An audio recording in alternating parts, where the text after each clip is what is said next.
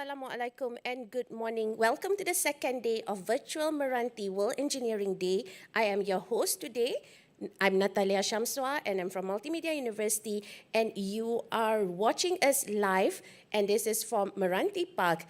So in this second day, what we will have is a lineup of series of talks which is called Pocket Talks, and we have a superb lineup of 7 experts in the engineering field.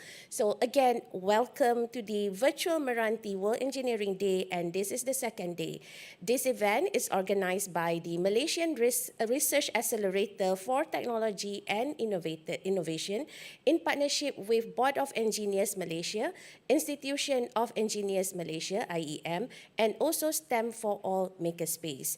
All right, we are here from MRANTI Park, and you are watching us live on YouTube channel. And also we have some visitors here in the auditorium itself. So if you happen to be in the vicinity of Bukit Jalil, you might want to drop by to the Research Center of MRANTI Park in Bukit Jalil and have a look with us here physically, right? We have a pop-up maker space at the auditorium lobby, and you can also catch us here in hybrid mode where we have in this auditorium. Okay, of course we will make sure that you will have to adhere to the SOP. Don't forget to wear your mask, and also if you could also do your RTK and make sure you are all negative before you come in to the resource center. All right, so today we're gonna have, like I said just now, 7 series of, or 7 engineers or related to engineering field.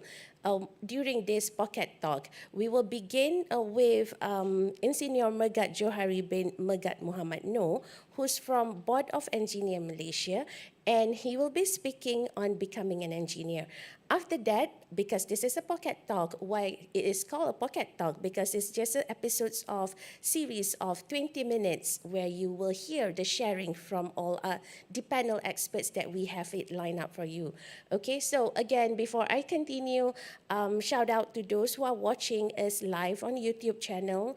I was told that this is gonna run on STEM for All Makerspace YouTube channel, and this is the second day. The first day was yesterday, and I'm sure you are able to already see. If you have missed it live yesterday, you can catch the recorded sessions, but not now, because now please do just stay focused and tune in to us where we're gonna start on the pocket talk.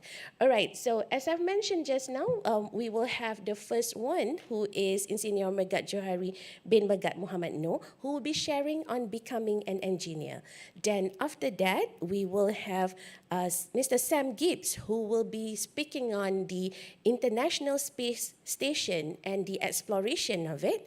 Then you would want to stay tuned for a sharing on Ready for an Augmented Reality World by Mr. Adham Rashid. Okay, this is the first 3 sharing within this pocket talk we have in the morning. Then we're going to have a short break. After that, we will continue with the 4 other panel speakers that we have outlined for you today. Okay. Welcome to those who are also in the auditorium. Assalamualaikum, good morning. Thank you for being with us. This is super great. And if you are watching us live, you might want to screen capture, post it on your social media, hashtag it to hashtag WED, which is World Engineering Day. And this is the second day for us in Malaysia of this celebration organized by MRANTI for the virtual MRANTI World Engineering Day. This is like a worldwide celebration, and you are part of it. So do hashtag WED, and if you are here live in this auditorium or at the pop-up maker space, do also put up pictures on your social media, and don't forget to hashtag it at hashtag WED. All right, now allow me to introduce with great pleasure the first speaker who will be delivering the keynote address entitled Becoming an Engineer. Engineer Megat Johari Mahagat Muhammad Noor was a professor and head of ICOSHA Ecological Engineering at Malaysia Japan International Institute of Technology, University Technology Malaysia, between the year of 2011 and 2019, specializing in water and waste treatment. He was the founding dean of MJIIT. Prior to joining UTM, he had served as a director at the Board of Engineers Malaysia, BEM, for 4 years, and he is also an academic in University Putra Malaysia for 33 years. His experience goes to, serving the board, and he is also, had been the vice president, executive committee, and standing committee chair, among others, involved in engineering, education, technical division, examination and qualification, publication, welfare, finance, accreditation, and several other committees at IM. With great pleasure and honor, Engineer Megat Johari bin Megat Muhammad Noor, the floor is yours. Thank you, Chair. If I can share my screen now. Just okay. Thank you again, Chair. Assalamu alaikum warahmatullahi wabarakatuh, and a very good morning to all. What I intend to do within this 20 minutes given to me is to try to highlight the engineer, what it takes to become an engineer. In a sense, the outlines that I'll be covering will be on engineering itself, what is engineering, and then looking at the pathways to become engineers, and talking about the competencies of engineers or professional engineers. Now let's start off with engineering. There are a lot of definition what engineering is, but the most important thing here is to understand that engineering is all about the optimum use of the energy or resources that we use to make sure that mankind is very much in a good position in terms of their life, at the same time the wealth and the environment.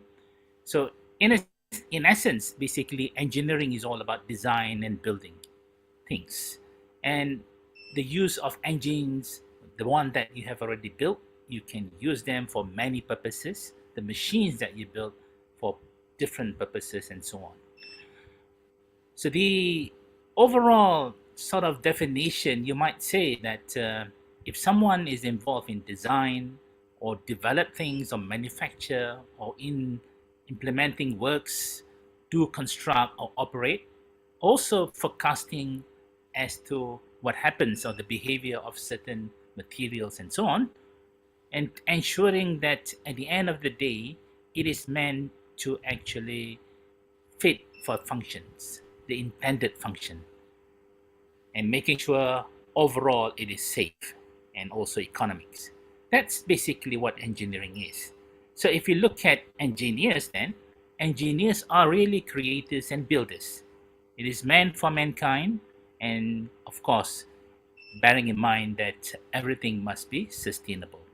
So building for sustainability is basically what engineers are supposed to be good at. Now, there are a lot of things if you look at the infrastructure. I mean, most of the time when we talk about engineering, we tend to look at all those big features. For example, what you see here, like the Akashi Kaiko bridge, the longest suspension bridge. Imagine connecting the two islands, right? So building that particular bridge is not that easy in a sense. It is a complex issues. Similarly, we talk about the one in France, right? Building basically a viaduct. So that's also another complex problem that needs to be addressed. Similarly, the Olympic Stadium and the International Space Stations. So all these are complex structures, complex engineering, performance that needs to be ensured that when we design things, we require a lot of engineers in there. The design that needs to be done are really complex. So engineers are really supposed to solve complex problems, making sure that these can be made, can be manufactured, can be built. Now, if we talk about the Industrial Revolution, especially in the manufacturing sector, engineering started off with the steam engine. When the steam engine was actually being developed, then the manufacturing sector became the growth for most countries then. And then came electricity. Eventually, we talk about machines and IT. And nowadays, we are talking about talking machines. That means the machines are intelligent. So things are actually moving, and these are the results of engineers pushing the frontiers, making sure at the end of the day, all these are being built in a much faster manner and at the same time facilitate a lot of activities as far as mankind is concerned. Of course, there are pros and cons when we talk about pushing all these boundaries. Sometimes it may have an influence. For example, like the Three Gorge system, the Three Gorges Dam in China. It's the biggest one as far as the hydroelectric project is concerned, but there would have been some increase in earthquakes and landslide, displacement of about 1.3 million people. So at the end of the day, engineers will have to make that decision. Creating wealth, on the other hand, what sort of benefits that it gives to the society as well as the environment. So you look at this particular lift. This is an outdoor lift, the Bailong elevators. It's about 326 meters high, and you can actually move from the ground level up to the top level within 32 seconds, really. So these are achievements, really. But and if you look at this particular elevators, it is actually built within an environment that is supposed to be protected. So in the sense, it reduces people trailing around and focusing only on one particular place to actually do the visit. So yes, you can see even tourism is also being affected by or impacted by the engineering. And if we talk about chemical engineering, which is the latest amongst the addition of the major engineering discipline, so again, it is all about sustainable production. It is meant for improvement of the quality of life as well as safeguarding the environment. Now, how do you become engineers? I'll try to give you the bigger picture. What exactly is the practice of engineering all about first? Now, usually, engineering is all about research and design, manufacturing, operation, and maintenance. This is basically about the major areas where engineers would actually be focusing on. Uh, but then, who actually practices engineering? We all know that it's always engineers. But do you know that basically there is this engineer and as well as what is called as engineering technologists? What's the difference between the two? Well, the engineer is basically mostly focusing on research and design because they are the creators, right? They actually do research, pushing the frontiers and making sure that all these design are applicable.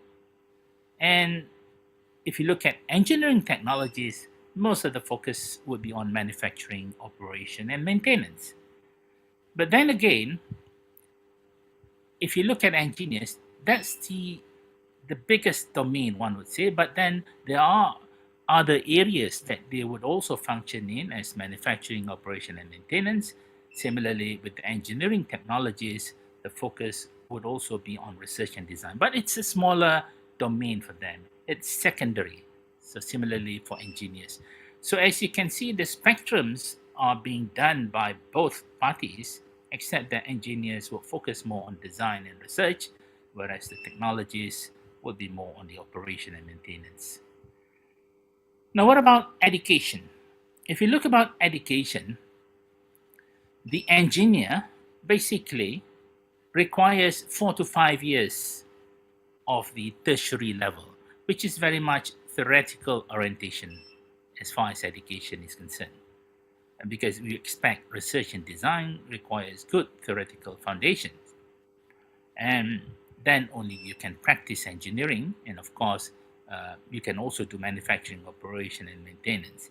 Whereas if you look at engineering technologies, you'll find that it is a practical oriented education where it requires 3 to 4 years of tertiary education. Now, then only you can do all those functions. What really, if you look here, is more of the international benchmark. The Washington Accord talks about 4 to 5 years, whereas the Sydney Accord, which is the benchmark for engineering technologies, within 3 to 4 years. Like Malaysia, we tend to practice the practical oriented education for 4 years, whereas in some countries it's about 3 years. And similarly, for the engineers in Malaysia is 4 years, but in some other countries it is 5 years. So a minimum of 4 and a minimum of 3 when it comes to engineers and engineering technologies, respectively. So what about the entry qualification? So, well, minimum is 12 years of education, your secondary education, including primary as well, a total of about 12 years. And usually the qualification will be our STPM in Malaysia, or the A levels, baccalaureate, or the diploma. Of course, with the diploma, you might get some exemptions. You might be able to reduce the time of studies at your tertiary level. Let's move on. To become an engineer, all you need in the first place is to have an accredited degree. Remember, accredited degree is very important. If you have an unaccredited or non-accredited degree, then there's no way that you can become an engineer in most countries, right? So it must be an accredited. That means it's already being viewed as having the quality by certain organizations, as in Malaysia is the Board of Engineers. Now, so accredited degree at the moment may come from Washington Accord signatory countries, or in Malaysia, all those programs accredited by the Board of Engineers Malaysia under Engineering Accreditation Council. Then you will, after becoming an engineer, you have to work for a period of time, between 3 to 7 years. Some countries 3 years, some countries require 7 years, right? And then only you can sit for what is called as a professional assessment before you can qualify as a professional engineer. Now that's part of the benchmark at the international level. One of them is called International Professional Agreement, which Malaysia is a signatory to.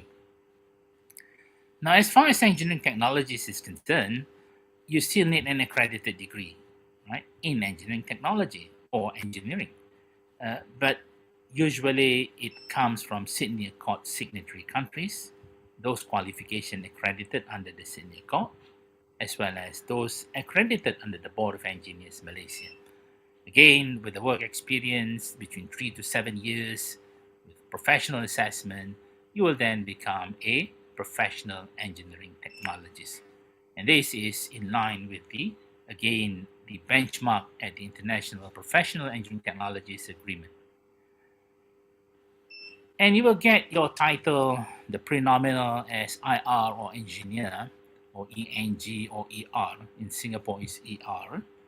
And you have PEng, CEng, or PE as your post-nominal, and similarly for the engineering technologies as well. So there are the pre-nominals and post-nominal that you can actually use before and after your name. Now, as far as the Board of Engineers is concerned, there is this Registration of Engineers Act 1967. One of the issues is that many of the engineers who actually graduated did not actually register with the Board of Engineers Malaysia. It is an illegal practice, basically.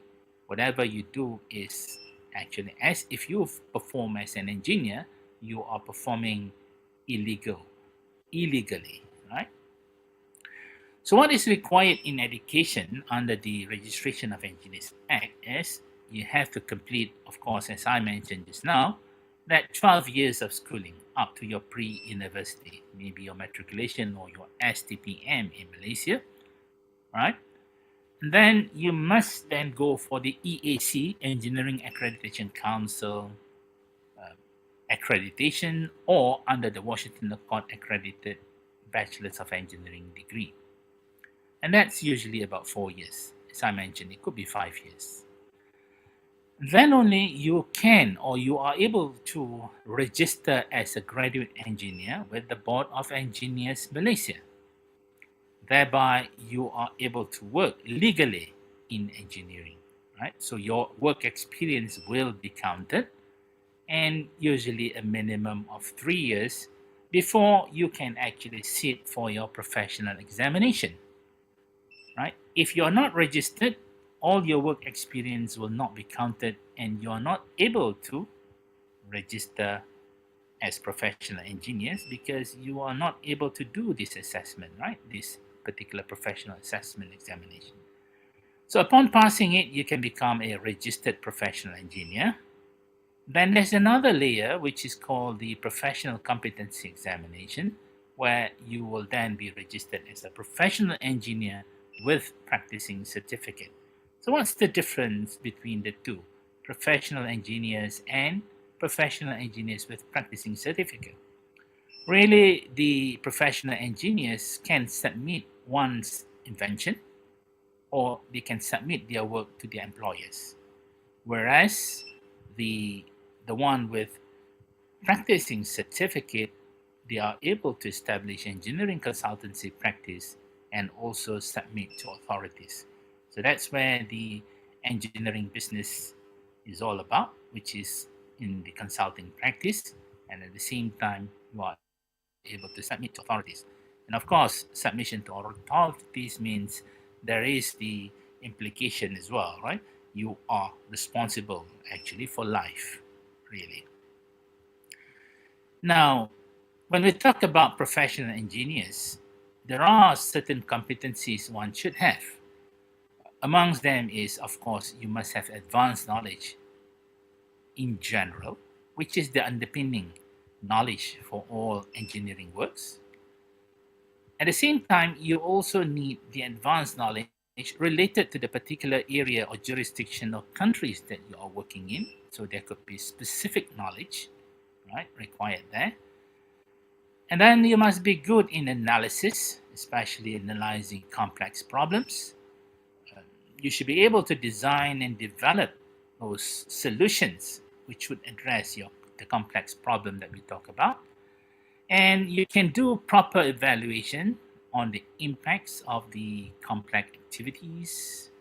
At the same time, you are protecting the society. So one of the things that we talk about being engineers, you must be the protector of the society. Right? That's the sort of competency you must have. And you must be good as far as meeting the requirements of the legal and regulatory requirements, right? Perform ethically, at the same time, manage all aspects of the projects, especially complex activities, communicate effectively to everyone, basically, not just within the engineering community, also with the public. And then definitely as a professional, you must always do continual professional development activities, improve your knowledge as you go along.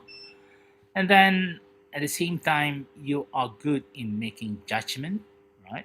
And as well as be responsible at the end of the day, whatever judgment that you've made, because whatever decision that you make is going to be made responsible for the rest of your life, basically, once you commit to it. So really an engineer is all about not just having good technical education, right? Not just about having those advanced knowledge.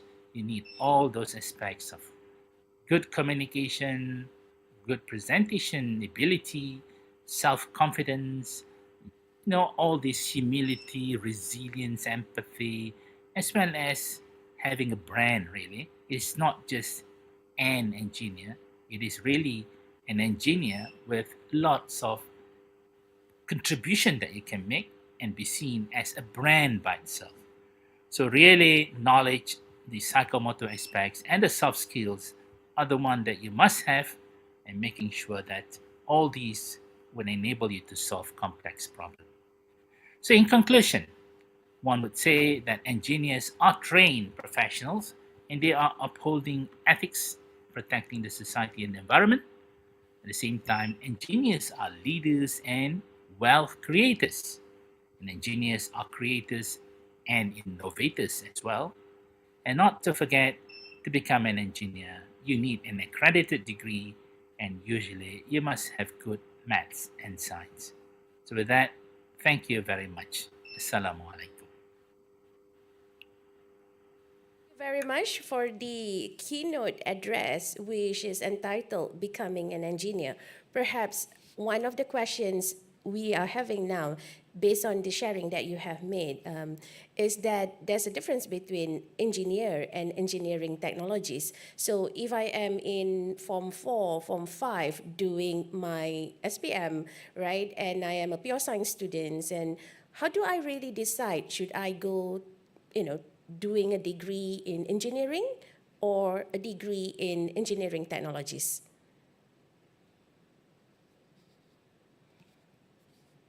Both parties can practice engineering. It's just that the education, the way the pedagogy is going to be slightly different between engineering and engineering technology. One is more practical oriented, that's the engineering technology, whereas engineering is very much theoretical oriented. Now, if you are a person who likes a lot of theories, right, and possibly that would be the area that you would actually join in, and eventually you may want to become a researcher in engineering, or you may want to become a consultant at the consultancy firm doing design and so on. So most likely you will be going into the theoretical mode because it requires a lot of theory there. But if you are more interested, let's say, you might want to just work in the construction sector. You might just want to work in the manufacturing uh, factories and so on. So most likely you are more probably keen to having the engineering technology degree. So because they are very much, one would say, industry ready, right? When they come out, that means the industry can actually embrace them immediately and get to work. Whereas in engineering, the theoretical foundation is very important, but it prepares you for solving those complex problems that we talk about. Problems that possibly that you have not, or rather the world has not seen yet, right? And that's what engineers are being trained for. Whereas the engineering technologies are being trained for something that is already available in this world. So you must be actually good in practicing all those. So that's the difference between the two education. And furthermore, usually if someone is actually weaker in mathematics and sciences, most likely they would actually go for engineering technology. So those with a stronger uh, maths and science would go for engineering. But that doesn't stop people who are good in maths and science to actually go into engineering technology. It is very much the interest of individuals, really. But maths and science are important. Okay, then the next question would be, between engineers and engineering technologies, who will make more money? I mean, we're talking about career, right? So definitely I would want to know, in terms of job prospect, and which one between becoming an engineer or engineering technologies, definitely which one would have a better pay? Actually, it depends very much on the supply and demand, really. When you really have higher supply with lower demand, the salary is not going to be that good for both parties, really. Uh, and if you think about the practical oriented engineers are ready made, right? Most likely they are most welcomed by most industry that requires ready made, and they will be paid probably even better than the engineers themselves because the engineers would actually require probably more work to be trained to actually solve certain problems at the industry. On the other hand, when we talk about the engineers, they are more sort of welcomed by those organizations that requires a lot of research, right? Going for complex problems, solving difficult, not just the mundane routine issues. So they should be paid well there. But if you were to just look at across the board where industries that doesn't require much in terms of the research and design, most likely will not pay them well. So depends very much where the engineers are actually working. So really, countries that are having lots of industry related to research and design, the engineers are more welcome there. Whereas countries that are very much on operations and maintenance, the engineering technologies will be more welcome there. I mean, that's how it is. The world at the moment operates. All right, thank you very much. Thank you very much again, Insinyur Megat Johari Megat Muhammad No, for the sharing of becoming an engineer. So, boys and girls who are watching us here now, this is Pocket Talk, the second day of virtual Meranti World Engineering Day celebration, and we are live from Meranti Park Auditorium. So, the next Pocket Talk, right, the next session will be something that is very interesting. If we've been now we talked just now, the sharing was the overall becoming an engineer. And the key thing is whether you can be an engineer or an engineering technologist. Now we bring you the next domain. We're going to go far, far beyond outside this world to the universe. We're going to be exploring the International Space Station. With me here in the auditorium is Mr. Samuel Gibbs. Welcome, Sam. This is like astronomy, right? When I was small, when I was a younger kid, I was into astronomy too. And as I grew older, I actually have a telescope. So maybe if you guys are here in Bukit Jalil also, you can drop by. Sam is here, right, in the pop-up maker space and get to know more and actually see what it is. So Sam is the content development specialist from Streamline Education and vast experience, passion with astronomy. So without further ado, Sam, the floor is yours. Thank you very much. Tuan Puan, Belaja, Selamat pagi. My name is Sam, and I'm here to talk to you today about probably one of the greatest engineering projects ever started in a sense and ever finished. And it wasn't here on Earth that this engineering project took place. It was in fact in space. But before that, thank you very much for your welcome. I'd like to also recognise MRANTI's effort in doing World Engineering Day. It's a very important to, disperse the wonders of engineering to the public domain and help encourage people, young people especially, to think about careers in engineering. And I'm very happy to be here to help in giving students an experience in certain hands-on projects. As you mentioned, we're doing some work on the floor over by the makerspace, and I invite any student listening to come and help us with some of the hands-on projects we're running there. But more importantly, I wanted to today do a special presentation, and yes, my interest for the last 50 years now has been astronomy. Like you, I have telescopes. I love looking at the stars and the planets, and I've also, on many occasions, actually observed the International Space Station cruising overhead, and yes, it is visible to the human eye. If you have a small app on your telephone, you can actually calculate the time that the ISS will be overhead, and generally early in the evening or late in early evening or early morning, you can see the ISS passing overhead. And I actually will show you some people who've actually photographed the ISS from Earth in some of the most extraordinary circumstances. That's come out later on in the presentation. The ISS, International Space Station, is a consortium of 16 nations that came together.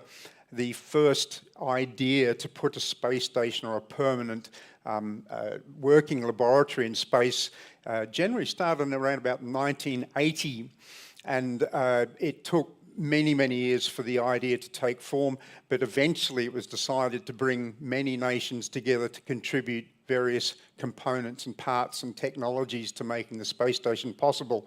And it then became reality when the first module was launched into space in 2000 and it was 2011, if I remember correctly. It was Vesda module was launched into space, and since then more modules and nodes and special equipment has been added to the space station, and I think it's best that we show you exactly what's happened through my images that I have prepared for you here. So if I could just get on screen, please. And the first thing I'm going to show you is actually, you can actually see, I'll just get in camera here, is that right? Yeah, you can actually see the space station at any time. The view from the space station is usually transmitted live, and I have on the camera at the moment the actual live feed. Says the ISS is over Tibet, China at the moment. You can see they're actually, it looks like they're actually feeding a docking operation to the ISS at the moment, and in the bottom right-hand corner of the screen you can actually see this down here as the actual track of the space station as it orbits around the Earth approximately every 92 minutes at a speed of around about 27,500 kilometers an hour. Yes, that's much, much faster than the speed of a bullet, and it means that you can actually do a full orbit of the Earth in 92 minutes. So a day on board the ISS is just 92 minutes long. That means you get a sunset and a sunrise every 92 minutes. That's a lot of sunsets and sunrises in any 12-hour period. It's quite a busy day for the astronauts. They still live on board in a 12-hour shift system. They still have what you described as a simulated nighttime period and a simulated daytime period on board to try and maintain what we call normal working hours. But that doesn't stop the fact that the ISS is still rotating around Earth, going through the day-night phases every night, 90 minutes. The live view is, it says here, live video will restart soon, so we might come back to that later, but just remember that the ISS transmits a live image from space that you can log into, and it really is very spectacular. You see the Earth passing below the cameras of the ISS, really just beautiful. So what we're going to do now is have a quick talk about the actual space station itself. I'm not going to do this in PowerPoint format because I think PowerPoint is done. Let's do this in just some series of images I'd like to show you here. I've got some very high quality images from the NASA website. I'd like to first of all give you a bit of a engineering insight into how the space station was built. Now, what you're looking at here is the completed International Space Station. You can see it's a very complex structure, and if I zoom into the photograph here, you'll be able to see just how extraordinary these components are. And there's not just a few components, there's literally millions of components that make up this space station in orbit. And all of this equipment had to be brought into space.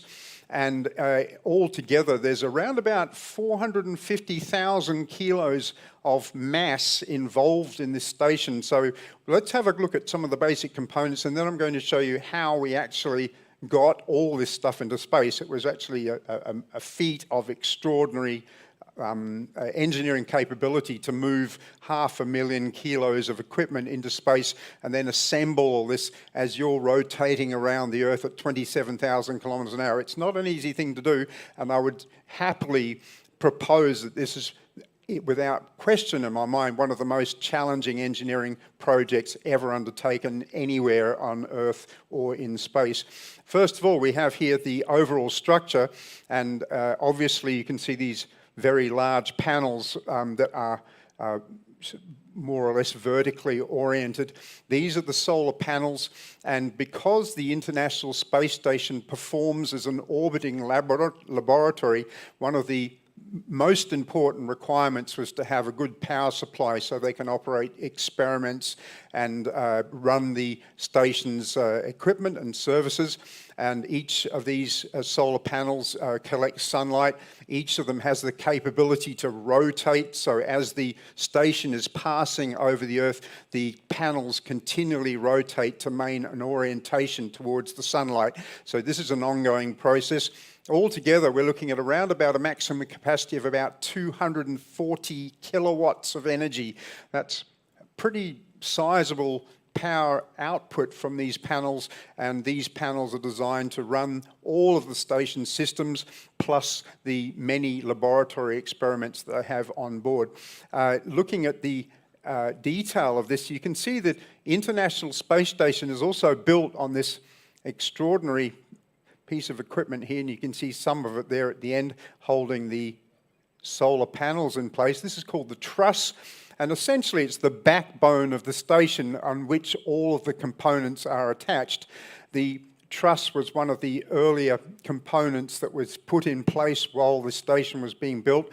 It was brought into space on a very amazing spacecraft called the Space Shuttle. I'll show you that in just a few moments. And then attached to the truss, you can see these white panels here, and these white panels here, they're not solar panels as some people think, they're actually thermal radiators. And yes, you get a lot of heat being created, not just by the presence of humans inside the modules of the space station, but also from the working machinery. So they have to remove that heat from inside the space station. They pump it using ammonia liquid through these panels here, which transmits the heat into space. So they have to balance the temperatures inside the space station. You cannot have an accumulation of heat, and therefore that heat needs to be removed in these special radiator panels that pump liquid through them using special ammonia pumps that disperse the excess heat from inside the station to space.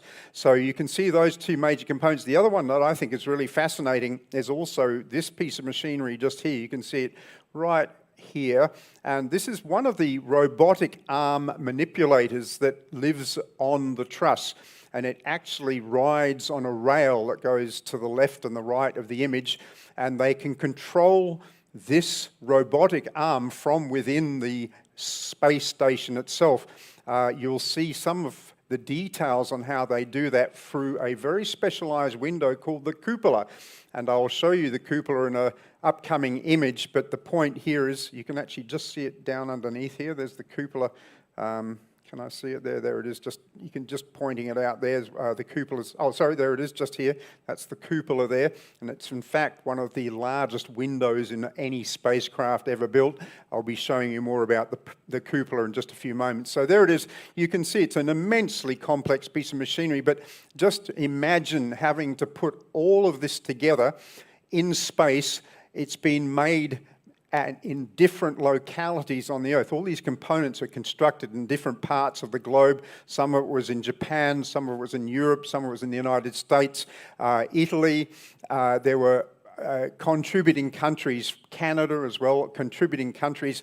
And I think one of the most incredible parts about the ISS is that even though there was so many different organizations building components for this, they all fit together perfectly when it was in orbit over Earth. So these people had to communicate with each other on a level that is completely unprecedented. And in order for this to work, they had to understand that their very specific standards had to be applied to the construction of these modules and the nodes and the mechanisms and the robotic arms and all the bits and pieces that they've used here. And that standard had to be applied throughout the build process, because it wouldn't be much fun if you got into orbit with a module and found out that it didn't fit into the place where it's supposed to be. So you can understand the very precision engineering involved in getting every single component built to exactly the same standard so they can fit it together in orbit with astronauts inside spacesuits orbiting around the Earth at 27,000 kilometers an hour. It really is a feat of unparalleled proportions. Let's have a bit of a look at the how did they get all this into space? I'm going to show you something a little bit interesting now. Here it is. We're going to simulate. This is the piece of equipment that they used. It was called the Space Shuttle. Unfortunately, the Space Shuttle is no longer in functioning, but it was essentially the backbone of the entire shuttle, the ISS build mission. And you can see the Space Shuttle here is made up of a number of components. You can see the solid rocket boosters, the SRBs on the side, this enormous fuel tank, which powered the main engines of the Space Shuttle down here, and then the actual orbiter itself. And if you look inside the orbiter, you can see, I'll just zoom the camera around here a little bit, just the inside the orbiter here, you can see that there's in fact two large doors that opened up, and inside these doors is the cargo bay, and all of the components that were used to build the ISS, pretty much all of them were brought up inside the cargo bay inside the space shuttle, and this launched into space on a regular basis over a period of about 10 years altogether, and each time it went up into space to do a mission to the ISS, they carried with them the various modules and parts and components that were required to build the ISS. Let's launch into space. Let's see if we can get this thing off the ground. Okay, here we go, in 3, 2, 1, launching. Here we go. There we go, off we go. We have liftoff of the space shuttle, heading out to the ISS. It's a wonderful spacecraft, and it was extraordinary the fact that they did so many amazing launches with this during the period of its, just let me just follow it up. Here we go. We just go to here, focus cockpit. Here we go. And you can see here inside the cockpit, we'll just go to the cockpit here. I'll zoom in out a bit, and there we can see we're actually blasting off from Earth inside the cockpit of the space shuttle. I'm the only astronaut inside at the moment, so I'm flying this solo today. How are we going for time, by the way? Just About 4 minutes, okay. So just to quickly take you up there, I want to show you some of the experiments they've been doing on the space shuttle. But before we do, I'll just show you the space shuttle actually docked to the ISS. Here it is here. And you can see here, this is an animation of the actual International Space Station in orbit around Earth. And as you can see, this is pretty much what you'd see if you were approaching the space station from a spacecraft. But I want you to remember that the space station is made up of nodes and modules. And let's have a look at the nodes and modules. And you can see here the modules here, which are in fact experiment laboratories, and the nodes in between which attach the modules together. We have on the left-hand side of the spacecraft the Russian segment, where the Russians have been building their part of the spacecraft here. The International Space Station is inhabited by Russians on this end, and essentially this is the European or international end of the space station down here. Right, just to finish up, some things that they've been doing on board, I'd like to just show you through quickly some amazing photographs of what they do on board and what goes on inside the space station. Here you can see the many, many components involved. And just remembering, all of this was brought up into space and generally speaking assembled by astronauts doing spacewalks. And you can see the robotic arm being used here, which is the essential to the building of the space station, and they used to grapple parts of the space station from the cargo bay of the shuttle. They'd bring them out and actually attach them to the space station. It was all done on orbit, and then astronauts would go out afterwards and finish the connecting of the cables and various components. There we go. If that ain't fun, I don't know what is. That'd be my woohoo moment in space. But you can see here as an astronaut actually attached the end of the robotic arm, ready to do some work on the actual structure itself. Just a quick run through the photos here. This is the capturing process of the one of the Dragon space capsules that brings cargo and material up to the space station, and I think we'd better finish this up in showing you a little bit about what do the astronauts do. Now, robotics plays a big part in the operation of the International Space Station. You can see here one of the control panels for the robotic arm inside the cupola, which is the extraordinary window which gives you this amazing 360-degree view of the entire structure of the station. And if you look down the bottom right-hand corner, you can see the joysticks there, which are used to control the robotic arm. So there's a lot of automation involved and also a lot of human control. There you can see somebody actually in the cupola looking out from that extraordinary window in space, which was another engineering marvel. And just to remind you, it's the largest window ever built on a spacecraft in space, not to mention the extraordinary view and also those moments where you can just relax and watch Earth pass by you below. I think that would be one of the most extraordinary experiences you could ever have, having a bit of time off just to relax over the window while you've got some brief rest periods. Robotics are used on the International Space Station. They've been experimenting with artificial intelligent robotic assistance for astronauts, and this is called Simon, this one. Don't ask me what it's CIMON, but these are specialized robotic systems that are used specifically to test technologies in space, and this particular robot's designed to help astronauts during their workday on board. It's an AI technology that's been brought onto the space station, and one of the many different technologies that are being used.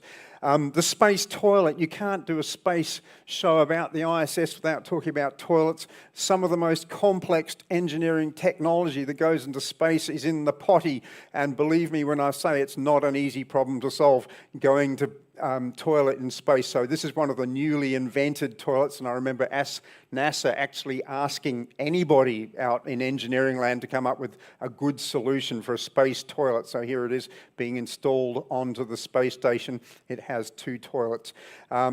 There we go. You can see just some of the most amazing, just the complexity of these modules. Inside the modules themselves, they have numerous experiments that continue on throughout the day and throughout the night. These experiments are always helping us to push the frontiers of science and engineering, because the interior of these modules offers what we call a microgravity environment.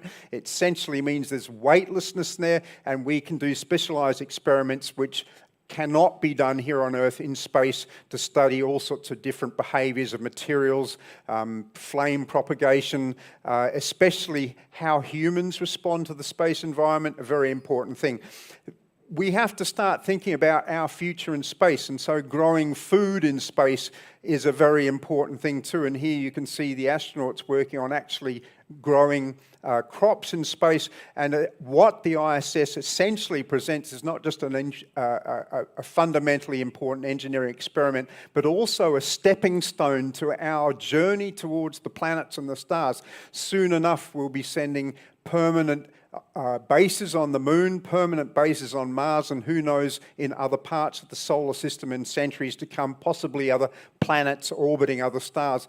And the ISS presents the first real stepping stone to our journey towards the planets and stars. It's a very, very important experiment.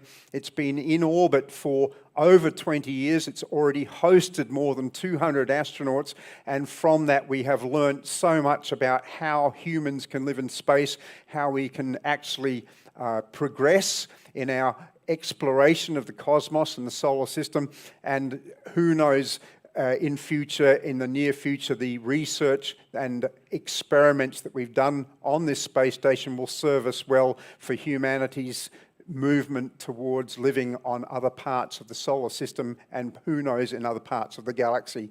My name is Sam Gibbs from Streamline Education. Thank you very much for your time today. Thank you very much. Thank you very much, Sam. Wow, this is like really far from back then, where it was just astronomy, where you are on Earth and you are looking at the moons and stars. This is literally going to the moon and stars, having it really close to you. So that's what space engineering is, going Indeed. up there, being near to the space and stars and moon, rather than just being on Earth and looking at it. But it starts from the Earth, definitely. So maybe if you guys within the area of Bukit Jalil, you might want to drop by to the resource center, which is part of MRANTI Park, previously Technology Park Malaysia. It's in Bukit Jalil. Drop by, look for Sam. Sam and his team. Yeah, is at the pop-up maker space. You can have a lot more hands-on experience with this. Thank you again, Sam, for the wonderful sharing. Very welcome. Thank you for having me. Okay, this is part of Pocket Talk. You are watching this live from the auditorium of MRANTI Park, and this is Pocket Talk, and it's part of the virtual MRANTI World Engineering Day. And this is the second day, and we are now moving to the third speaker for the Pocket Talk. And the third speaker is Adham Rashid, the CEO of Hologram World Maldives. And if just now Sam had shared going into space and exploring the International Space Station, now Adham will bring us to augmented reality and whether or not the world is ready for it. So now let's hear what Adham has to say on ready for an augmented reality world. Hey everyone, a very warm welcome to the Hologo Teacher Certification Series 1 webinar. Now it's so awesome to have you all here today. Now we have something quite special in store for you guys. Now if the COVID-19 pandemic has taught us anything, it's the importance of distance education and the ability for amazing teachers just like you to be able to engage your students through a screen. Now as Hologo, we are excited to tell you all about how we can help you in that process. So folks, buckle in your virtual seatbelts and let's learn how we can use magical things like 3D and AR technology to completely transform the way you deliver your online lessons. Now, before we deep dive into all of this, let's just quickly touch on what Hologo is actually about. It's basically an application, or an app, on your phone that was developed by teachers just like yourselves. You can actually go to the App Store or Play Store, depending on the device that you have, right now and download the app. We also have a really colorful website at hologo.world where you will find all of our content. Now, the very first thing that we want to touch on today is learning how to deliver a lesson in Hologo while you're using a video conferencing platform. Now, whether you use Zoom, Google Meets, or Microsoft Teams, you'll be able to deliver the Hologo lesson just as effectively. It's really quite exciting. Then the second milestone is for you to be able to deploy a remote learning experience for your kids on the Hologo app. This is where we will show you how you can create your own virtual classroom and then customize your lessons using the Hologo app and then share these lessons with your students. Does it sound a little complicated? Well, it's not really. Within the next 30 minutes, you will be ready. Guaranteed. Now, let's get straight into it. Imagine I'm your biology teacher and you're in my online class ready to learn all about photosynthesis. Now, if we were in class, I would typically ask my students to pop open their books, flip to page 90, and look at a fairly boring 2D image, just like what you see right now. The image explains how water, sunlight, and carbon dioxide is absorbed by the plant and then released as oxygen. Well, no more 2D images. Let's see what Hologo can do. We now have photosynthesis happening right before our eyes in 3D. I mean, that's a plant growing right there. I think we can all agree that this is a little more engaging than looking at a 10-kilogram textbook. You've just taken your teaching up a few levels. Now I'm going to pause right here and just walk around the plant and show you. Now before we go any further into the features and functions, let me explain some of the results that you can expect from your students. And we have some very exciting results to share with you. 87% of students were able to see a stark improvement in their test results towards the end of the year, when they were being taught using 3D and augmented reality technology. This was a really encouraging stat for us. Now we do regular polls in our classes to check in with students on how they're finding the lessons being delivered using Hologo. 99% of our students were able to understand concepts faster when Hologo was used in the classroom.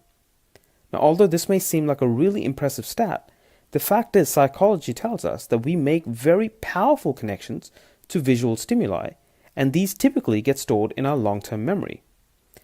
So right here is the Hologo library with all the different subjects on top. So whether you're a chemistry teacher or a maths one, we've got you covered. Our library has literally hundreds of 3D models for you to work through, and we are adding new ones every single month. So just swipe down and the app will automatically refresh itself with the new lessons. Now, a few years ago, we would have had to buy another book altogether to get access to new lessons. None of that these days. So let's dive straight into a lesson now, starting with the all-important cells. But before we dive into the material, I would like you to know that everything that I'm doing here is happening on my iPad while I'm talking to you on video conference. So all you really need to learn to do is share your tablet or phone screen via Zoom or Teams or any other software that you might be using. So let's tap on Animal Cell and make sure you look for a solid surface that is not a reflective surface like a glass or a shiny tile, and the model will just pop right into your space just like magic. There we have the animal cell right in front of us. Now if you can see the big play button, press on that, and it will give you a walkthrough with an audio lesson. Alright, so now what we see in front of us is the animal cell. So let's take a tour. Now, let's pause the video and move to the label icon, which gives you control over the labels being displayed on the model. So, if you ever want to test your students, this is a great way to do so. Tap on it again and all the labels will disappear. Next up, we have Explore mode. This one's a particularly exciting feature for teachers, because when you press that binocular button, a record button will pop up, allowing you to voice the lesson in your very own way, and then share it with your students privately. Let's test this out. Hi students, welcome to the lesson of the cell structure. Rotate what you see in front of you, and then zoom in and out, and I want you to pay attention to the nucleus, cell surface, and the cytoplasm, because these are some common structures of all cells. Now once you're done, press the button again to stop the recording. Remember to label your voiceover to the grade and specify your name so that your students will be able to recognize you easily. You can also write a nice short description of the content of your lesson. And now click on the 3 dotted line to share your awesome lesson with a private group of students by clicking here, and then sliding here, and then tapping share privately. Now, if you feel like sharing your lesson with the entire Hologo user base of tens of thousands of students, then just press on public share. This is a great way to really get your profile out there. Now, I'm hoping that the idea of creating a lesson is not so daunting anymore. The next step is for you to create your very own private network of students. Once you're in the app, go to the profile section, then students, and then start adding the email addresses of all your students using the plus button on top. Now, an important note here is that the students will need to have premium subscriptions to Hologo in order to get access to your private lessons. And if you ever want to check on all the lessons that you've created, you can do so in the Lessons menu. All your audios will be stored here where you can edit the descriptions or even delete the ones that you no longer want available. It's all really quite straightforward. Alright, so now you've recorded a lesson and shared it with your students. But you might be wondering, how do they get access on their end? It's again really simple.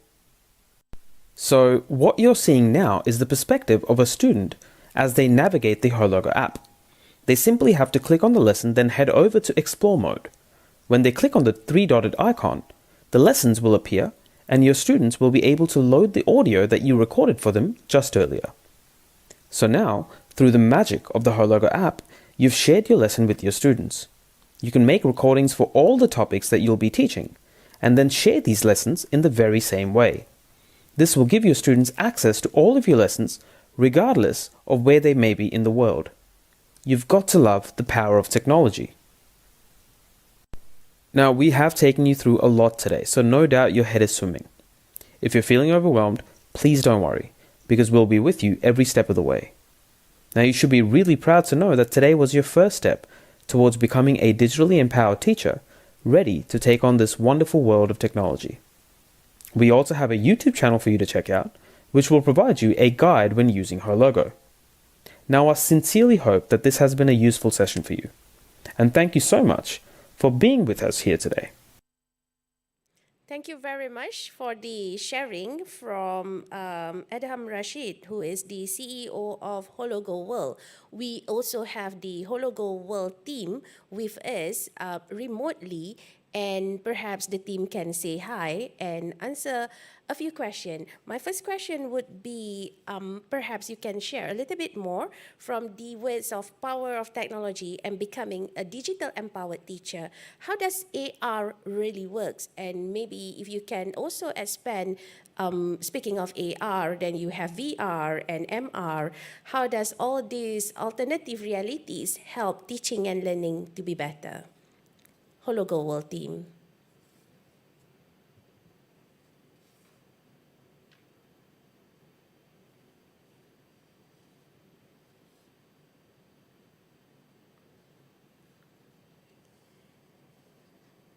All right, the team is in Maldives, so we are connected with them via the internet and over Zoom.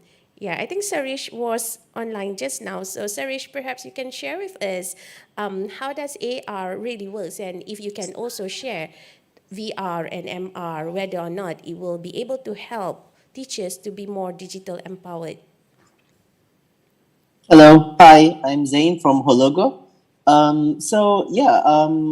believe that AR, VR, and MR has a lot of potential in education and in helping both teachers teach their content more effectively. In fact, as we just came across in the video, it has been seen that AR can actually help students retain and comprehend concepts a lot more quickly. In fact, we did a study with teachers, with some of our teachers in Finland, USA, UK, and in Australia, and we came across the fact that 99% of students actually comprehended and retained a lot of concepts that they learned using AR a lot more effectively, actually.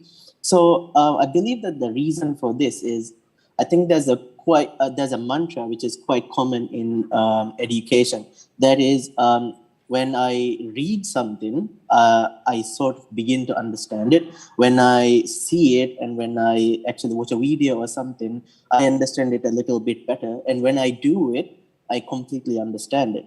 So I believe that, in fact, Hologo believes that when we use AR, we can bring in the element of doing something, doing the lesson. So we can actually interact. As we saw in the video, we can actually have the human heart in our hand. We can actually interact with the heart. We can see the heart from different angles. So we can actually understand the concept quite clearly. And the best thing about AR that Hologo believes is we can make the intangible, we can make the unseen seen. Okay, thank you very much, Zin. That's really the key word, right? It helps visualization of abstract concepts for Yeah. teachers to share with the students. Perhaps you can also share with us if a teacher, let's say a teacher, an educator in Malaysia, would be interested to look at what Hologo will offers, what would or where should the teacher go to besides the YouTube channel that you have shared? Yes, of course. So we have two platforms available right now. As part of Hologo, we have the Hologo web platform where we have more than 1,000 gamified assessments. We have 3D animated lessons which are interactive with a 3D player, and we also have a Hologo app which is available on both the Google Play Store and Apple App Store. So through the app, we'll be able to actually use true AR, so you can actually access the hundreds of 3D lessons, and you can overlay it onto your actual physical real space. So you can actually have, let's say, you can have magnetic field lines, you can have a DC motor, human heart, the circulatory system, anything like that, right in your bedroom, in your living room, in your kitchen counter, anywhere. So in order to visit the Hologo web platform, you can just go to hologo.world, or you can just type in Hologo in any of the app stores and just download the app. So that would be the best way to visit us, I believe. Thank you very much. This is AR, like once you download the app, I have not downloaded it, but assuming once we download, this is something like Pokemon Go, right? Then you would be able to Yeah. map everything to the physical world and seeing things on your device. So, Yes, in fact, we actually offer both options. So we have two viewing modes. So one mode is where you can actually sort of like overlay it onto the physical world, exactly like in Pokemon Go. The other view is where you can just see the object or the model in 3D and interact with it on your own without any distractions. all right, thank you In very fact, much. Yes, yes. sorry, if I may just add, we have one more component which is called virtual reality journeys in our mobile app. So you can actually go to, like, you can literally dive into different places in the world or even outside the world. You can go into space, like the International Space Station. You can go to the Great Wall of China. You can go to the Swiss Alps. So you can actually travel around the world with Hologo app as well. That's wonderful, wonderful. That's really wonderful news. See, once anyone mentioned AR, they will naturally then have something to do with VR. And the moment we have augmented reality, virtual reality, mixed reality, alternate reality, this is really to help we understand abstract concepts, see visualizations better, and hopefully this will help understanding to also be increased. So thank you again, Hologo World team, for the sharing and also for mentioning that, we can download the Hologo app from the App Store. Thank you very You're much. very welcome. Thank you. All right, so that brings us to very much the end of the second half today, this morning, on the Pocket Talk series, on the second day of Virtual MRANTI World Engineering Day. I am Natalia, your host this morning, and we will have a short break after this, and we'll continue with 4 more speakers who will be giving their sharing for this Pocket Talk. You can use this time to go and get your breakfast and come back and stay tuned. You can also post questions on the chat box in the YouTube channel that you are viewing this live. And those who are with us in MRANTI Park, you can also come up to us if you have questions, and we will address your questions also after this. So let's take a short break of 10 minutes. And of course, we'll be showing you cool videos of MRANTI. Don't go anywhere too. And therefore, now we have a short break. Thank you.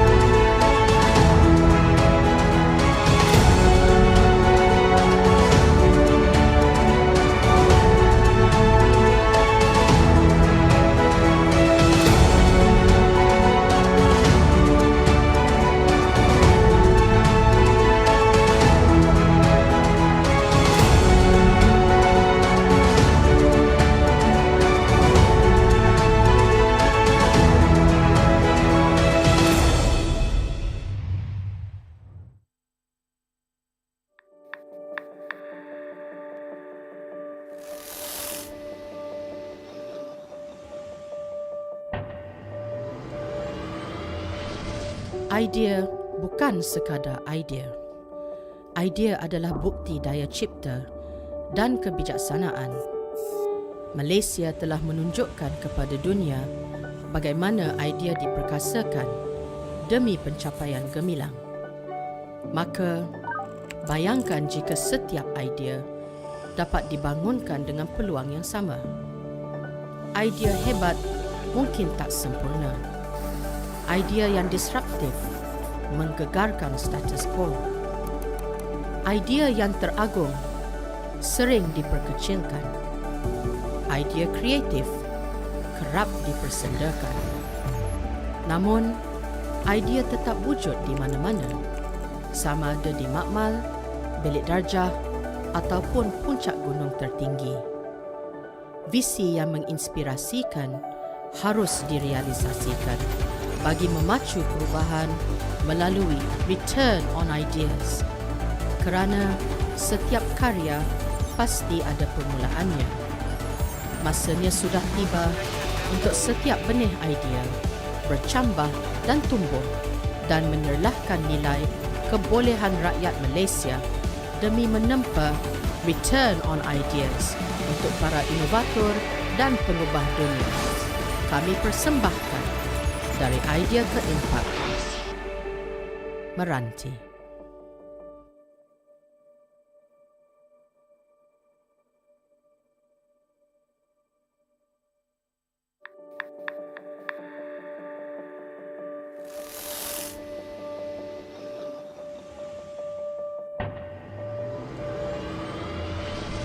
Ideas. They're more than just ideas. They are a testament to originality and resourcefulness. Malaysia has shown, time and again, how ideas transition into greatness. So, what if all ideas had a shot at standing tall among the best?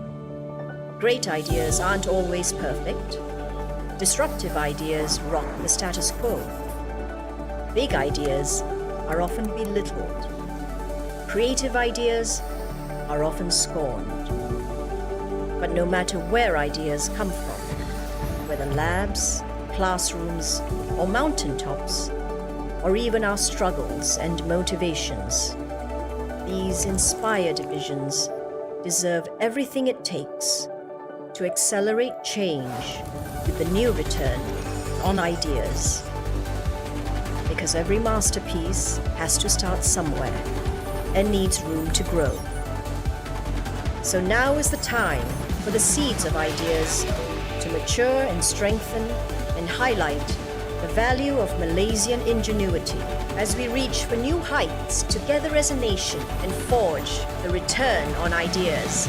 To all fellow innovators and game changers, we are here for you. Ideas to impact. MRANTI.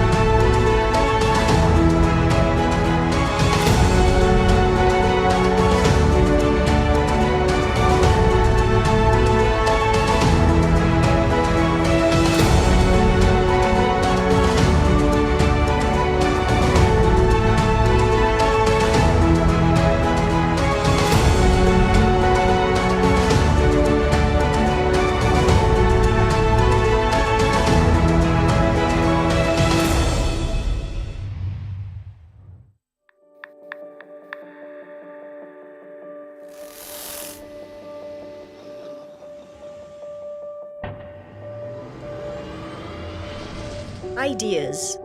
They're more than just ideas. They are a testament to originality and resourcefulness. Malaysia has shown, time and again, how ideas transition into greatness. So, what if all ideas had a shot at standing tall among the best? Great ideas aren't always perfect. Disruptive ideas rock the status quo. Big ideas are often belittled. Creative ideas are often scorned.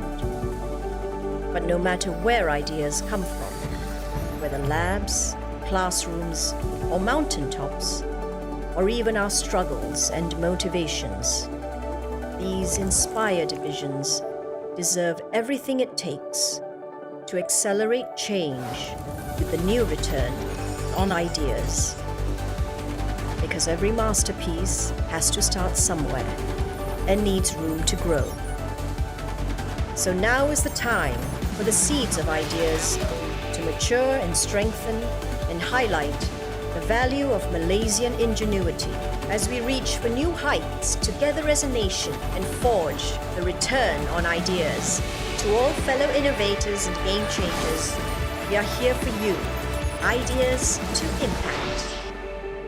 MRANTI.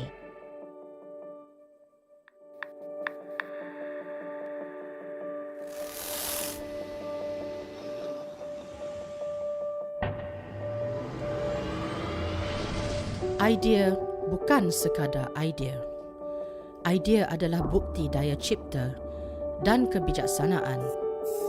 Malaysia telah menunjukkan kepada dunia bagaimana idea diperkasakan demi pencapaian gemilang. Maka, bayangkan jika setiap idea dapat dibangunkan dengan peluang yang sama. Idea hebat mungkin tak sempurna. Idea yang disruptif menggegarkan status quo. Idea yang teragung sering diperkecilkan. Idea kreatif kerap dipersendakan. Namun, idea tetap wujud di mana-mana, sama ada di makmal, bilik darjah ataupun puncak gunung tertinggi. Visi yang menginspirasikan harus direalisasikan bagi memacu perubahan melalui return on ideas. Kerana setiap karya pasti ada permulaannya. Masanya sudah tiba untuk setiap benih idea bercambah dan tumbuh dan menyerlahkan nilai kebolehan rakyat Malaysia demi menempa return on ideas untuk para inovator dan pengubah dunia. Kami persembahkan dari idea ke impact. MRANTI.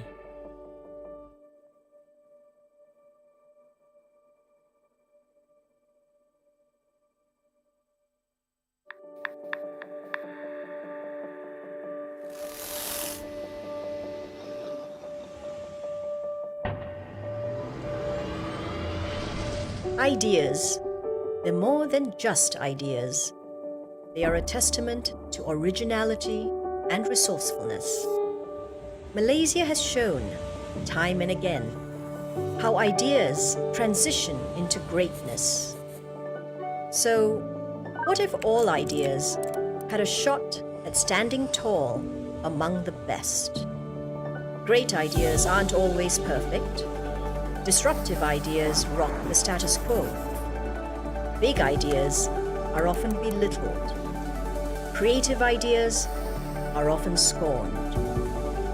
But no matter where ideas come from, whether labs, classrooms, or mountaintops, or even our struggles and motivations, these inspired visions deserve everything it takes to accelerate change with the new return on ideas. Because every masterpiece has to start somewhere and needs room to grow.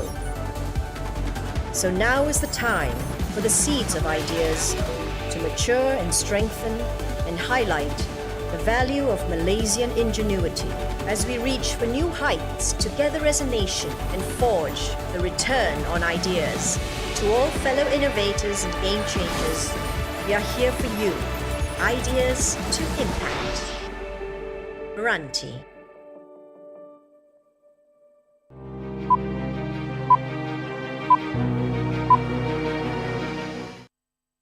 Welcome back to the second half of Pocket Talk on the second day for Virtual MRANTI World Engineering Day. I am Natalia Shamswa, your host for today. So we have seen three experts that have been lined up to share with you. First, becoming an engineer. Then we bring you to explore the space which we look into the details of International Space Station that we shared with you from Hologo World, the AR in education. Now we're moving to the second half of today's Pocket Talk, and this is part of Virtual MRANTI World Engineering Day.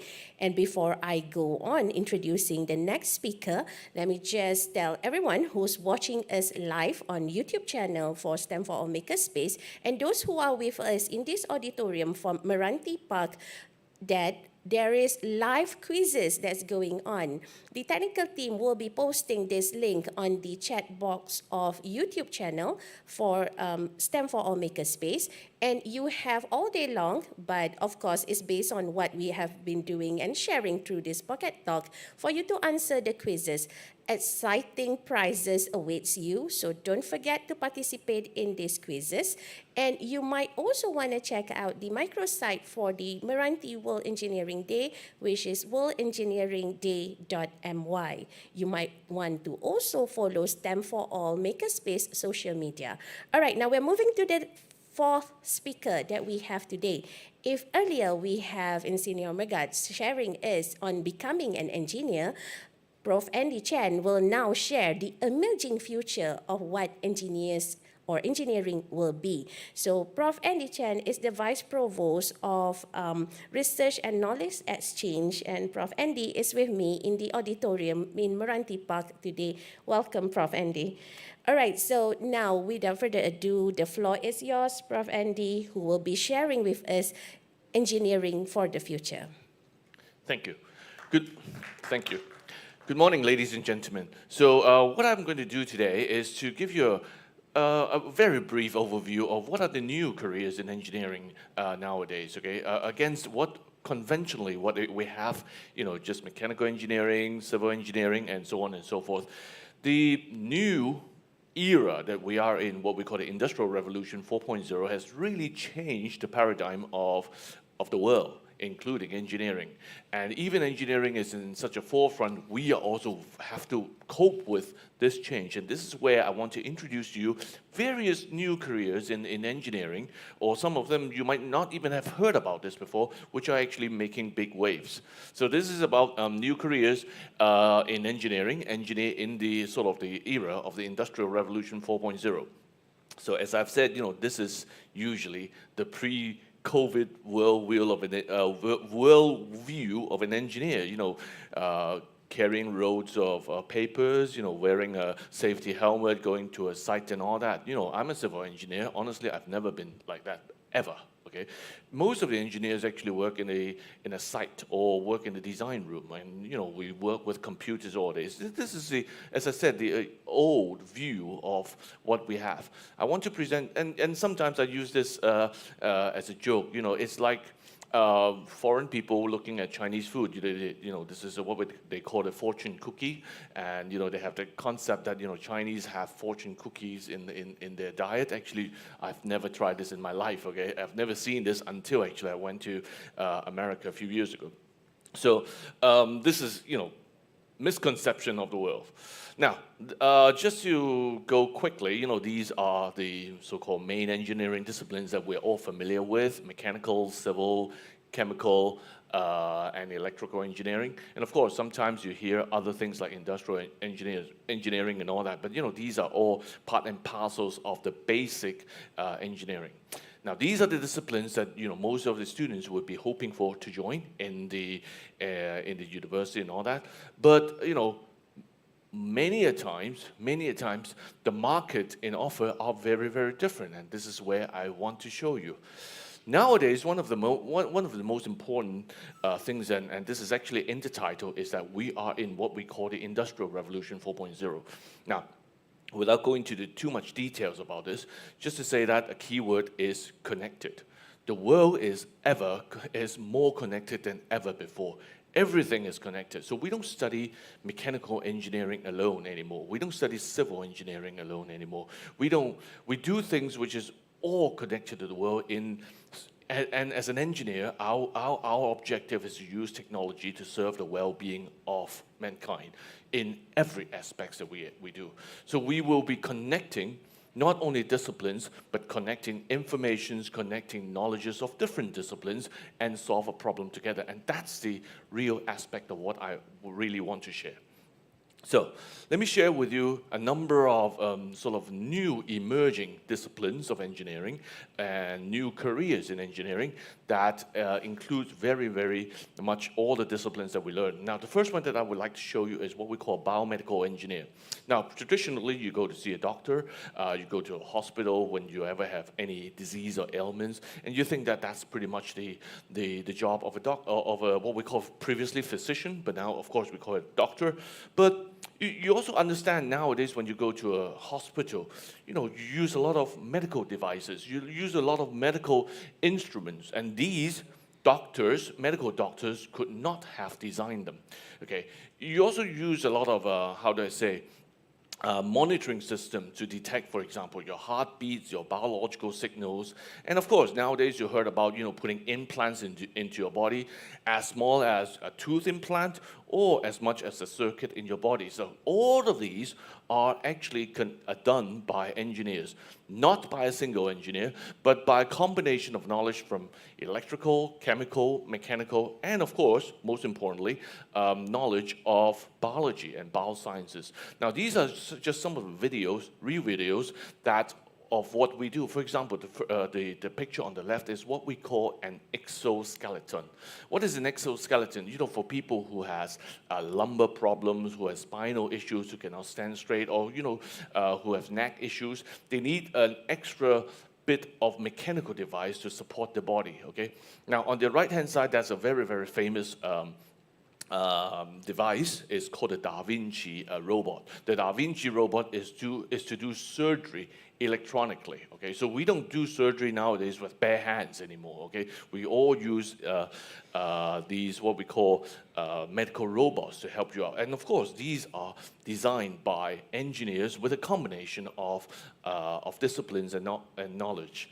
Now, the second one is what we call an environmental engineer. Now, as you know, we have now moved to a world where we're all very environmental concerned. Okay, we talk about air pollution, we talk about sustainability, we talk about water pollution all the while. And you see, if you notice the four main disciplines that we talk about, we actually don't touch upon it. So environmental engineering, as you can see, is actually a potpourri of pretty much everything: chemical, civil, mechanical, environmental sciences, geography, and all that. Now, what do they do? A lot of things.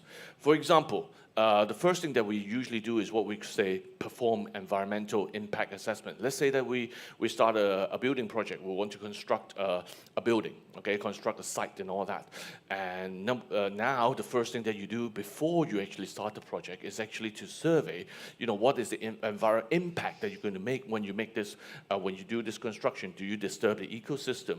How do you ensure that the air quality is maintained? How do you make sure that the water is good? How do you make sure that the soil is not contaminated by your construction? So these are what we call an environmental impact assessment, or EIA. So of course, we design various mitigation and control strategies to ensure that the project is environmental friendly. Clearly, we need to monitor and analyze all sorts of environmental data: air pollution, water pollution, solid waste treatment, all these kind of things, and prevent pollution, and of course, make policies about this. So just to give you some pictures about what these things are, and this is really deep in my heart because I myself is an environmental engineer.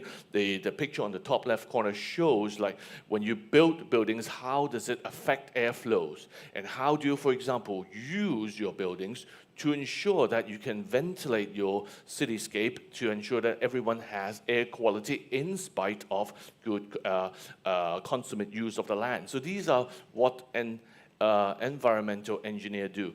The pictures on the bottom shows you, for example, the water flow around a bay. For example, if you do construction in a port and all that, where would the pollution goes in terms of water? How do you treat the water flow? How do you ensure that the water quality is maintained in a good, maintained well in a bay and all that? Now, the third one is what we call a built environment engineer. Now, again, traditionally, when we think about civil engineering, we build a building. Okay, that's what we do, and that's where we are standing. But modern buildings are not like that anymore. You cannot just build a shell and we go in, because now we need ventilation, we need fire extinguishers, we need water supplies, you need electronic cables, information cables, and all that. These are again an integration of knowledge from civil, electrical, mechanical, and mostly architecture. Now, architect draws something, design a building. The civil engineer turns it into reality, but the built environment engineer turns the building into a useful building, not just a shell, but something that is livable, okay? Just like where we are, the air is controlled, the temperature is good so that we're comfortable here. This place has, the reason why I'm standing here talking to you is because we have all the information cable ready-made. So this is what a built environment engineer does. Now, the first thing that they do is, for example, what we call heating, ventilation, and air conditioning, HVAC. Fire prevention, that's very important in nowadays world. Plumbing and water supply, electrical wiring, energy saving, smart building and homes. You know that some buildings are, we advertise what we call smart home, smart office. You go into a building, they detect you already, and they already switch on the air conditioning for you. Before you enter, they already switch on everything for you, and they will actually control, instead of one person and two person or three persons, they will control the temperature to the comfort with an idea that it will maximize and optimize the energy savings. So that's what a built engineer does. So these are some of the pictures showing you, what does a built environment engineer actually does in their life. Thinking about the processes, thinking about how do you integrate the entire building flow all together, okay?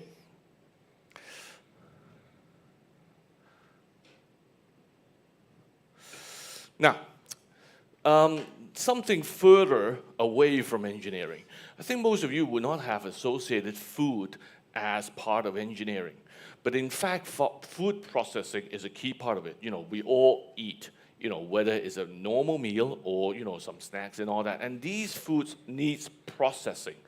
This is now actually an important job and is an integrated discipline between chemical, mechanical engineering, food sciences, and biology. Now, you ask, why? For example, number one, just to think about it, all of us drink soft drinks and all that. All of us drink Milo, coffee and all that. Who makes that powder form of the solution? What is the machine that mix these ingredients together to provide us the powder for us to make tea, coffee, and Milo, okay? So the designer of the device designed the device to turn plants, animals to food, and food ingredients is a key engineering discipline. So of course, the other thing is, as an engineer, what we do now is how do we increase and improve food value? Increase the food taste and the nutritional value. This is no longer a study from the food sciences anymore, because, for example, how do you define ingredients? How do you measure ingredients? So how do you measure ingredients in snacks or in feedstocks? Okay, these require sophisticated technology that that only a chemical engineer and an electrical engineer would know. Okay, of course, we also design food processing and preservation. We dry fruits, we dry foods, we make, as I said, snacks, crisps, and all that. These all require some kind of design in food, okay? So these are just some of the things that, an engineer actually design. You cannot imagine someone studying food science would be able to design, for example, a very quick a microwave oven, or a pizza furnace, and all these kind of things. So as I said, these are some of the integrations that the modern world has changed us. Now, this is very interesting. Many people questions, why do we study mathematics? It does not seem to give us a prospective career nowadays. You know what? One of the biggest earners nowadays is what we call a data analyst. Okay, we talk. The world is now full of data. We talk about the word big data a lot. Okay, so what does a data analyst do, and who are the people who can qualify themselves to become a data analyst? Now that requires a lot of knowledge: electrical engineering, and I'll come back to this why, computer science and mathematics. Now, what do they do? Of course, analyze and interpret data. What data? Pretty much everything in the world, and I'll show you some examples in a minute. Perform what we call prognostics, predictions, and diagnostics. When we get something, when we get some information, how do we work it back, to avoid a problem? Perform financial analysis. This is a new term called financial technology, or fintech in short.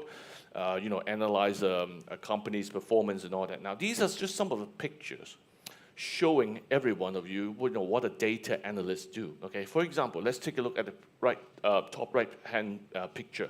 That's a football pitch. I'm an avid football fan.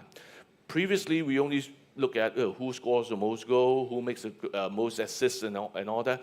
Now, every single person's data, how far he has run, how many passes he has made, what is the success rate of his passing, which run is more direct, what is the expected goal of a person, is analyzed. And how do we analyze it? It's not counted by hand. Every person has a monitor, capture his image and analyze it. So that's why, besides using just mathematics and computers, mechanical engineers and electrical engineers plays a big part in this, because there's an importance in what we call the sensor technology. How do we monitor performance? How do we monitor everything that we have? For example, now I'm in a room again. What is the temperature of this? For example, I want to create a device which controls the temperature to maintain thermal comfort here, but sometimes this hall is only half full, sometimes it's full, okay? So how do we actually make these adjustments automatically? And we require a lot of sensors to perform that, okay? Similarly, on the top left-hand corner, that's what we do. That's the example which I'm exactly showing. We now monitor every single room in a shopping, or every single shop in a shopping mall, monitors the energy usage and see how it performs, okay, in order to optimize the comfort plus energy saving, okay? So again, we can use this in one thing called Internet of Things. Everything is connected together. So that requires, as I said, the merging of different disciplines from everywhere. We like to play games. And toy designer is a major discipline now, and that again requires a combination of electrical, mechanical, chemical, computer science, and psychology. Now, of course, what does a toy designer do? Of course, design toys. Now games are more interactive in nature, and that also we want to understand players' behavior and input into the game. Now, just to show you, of course, all of us play a lot of computer games. You see those computer graphics over there. They are no longer animations. I'm what we call a computational fluid dynamicist. I study these things. So, for example, every behavior follows the law of physics. If you watch some cartoons and all that, when you move, before you just draw it, you literally draw it. Now it's not drawn. It's actually predictions of physics. How does it move according to real physics? So nowadays, all these games that you see in a computer platform are very, very realistic, because they're not drawn. They are a prediction, they are a simulation, and that requires, as I said, all sorts of knowledge from different disciplines. Even these things like, if you go to a shop, you go to IKEA, you touch them, they're good, they feel nice, okay? Like these very simple games for babies, how do they actually attract a baby? That study is what we call haptics. Haptics is a study to link human behavior, human sensory, to mechanical devices. How do we connect the two together? Why do a person plays with one game? Why? Well, imagine, why do you go to IKEA and the colors is attractive? Why is it so? That's the study of haptics. They design the holding, the sensor, the sensory to an extent that they know that you'll be attracted to that particular device. So that's what we call a toy and game designer. There's also, of course, now materials engineering that combines chemical engineering, mechanical engineering, and physics together. Of course, we analyze material characteristics, we design new materials, we make new materials, and of course, we design processes to realize these new materials. We need a lot of new materials. A lot of things that we do are quite new. Imagine, now look at my glasses. I can bend it like this, okay? Imagine you can't do this 5 years ago. So that's because we know that, we are more, how do I say, tough, okay? And we require glasses which are also more tough. And that actually, even a simple device needs new materials. Just finally, just to complete it, because I know I'm out of time, the one that is, for example, you talk about building buildings against civil engineers. Again, the most precious civil engineer now is what we call a building information modeler, or BIM, B-I-M, okay, BIM. Now we don't build buildings by brute force, okay? We analyze a lot of things. We schedule the construction workflows and optimize it. We cost it, and we put everything into a computer model. Before, we remember some of you know AutoCAD and all that, so you just draw it on a computer. Now you don't draw it. You build it as if you're building Lego, okay? And each block, each slab, there's all the information there, the cost of it, the strength of it, everything. So that, once in a computer model, the computer will know how to build it for you, and they will tell you what is the cost, what is the schedule, what do you do. Now, one of the things I can share this with you in civil engineering, remember, before we build the buildings, and later on you ask someone to cut off part of it so that you can lay the wires and lay the pipes and all that. Now we don't, because now it's scheduled properly so that you don't need to drill another channel so that we can insert a pipe. No, we do it before that. And we schedule it properly so that we don't get into that problems anymore. So that's how it is. So, just to finally, of course, we do a lot of robotics. MRANTI is one of those who advocate the use of robotics. We have this term called mechatronics, the combination of mechanical and electronics. And that results in all sorts of robotic systems. You build robots, you design manufacturing processes. Of course, we do a lot of 3D printing and, conduct precision engineering. So, of course, many of you know that little robotic dog from Boston Dynamics, a spin-off from MIT. And that's, what it is. By the way, again, the reason why I'm sharing all of this with you now, and this is the final slide, is the key word, again, goes back to what we have in Industrial Revolution. Everything is connected. We don't study one single discipline anymore, okay? We should widen our scope, widen our horizon, combine different disciplines together to ensure that we will be able to survive the Industrial Revolution 4.0. So that's the whole moral of the story. I hope you like the speech, and I hope that, you can take something away from this. So thank you for listening. Thank you very much. Thank you very much. Thank you very much, Prof. Andy. Wow. I think if you are listening from the very beginning, I am totally inspired by what Prof. Andy has shared. And it jives very well with the theme for the virtual MRANTI World Engineering Day, which is basically engineering for impact. And while we look into creating impact, we also look into the future, but the future doesn't seem so far. It's pretty much already here. Although, Prof. Andy, I would have to say, the software that we code kind of give or reveal the age that we are in. I'm sure the youngsters now do not really know AutoCAD anymore. It kind of reveal our age the moment we know AutoCAD. Yes, AutoCAD, that's the software whenever we do 3D. Ask anyone who's below the age of 30, they definitely, SketchUp maybe, but AutoCAD.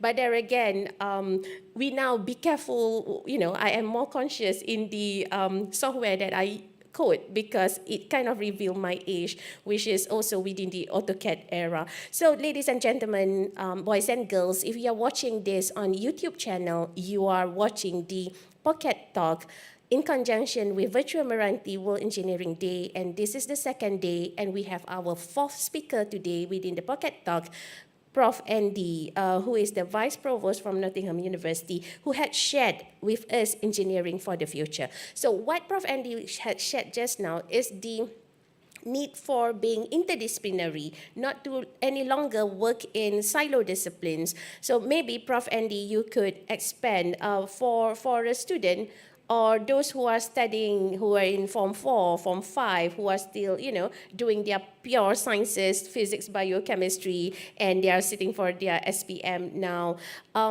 With all this, which degree should I really pursue? It seems like engineering is like now a mixture of things. It's also computer science. It's also looking into, like you mentioned, data analytics and whatnot. So if I am sitting for my CJ Pelajaran Malaysia or CJ Vocational Pelajaran Malaysia, and my next step is to really go into a university in the next couple of months. So which engineering domain should I go through that will prepare me for engineering for the future? Thank you very much. That's a great question. A lot of parents ask us during in university fairs and all that. Okay, number one, there's no strict answer. Okay, my answer is always like this: follow what your interest is. Okay, if you're interested in food, if you're interested in chemistry, go for chemical engineers. Don't force yourself into a discipline where IT is now doing good. I can make good money in this, so let me force myself into IT. No, don't ever do that. First of all, number one, trend change. Okay, this year you have computer science, which is IT, and all this is doing well. Everything comes in a cycle. Next year, civil engineering, third, after that. I've seen enough of this. So just to quote an example, when I just graduated at that time, everyone studies computer engineering. But by the time I graduate, we experienced an IT bubble burst and all that, and all of them lost a job. Okay, all of them could not get a job. And in fact, those students who are not very good, they study civil engineering, they turn out to get the best job. So we are never able to predict the future. We don't have a crystal ball. But if you follow what your interest, your talent is, you will always be able to make a very, very good career out of it because you're good in that discipline. That's one point. The second point, and this is what I also want to emphasize, don't restrict yourself into a very, very narrow discipline. For example, I took mechanical engineer, but I would also make mechanical engineering. I would also advise students nowadays to broaden their horizon, read other books, including electrical engineering and also, topics on humanities. As I've shown, for example, if you want to become a toy designer, you want to become a game designer, you need to understand people's psychology. We never teach students about this. And that's something that the students need to do it themselves and to widen their horizon to ensure that they have multidisciplinary knowledge in order to cope with the new world. So that's also my second advice. Thank you very much, Prof. Andy, for the very good tips or even advice for those who are listening to us now live or even recorded. Thank you again, Prof. Andy Chan, the Vice Provost from Nottingham University. Thank you, Prof. Thank you for having me.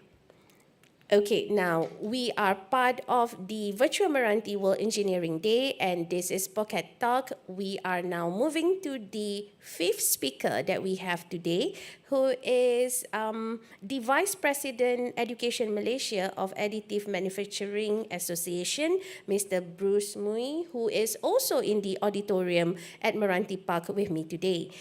He will be sharing on 3D printing, and 3D printing is now no longer something that not accessible. It's pretty much accessible even in schools, and those who are taking reka bentuk technology in secondary school, I'm sure you are already very well exposed with 3D printing. So now we will be sharing with you more by the Vice President of Education Malaysia Additive Manufacturing Association himself, deeper, more insights on 3D printing. Without further ado, I invite Mr. Bruce Mui.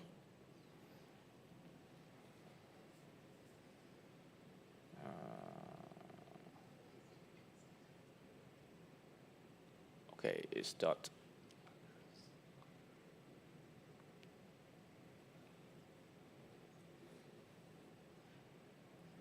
Sorry.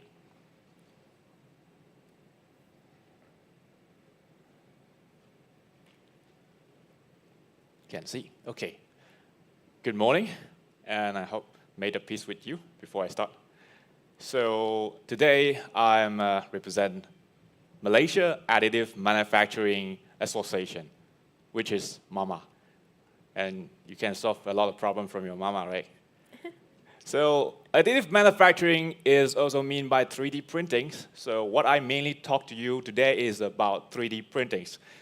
A short about myself is Bruce Mui, founder of B3D Online. Actually, just now, thank you for the introduction. And I just, a company I do is a specialist for providing 3D printing solution to make stuff. So this is all the title I'm going to talk about. What is 3D printing? How does a 3D printing works? And what's 3D printing good for? And and some of the 3D printing technologies. Also, and at last, I will share about what we do in past year or recently project. There's too many, so I'm going to share shortly in that. So what is 3D printing? A simple term is just additive manufacturing. It's a manufacturing method that led to layer by layer actually convert from your digital files to a physical object. That's it. That is mainly what 3D printing do. But the process of it, how does 3D printing works, you have to know a little bit more about products. I mean, design, digital files. So mainly we have two main ways to build a 3D printing products. First, number one is normally we used to reverse engineer, which is 3D scanning. Like for example, you got a digital file like this one. You can use an industry grade 3D scanner to do it, and also you can use just your smartphone to take 100 photos around the object using another software like any mushrooms software and you can create it from the AI that generate the 3D models. It's not as simple as I said, but it can be work as low cost as possible. And then you have a 3D model. The white color is 3D printed. This is a special project that's the case study from my company, which is we help people to repair some stuff to replace the old wood furniture. So the white one is not look like wood, right? So that's why we have printing and then post-processing, which is the technique of make it look real. So we have the result look like simply this. Sorry. Okay, this look like a wood, but actually it's not a real wood. Basically, it's 3D printed, ABS plastic, and a lot of post-processing on it make it look like wood. So it's possible to make something that you never know that is 3D printing. Okay, this is the first of the way to build the process of making the 3D printings. Another way is another case study from I remember when I moved into my new office and then I buy a furniture. And the furniture is really bad because they got a sharp edge that can hurt yourself. Actually, I got bleeding from that table, drawer handles. It looked like this. So this is the drawer handle, it's very sharp. So what we do is we measure the parts and the 3D models in computers, put it in a software called slicing software, and then arrange it, then slice it, and you can see the layer by layers. Then we go to printers, print it out. So we can actually assemble, take it out from and assemble on the drawer. So it won't hurt me anymore because it becomes round now. You can use any material types, any colors, and paint it or draw it on is also fine. So whatever you can do. Sometimes you just need a simple ideas to fix something you don't like. You don't have to recreate the whole thing again, just need to add an attachment. And this is the whole process, the simplest way to do 3D printings. Design, slicing, printing, and post-processing. And of course, when talking about design, you must know a little bit on the 3D modeling software. No matter if it's AutoCAD or Autodesk is fine. And one of the things is like Fusion 360 is you get a license for student license, and also you get free license, personal license. Use it for for free, limited some industrial feature, but it's good to build almost anything already. Another one is a Splendor. This is a crazy software that's totally free. You can almost do anything, even animation and even fluent dynamic, just now to mention that. It's crazy and a lot of things to learn. All of this good news now, 2020, this year, you can actually just go in the YouTube and find a lot of information on it, a lot of tutorial. Even myself, I do some tutorial free from it because I learned from that. And then, you knowing the basic of simplest, what I say, it sounds very easy, but still got time to learn, but not hard as you think. So what 3D printing good for? When the first thing I imagined today is World Engineer Day. So before you become an engineer, you need to believe that yourself can be an engineer, right? So you can use 3D printing to build this. Trust me, I'm an engineer. Just make just a sign. And this is also a very good start to learn 3D models for anything, for everyone, because making a sign is simple enough to you to understand the 3D model software or the feature. And also, you can customize, make something for yourself, right? Put your name on, put your logos on, change the shape you like, put it as your key change, whatever thing. Even you want to make the screw in front also can, but not recommended. But you can do this with a 3D printer and at the learning process. And then, of course, after that, you go into the serious learning. And if you got the access to 3D printers, you like to do some serious thing. Engineer, when the only thing I'm thinking about is engine, especially jet engine. This is one of the open source projects you can download from internet and learn how to build it, to understand how to design the software, the 3D models, and how the thing works. Basically, it's a high bypass turbofan if you go in the term that, but they call it jet engine display model, and cool, you can keep it for fun. But make sure that you do it not for weekend project, because this will take you 260 hours to print, and also another 1 day for just assembly. Take time. But what a beautiful piece, right? And then, well, let's talk about something fun. Still engine, you can make something like gas turbine. It can give you like 40,000 RPM, which is faster than some of the engine. But it's not going to bring a lot of trust. It's just basically just a learning project for fun for you. Maybe you can want some dream. You want to try to fly some rockets. Rockets are expensive, not our choice. We are not Elon Musk, right? But you can still 3D print some small rocket for your fun and learning how the balance work, some of the engineering ideas. And whole this thing is using 3D printing as well. Of course, this is a CO2 powered. You need to buy the CO2 thing. And yeah, and then maybe for if you all of these student, it is good thing for your future as well. You can do like making some robot arms, and no matter it's fancy looks or a very industrial-like look, well, you can learn a lot of things from it. Mechatronic project, program how to make it work, how the wiring, the wire stuff, powers, all these things. During building this project is good for your future actually, because you have the basic understand how to solve this problem and how to find all the source you need already. Of course, we need to find something for functional, right? 3D printing, the first thing of 3D printing I think of, people will say, can I build some machine, like CNC machine, or even 3D printers? Why not? 3D printer is built by 3D printer as well. Got 3D printer first or after, I'm not sure, but 3D printers, like the right one is the Prusa 3D printers. It got almost every part of them, other than the metal and the electronic parts, is 3D printed. So basically, 3D printer can build 3D printer as well. And also the left side CNC DIY machine, you can build a simpler CNC machine at home to build some crazy stuff. So, we'll talk about some 3D printing technologies. After this now, you see all the lists, don't overwhelming on that, don't have to remember all these things. Because all I want to tell you is, until now, just now look like a lot of projects, they're just built by the fused deposition modeling, FDM technologies, just one. And good news now, because in technologies, this is already open source, a lot of companies try make it cheaper and cheaper. Almost everyone can afford it. If you can afford a smartphone, because the price of smartphone is equal to one of desktop level, hobbies level 3D printers, not in the industrial level, of course, but everyone can access, just one step away from that.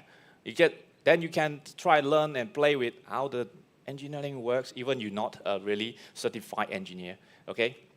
Everyone can be engineer, but not that certified one, okay? So, well, in Malaysia, we have a lot more, like the highlight one is a lot more technologies that SLA, DLP. All these terms is basically different the way of process 3D printings. They have different material, different hardness or different high detail qualities or different printing speed. A lot of different methods that actually want to solve some specific solution. But from what I say, if you are starting to learn in the 3D printings, that's one step away, FDM. Okay, or of course, even you don't have the 3D printings, 3D printer, you can basically learn it from 3D models, or just find some problem you want to solve, maybe just like my sharing just now, just a drawer handle, and that's design is mistake by the factory, it hurting people, so that's why you need to cover it. There's a lot of things you can think of in your real life, okay? So, this one technologies, what I highlight is actually already in Malaysia that providing service to you. So if when one day you want to find something, you can try to ask our association or just find me as well. We can find a solution for you. White color one, unfortunately, most of them is not in Malaysia yet, but we still can find the rest of the solution if needed. But for now, I have to say this is not the full list because technology going up every day, like the latest one, the last one, VLM, I actually saw it last 3 days ago. They announced it. So it's excited to see the technology go. The price will be lower and lower, and also the technology will be easier to access from anyone in the world. Okay, today, of course, if you're looking on others, seem like far from you, let's talk about something project in Malaysia. Personally, I do. Simple thing. Look like a choice, but not a choice. A figurine that helped you do the product presentation. It's a specific product from Italy suppliers that help them to present this stuff. We can actually model the whole thing and replicate your product from the scale big to scale small to make it easier to present. So you don't have to bring the expensive equipment everywhere. Just bring the small models, then you can explain it. Right? Then also some interesting, at least I think it's the interesting project. You have drone fly or helicopter flying around, you get a lot of point cloud data from the Earth. This is a Malaysian map from KK. We receive the data, point cloud data, that's scanning the geography, and then we make the topography maps in 3D printings. And the color, we are actually using artist method to hand painted it, but 3D printed the base, so make it look more awesome. And then, of course, you can fly, but not that kind of fly. Aeroplane you can build as well. We 3D modeled one of the scale models and make it's actually one-to-one copy without the information inside detail, but outside looks. And then you can put a sticker on it to make before you paint on the aeroplane.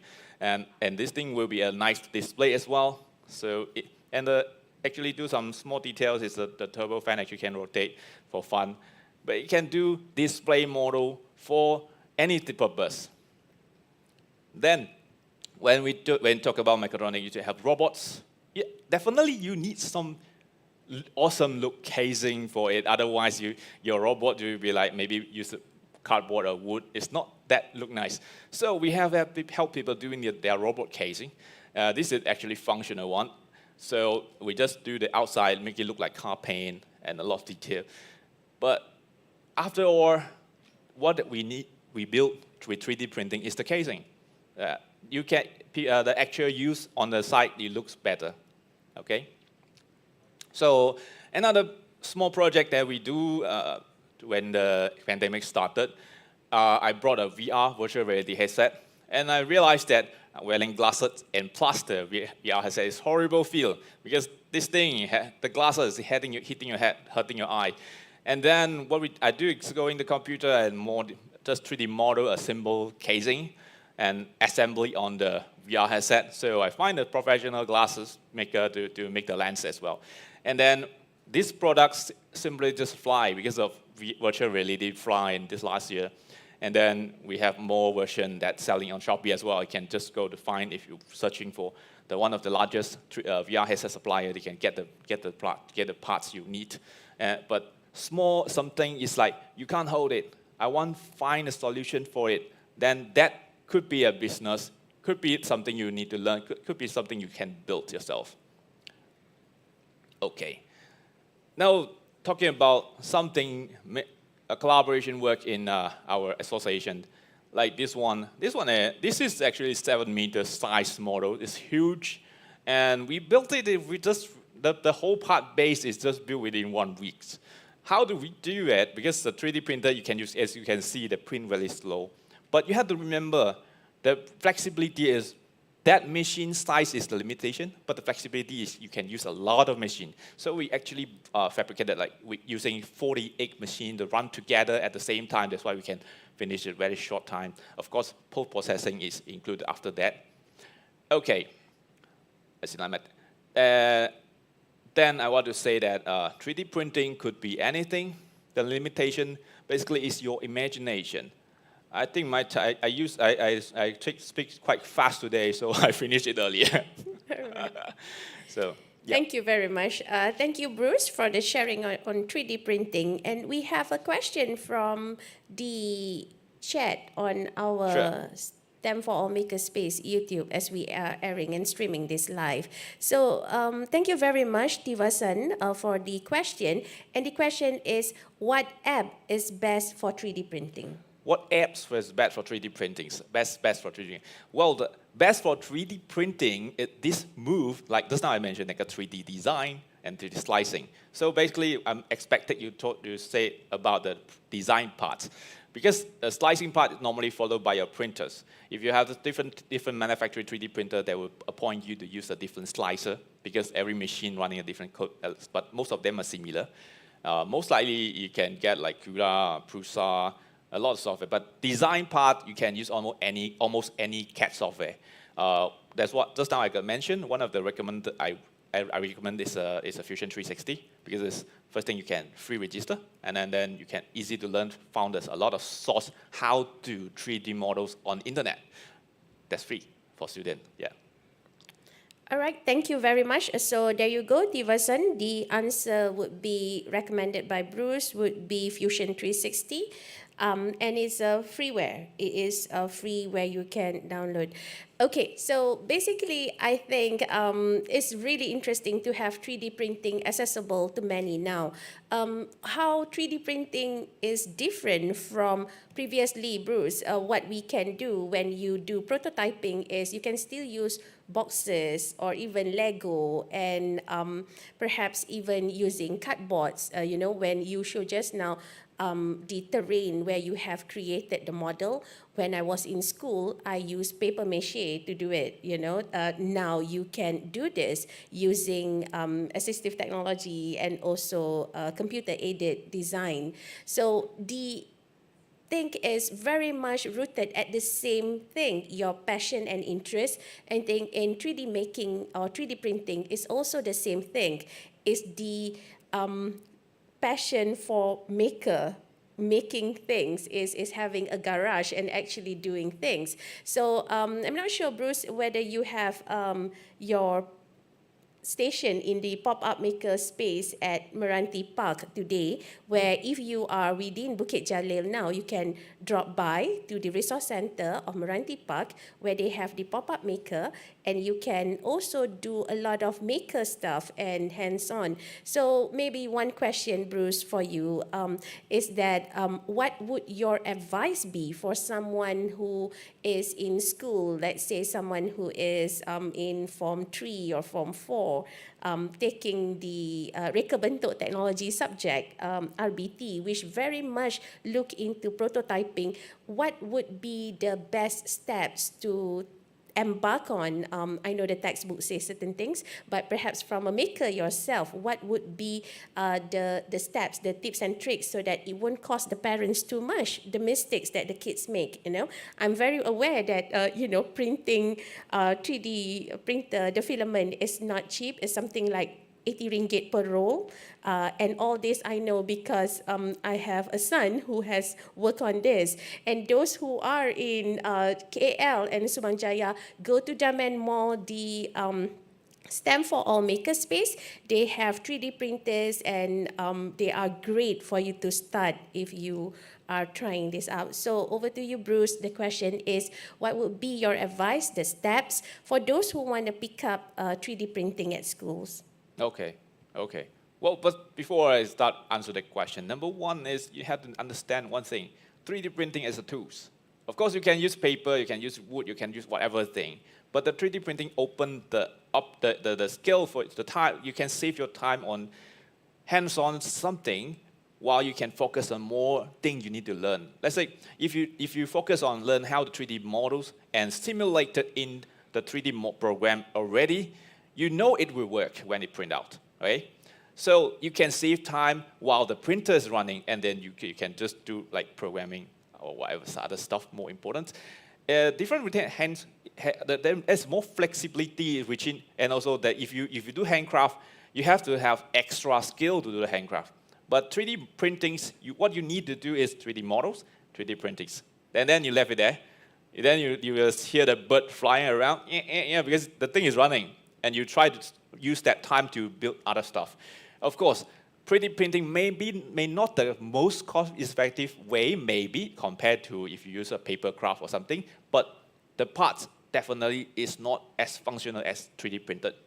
Like we do, 3D printing parts is totally functional already. We also can use it, of course, to prototyping, to test, make sure it works. But most of the time, we do the testing in the program, in the software itself. So if you scared your kids is wasted money on making a lot of unused prototype, what you need to do is really dive in, help them to understand what they're trying to make works before they're trying to build it out. And also, this happened to real life as well. If you are manufacturing, try to build some big parts, you're not going to open the mold directly. The mold is crazy expensive. You go to 3D printing, you save money, you save time because that one can test. But even though before that step, you will still dive into your own design. And also another thing is just I mentioned is for students, what they can do. Maybe it's one thing is same like what I think. Look around you.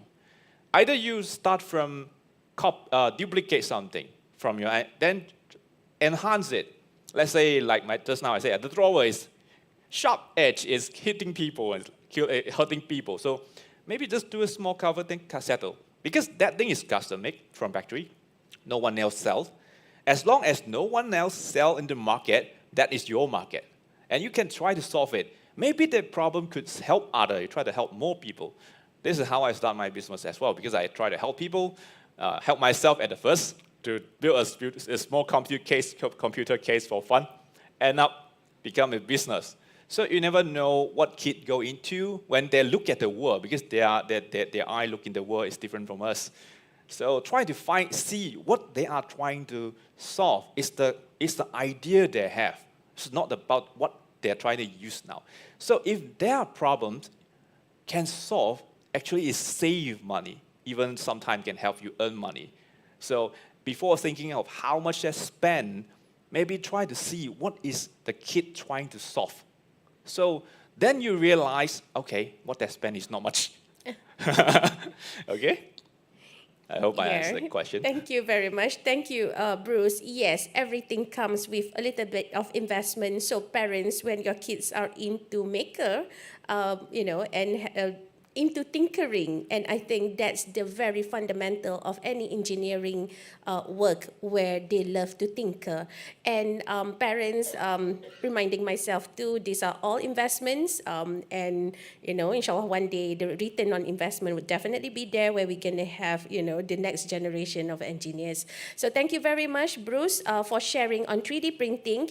It's really an important skill and exposure that we give our kids nowadays on 3D printing, and the difference between what Bruce have said in terms of doing it as craft. The craft is very much a one-off thing, whereas in 3D printing, since it deals with a lot of precision and computer-generated and assisted printing, it can be easily scaled. And this is very much already an exposure to the kids from young age. How do you deal with computers and printers? And of course, as Bruce mentioned, the ones that are on desktop where you can buy at home or in schools are not as the industrial one, but the fundamentals are very much the same. So back then, if a house would have a paper printer where you have to print paper, perhaps soon all houses should also have a 3D printer, or at least schools where this will give good exposure for our kids on starting to work on 3D printing. Okay, so you are watching Pocket Talk, and this is the second day of the virtual MRANTI World Engineering Day. I am Natalia Shamswa, hosting this live from the auditorium in MRANTI Park.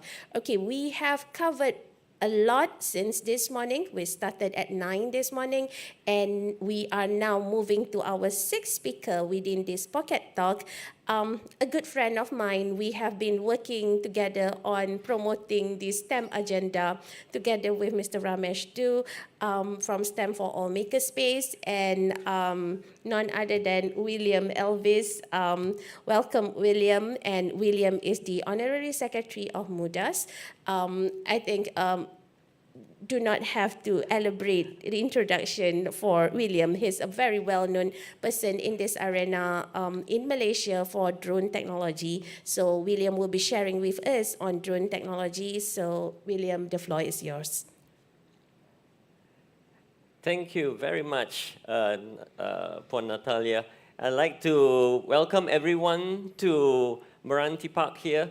And I'm actually very, very excited to be with you all. So good morning to all of you all. Can we have my slides on? Thank you. A little brief history about myself. I come from a world of aerial photography before, and what we used to do was we used to do aerial photography. And well, drones pretty much disrupted that. But I took it in a different light and went into more on the education side. And I feel that it's very, very important for a lot of people who are interested in drones to actually study drones in many, many parts. And we have a lot of, programs that actually go down to the bare basics of drone technology. So what I'd like to share with you today are a lot of things. But before that, let me introduce the organization that I'm involved in. I am in MUDAS. I am actually the secretary of MUDAS, and MUDAS is the Malaysian UAV Drone Activist Society. So what we do is basically, like you see on the board there, we actually basically help the drone operators in the country. Besides the technology part, we see there's a lot of neglect in actually the drone operators. So what we do is we promote a lot of safety campaigns, and what we have is fly responsibly in Malaysia. So this is a very important concept that we like to address to drone pilots. And we also have actually established this poster since actually 2015 on the necessary requirements in terms of the rules and regulations which are extracted from the relevant authorities. So we have drone tech, and I want to show you what we need to actually understand and actually know. Okay, so that basically drones in this era right now, there are many different ways of doing business, but this is actually a new way of doing business. Okay, it is safer, makes life safer, makes life easier. My estimation is that in every household or in every SME, there will be drones in the office, and a lot of drones will be easily sold, easily bought by a lot of companies, and we see there's a lot of need for the drone players to actually understand it. But there are also institutional challenges involved in the drone technologies. So what we see here, there's a national sovereignty, national security integration into the airspace.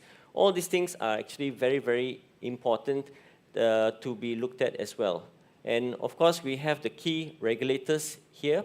We have CM, which is Civil Aviation Authority Malaysia. They are the main agency responsible for the drone safety in Malaysia. We also have JUPEM, MCMC, CGSO. These are all the other agencies which are very, very important to be able to address the safety issues and also to promote, safe flying in the country. CEM is a very important agency because it just deals in airspace security. And that's most important because we do not want to have any untoward, stuff that can happen, all right? So what are the prospects of drones in the industry? Let's look at the industry outlook. You can see here, it is in the billions, and this is in the US billions. The estimation by 2028, it will go up to almost 501 billion. But then that is just an estimation. I figure in reality, it will be much higher than that. And everything about drones is very interesting because it's in every sector of the country. So that's so important. And when we talk about Malaysia, you can see from the chart here that it's always an upward spiral, here. And in Malaysia itself, our percentage is still relatively low in growth rate. But look at our counterpart in India, they're doing extremely well because there is more adoption, I guess militarily as well over there. But in Malaysia, there is a huge potential, and you can see that in that. This chart is interesting. I want to address this part here. Do you know that in Malaysia, we have a company called Aerodyne, and they are ranked the #1 drone operator in services in the world. And they are just parked outside Cyberjaya. So this is a fun fact and a very interesting fact that's very, very important for all of us to know. And a lot of their drone activities are based on services, and they are all over the world. They are not just based in Malaysia. Actually, when I was speaking to one of them, one of the executives there, they said that only recently they've actually come back to Malaysia, actually because of COVID. So they came out to Malaysia and to expand its operations. But prior to that, they were very active in a lot of countries. I think about 35 over countries. So this is an interesting thing, and it's also a very proud moment for us as Malaysians because we're able to have the talent needed. We have the technology here, and the last thing I heard about what they commented was that they are looking for drone pilots. And when I say looking for drone pilots, they are actually hiring drone pilots today. And it's not just Aerodyne who are hiring drone pilots, but there are many, many other companies, drone operators in Malaysia that are looking for talent, and there's a lot of talent over there. In terms of the scale of drone applications, there are actually so many. In every part of the industries you can see here, from the transport, security, surveillance, precision, agriculture, law enforcement, surveillance, all these areas are embedded into our lives, and every area also requires drones. And if you look at on the upper right side of the screen, it's very interesting because drones are not just reserved for our world. It also goes out of space. And I must recognize the 19th of April 2021, something very interesting happened. And I'll share that with you, but keep that date in mind, all right? So we're here at MRANTI Park, and I have to promote MRANTI Park because we're having the, Area 57, which is going to be the test bed for drones in the country. And we hope to have it up and running maybe mid or end of 2023. And this is where all the drone operators can come to MRANTI Park and actually do testing or do flying in a very safe kind of a sandbox environment for the industry. So this is all very, very exciting, especially for the drone operators out there. You guys, sometimes I know the challenges as a drone operator, when you all go up there and fly, sometimes it's difficult to fly in which you don't know whether it's allowed or not. But hopefully by next year, in fact, MRANTI Park for the drone, for the Area 57, it's already open for flight operations if you want to come in. So please let us know, and we will assist you in getting that. So in Malaysia, all right, what are we excited about right now? In terms of the latest drone technologies that we have, we're talking about, in Malaysia, we're talking about mostly on agriculture, but the bigger emerging technology that's coming up would be something like this, which is the drone delivery. And this is actually opening up the logistics world. So this is very exciting for a lot of industries, especially those who are in the delivery market. And let me just show you the segmentation of basically the cake here. You can see that agriculture still takes up a very huge cake. And in terms of agriculture for drones right now, it is one of the very, huge emerging market here, because you're doing for spraying, you're doing for mapping, it all incorporates under the agricultural market. And we've done a lot of our members are actually in the agriculture field, and they are actually flying for the precision agriculture, spraying, as well as some of the mapping and seeding works as well. But you see here, there's besides the infrastructure, which has been around for a long time, you have a lot of inspection work under the engineering part of it. There's a lot going on here. But I'd like to point out to this segment, which is the transport segment. Now, this transport segment is divided, I would say, divided into two parts: the human transporter part and also the drone delivery part. So this is something that is very exciting, and it's actually happening right now. They're doing, a lot of companies are engaging in doing a lot of work. So drone delivery would be a very, very key word. It's a buzz right now that you all need to actually consider and get involved in. All right.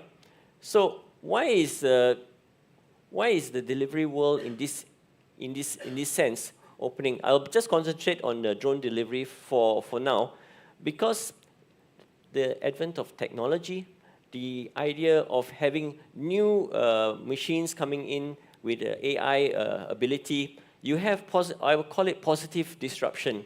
And this is so important because it enables the, coming together of all the machines, putting it together and creating a machine that is very, very, very useful for the sector.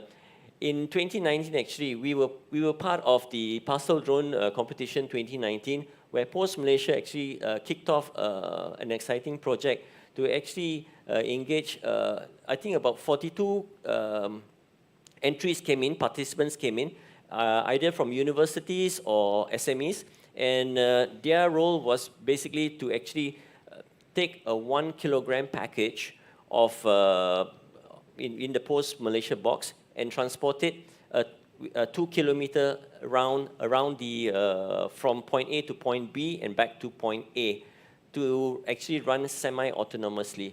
And we had seven finalists who came for the last 2 days, and the idea was to actually take the drone from point A, go across the lake. You can see there's a body of water behind that protrude dryer. So it crossed the lake and come back autonomously. And the interesting thing that there were seven drones that went up and down. 2 drones actually sank into water. So this is all experimental. So you got to understand that this is still early days. But the whole idea behind this is the advance of the knowledge and the innovations of the groups that are involved. So the other important point is regulatory. Right now, the regulators, particularly CAM, they are more supportive in actually promoting and helping, innovation, and helping where the innovation is lagging behind. last year, I think KJ actually helped with and Magic, they helped with the regulations for the agricultural part of it. So there's a lot of agricultural drones that are flying out there. Right now, they're able to actually get the necessary license because the existing laws, the licensing is still, a particular problem. But right now, CAM is really working very hard to actually be able to help us on the regulatory part. And also, the other part for this is that new routes. New routes can actually help the industry, especially for delivery. You have from ship to shore delivery to be made possible. You will also have island hopping. You know what I mean? Like if you have a package that you need to send to Redang Island from the mainland, especially if it's a medical items. So what's happening right now is there are 3 companies that are actually doing 3 or 4 companies that are doing some testings out there to actually test this. And yes, this is the slide that actually was completed last year.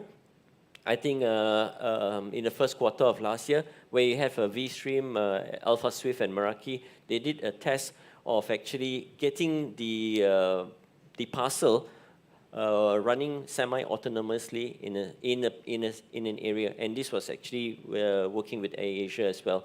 So you can see that this is happening today. It's not happening tomorrow, but it's happening today. So these are all the opportunities that are happening. And I must give mention to UTHM University as well. They are currently having the very large drone which are capable of carrying up to 700. They are 700 kilograms. And this is, we call it the sea drone, as in cargo drone. So this is still in research and development. It's really huge. We did a display. I actually carried the propeller, which is about the span of my hand. Just imagine they have 12 propellers. They have one on top and one below. So it's a hexa, but it's a up and down kind of thing. And this is actually the machine from Pan Aviation. And this is the drone that is able to carry, I think this particular drone can carry up to 15 kilograms. They're working on another drone which will carry up to about 100 kilograms. So these are all interesting. And this idea of the ship to shore, they actually, if I'm not mistaken, from December until now, they're still doing the trials on this, which is actually monitored by CAM. So these are the new technologies that will actually burst the market in terms of getting things done. But I recently did a talk on the drone delivery, and I called it opening the Pandora's box on drone delivery. Now, what basically I'm saying is that the technology is there. Everything is there in place. They're getting things done. But the question is whether you, as a member of the public, whether you are able to accept it. So the level of acceptance, because if and when, I'm sure when, it's a question of time or when the regulators do allow this, not just in Malaysia but worldwide, there will be a real disruption in a sense of actually how you look up in the sky, you see a lot of drones flying. But you got to look at the cost, you got to look at the risk and reward factor. So that's very important for us to consider. There's a lot of drone delivery operations happening in, that they are happening in Africa, and they are carrying medical aid. So that's actually very important, all right? This is an interesting photo, right? What would this photograph be doing on my slide deck? Well, this is Mount Kinabalu today. I've actually climbed Mount Kinabalu, and I noticed that they actually have porters who actually carry every single item up the mountain. Now just imagine drone delivery to be able to carry the stuff needed to Laban Rata, and for them to actually have the accessibility of doing that. That will be really great, because Mount Kinabalu is about 14,000 feet, and I'm sure this guy would be able to do a lot of better things, but it's really heavy. He's carrying a very heavy one. And just now I mentioned, on the 19th of April last year, 2021, this actually happened. We talk about drone technology. So how far have we gone in drone technology in the world is tremendous because we have not just done drone technology for our world, but we have actually explored Mars as well. On the 19th of April, we actually landed on Mars. And right now, the name of this drone is Ingenuity.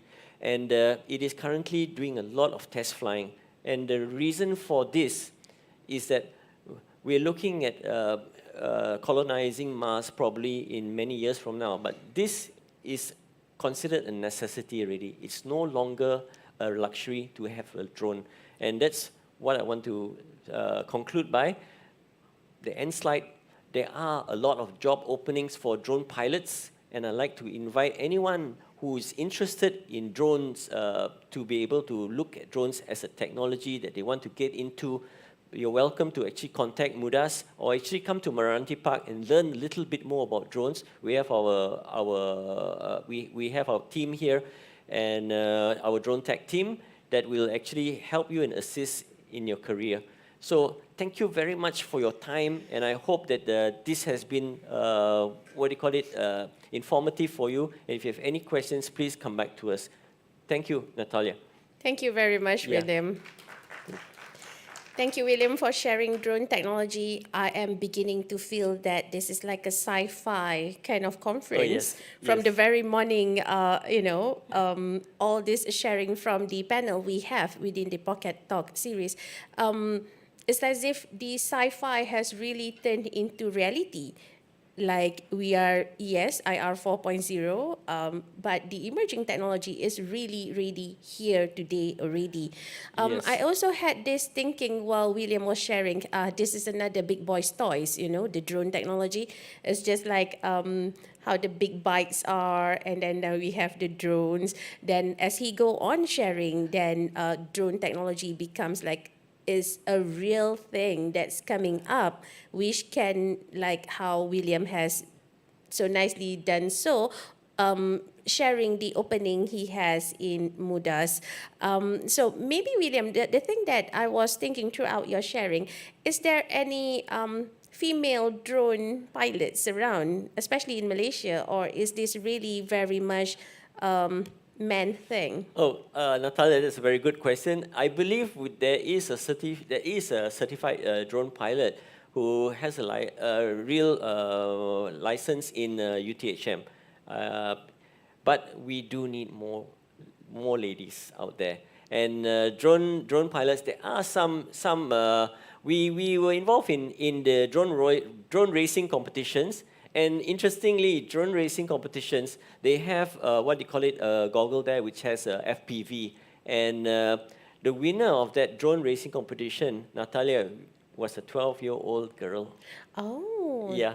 So there are some ladies out there, but in Malaysia, very few. We hope that there will be more. But I also like to touch upon the fact that a lot of SMEs right now, especially the bosses, they will actually require drones. And what happens is that they'll buy the drone and then they'll bring it to the office, and then they'll see, okay, which is the most technical guy in the office. Could be an engineer, could be a technician, and what will happen is that they will take the drone and they'll put it on the desk and say, okay, you're in charge of the drone.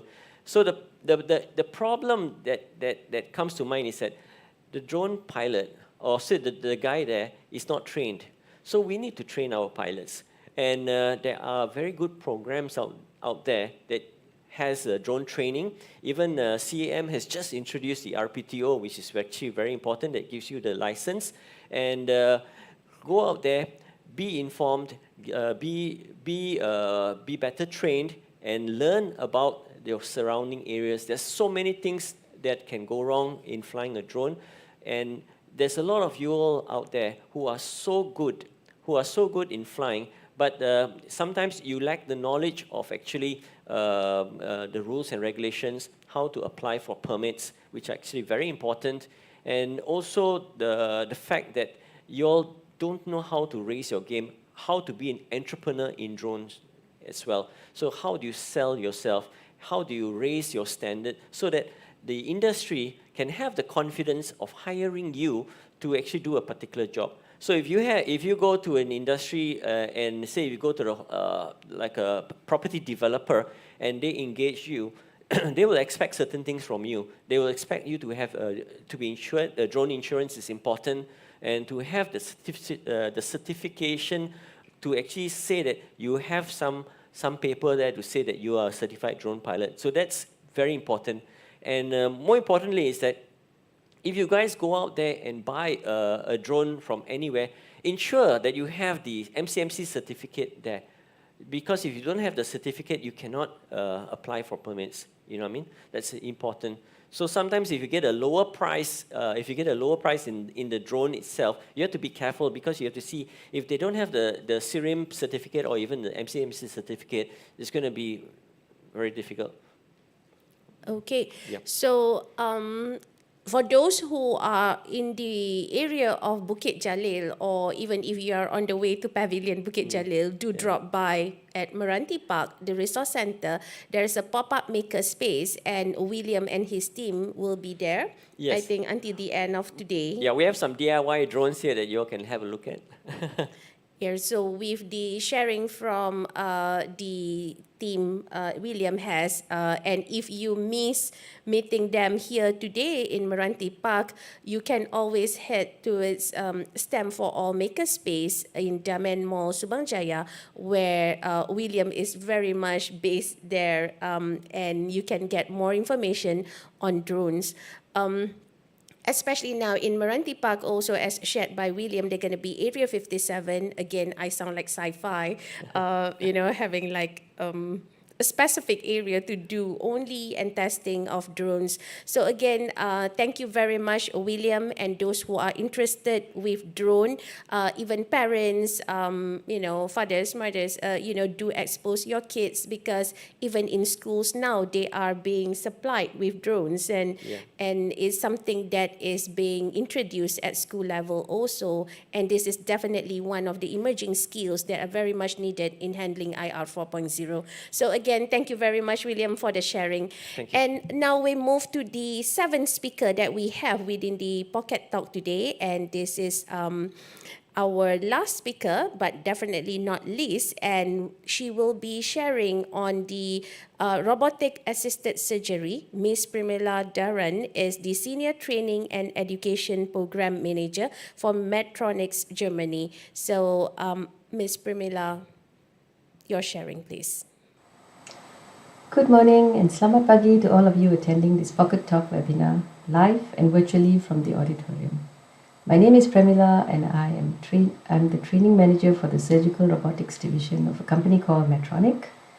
First of all, I would like to thank our moderator, Puan Natalia, and the organizing committee for giving me this opportunity to share some of my experience and passion as an engineer and also a trainer in conjunction with the World Engineering Day. Before I tell you a little bit about robotic assisted surgery, I would like to share a little bit about myself.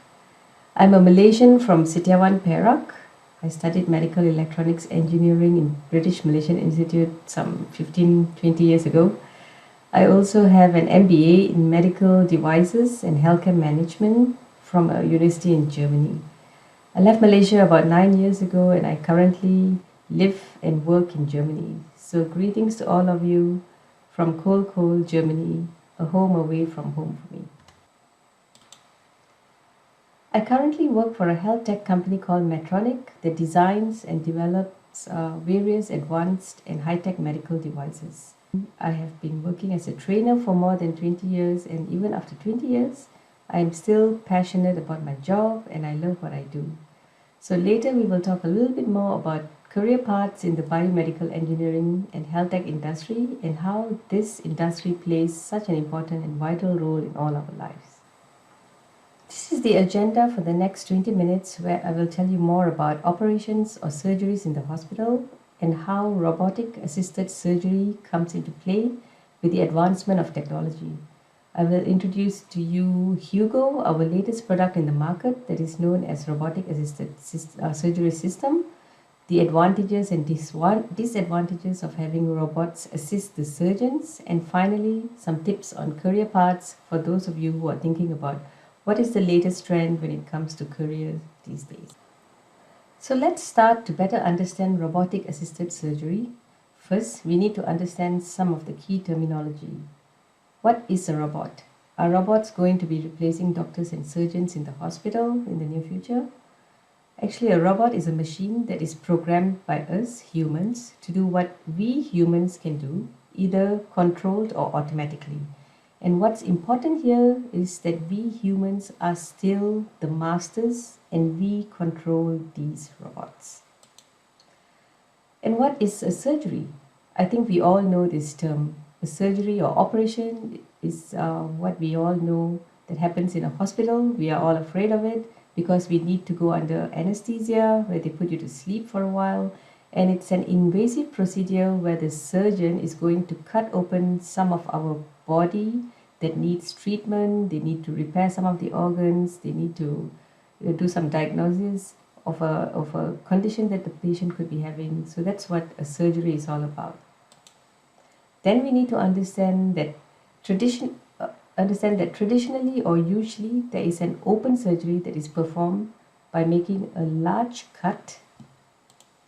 As you can see in this video over here, making a large cut or incision through the patient's body with instruments. This allows the surgeons to open and look inside the patient and do the operation. As you can see, they are doing the operation, and after the operation is complete, the big cut is then stitched back to close the cut. The stretching of the bones and tissues usually result in pain and discomfort after the operation. This is how most surgeries are still being done by the surgeons today, the traditional surgery method. And then we have what we call minimally invasive surgery, where there are tiny cuts or incisions that are made for the incision of thin and long surgical instruments, including a camera or an endoscope, so that the surgeon can see inside the patient with the camera to perform the surgery using those instruments. Then there is robotic assisted surgery. No, not this. The robot is actually a tool and controlled entirely by the surgeon. And this highly precise tool has been used in an extensive number of treatments. Robotic surgery results in very small incisions, less pain, and even quicker recovery times with a high level of patient satisfaction compared to traditional approaches. What's nice about robotic assisted surgery is that it is, like I said, minimally invasive, and it's an option where the surgeon works through these small cuts in your skin. The incisions are really small as 8 to 13 millimeters, which is in a way the size of your little fingertip. So those instruments are the ones that are put through those small incisions into the patient's abdomen or body. With robotic assisted surgery, the surgeon can perform the surgery using the camera and the instruments which are inside the patients, and these instruments can move like the human wrist, and it gives them a lot of motion and dexterity and also reach. The camera allows the surgeon to view the inside of the patient in 3D, and it magnifies the image 10 times the normal size so that they can see details more clearly.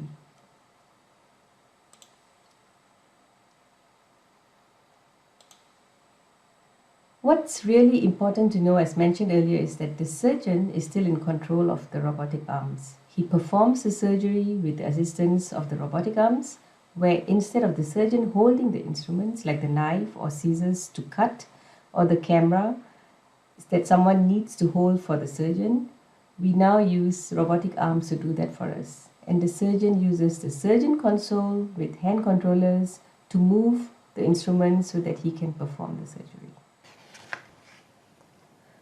I would like to now introduce you to Hugo, our robotic assisted surgery system from Medtronic, with a short video clip. I hope you like it.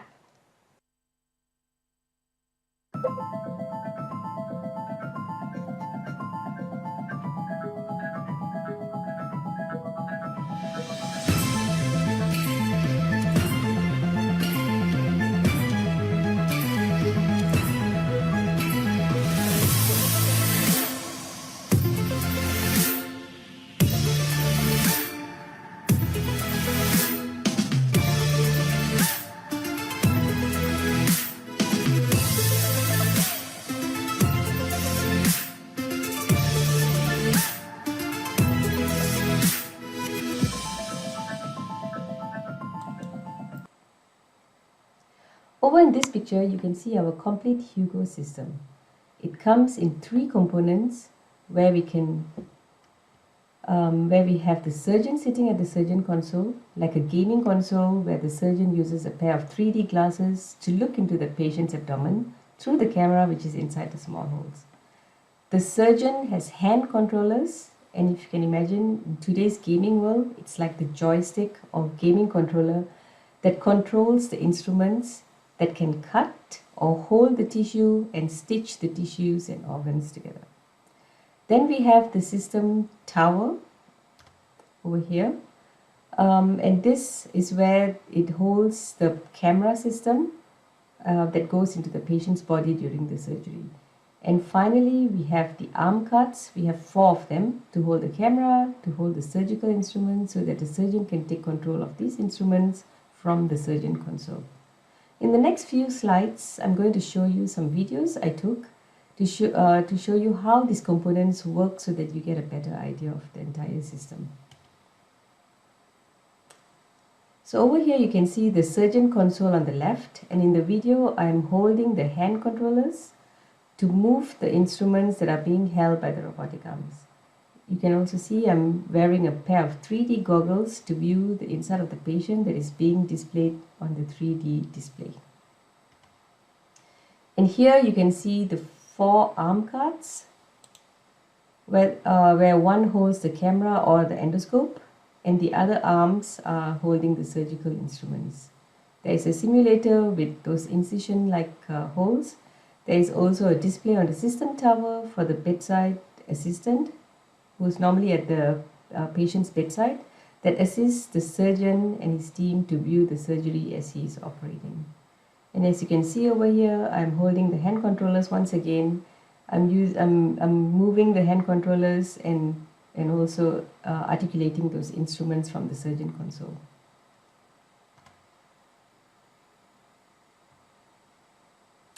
This is an interesting video of a grape. Yes, a small grape where the skin of the grape was cut and peeled off. And you can see the surgeon is now controlling the 2 instruments with the robotic arms to stitch the skin back to the grape. You can see the movements of the instruments, how it turns in so many angles and makes very, very fine and precise movements, which is exactly what we need for complicated operations. The instrument is a scissor that can cut the suture or the thread that is used to stitch the grape. How amazing is that? I'm just going to let you watch it, and you can see that the surgeon is pulling the thread and he's holding the needle, he's pulling it upright, and he's stitching the skin back to the grape.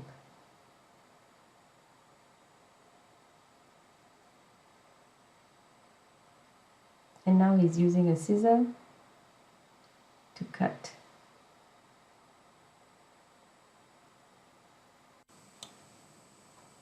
And that basically concludes my presentation on robotic assisted surgery. I hope it was not too complicated to understand and that you managed to get a good insight on the latest advancement of the healthcare industry. Which brings me to our next slide of knowledge is power, and what are the latest and techie career or job opportunities that you could be looking at.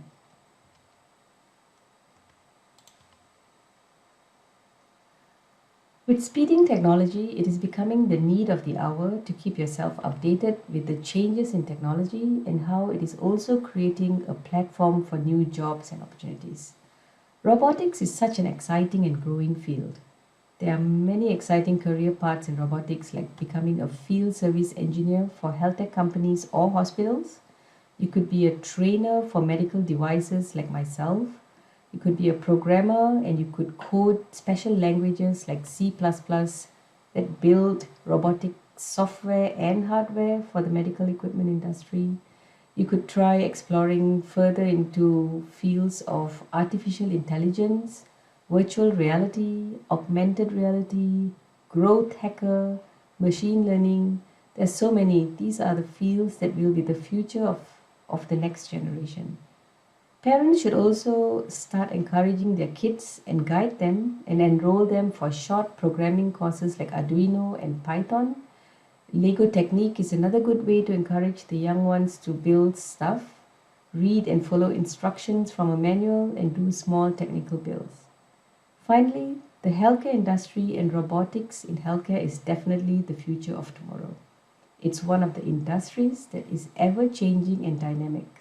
And sad but true, the reality is that we will continue to grow old, the population will fall sick, we get hit by a pandemic like COVID-19 that we are in right now, and we will continue to seek medical attention. Finally, it was a real pleasure for me to be part of this webinar, and my colleagues and I would like to wish all of you Happy World Engineering Day! from Germany. Thank you, and sekian, terima kasih to all of you. Thank you for listening. Thank you very much, Ms. Primila, for the wonderful sharing. And we have Ms. Primila, who is in Germany, also with us today online via Zoom. Hello, Ms. Primila. Hi, good morning. Good morning, everyone. Can you hear me? Yes, we can, loud and clear. And it's so nice, finally, Ms. Primila, that we have finally a lady today in this Pocket Talk. I've been, since just now when William was doing the sharing, he was saying like, okay, we need more girl power in this talk. Definitely, we need to include women into our engineering world, right? Yes, definitely. Then perhaps, Ms. Primila, if we can have you sharing your personal experience that, very much engineering is usually seen as a masculine domain, and, usually girls in schools, even embarking into tertiary education, would kind of shy away because it's seen as something usually dominated by the boys. So perhaps you can share in terms of your experience how it is that you started with this and continuing, even going way to Germany and working on something so super amazing with Medtronics. Thank you. Yeah. We are actually in the science fiction kind of world, to be honest. And 20 years ago, when I did my engineering in Tuas Polytech back then, also known as British Malaysian Institute, I think out of the 35 students in my class, there were like three girls only. But actually, I think over time now, I must say that the engineering world is also being dominated by women, because if you ask me, in Germany itself, in robotics assisted engineering, we have sort of recruited our trainers, our field service engineers, and they are 80% women. And the reason is because a lot of girls are now doing engineering, and also we get people who are nurses, who are normally female, who actually continue their education to do a little bit more technical work like what we're doing right now. So training is one, servicing is one, startup specialist is kind of role where a lot of women are getting into this field, robotics, and actually they're all women, and they're going out and learning how to use this robotic system. So I think gone are the days where we think engineering equals to men. Not anymore. If you ask me, there are so many female girls, students, women who are actually getting into this industry as well. So inclusion and diversity, yes, here we come. Yes, that's very nice to know too. And if you could, I have another question on girl power and engineering before we go into robotic assisted surgery.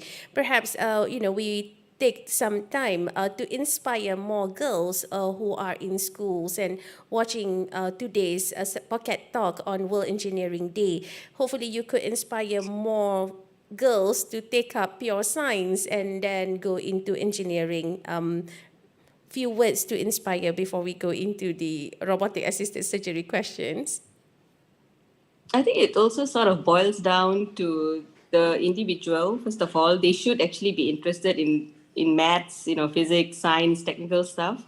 But I think parents should also start encouraging their kids, their daughters, to basically do a lot of Lego technique stuff, just to create that interest in building stuff, feeling and touching and, attaching stuff together, and not just masa and, playing in the kitchen kind of thing. So maybe parents should also play an important role to encourage their daughters for programming courses, like Arduino is one.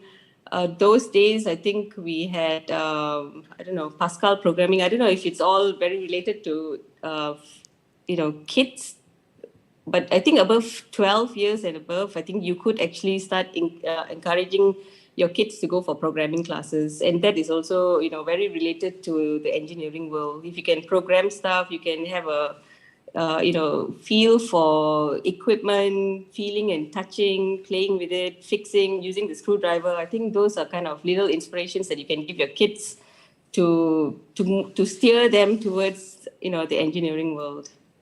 Yeah, okay, thank you very much. Yes, I think so too. Being a mother, being a parent myself too, it is very much our role to expose our kids, regardless of their gender, to all sorts of skills, including the technical skills. And I think in schools now also very much is being promoted that robotics and programming through subjects like reka bentuk teknologi maklumat komputer, and that also will provide exposure for them to try things out.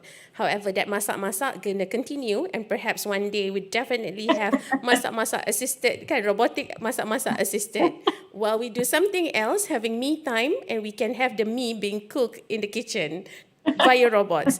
Okay, so Primala, if you can share with us the state of implementation on robotic assisted surgery, how much is it being actually implemented already in the healthcare industry, or is it still something very much in the labs or state of the art, or is it really something gonna take place in the healthcare industry? Okay, so robotics assisted surgery has been there for the last 20 years. But funny enough, it was only one company that was monopolizing this market. It's a company called Intuitive, and they've been doing robotic assisted surgery for the last 20 years. But the market share is really, really small. So up to date, it's probably about maybe 7%. But now, because of COVID and a lot of people need to do a lot of things remotely, so robotic is now picking up. And we actually expect to grow this market from now to 2027 to like US dollars 13 billion or 14 billion. So the market share is very small right now, but it is growing, and it will grow really exponentially in the next 5 to 10 years. There are like about, I think about 10,000 robotic units already around the world. I also did a little bit of survey back in Malaysia with some of my ex-surgeon friends.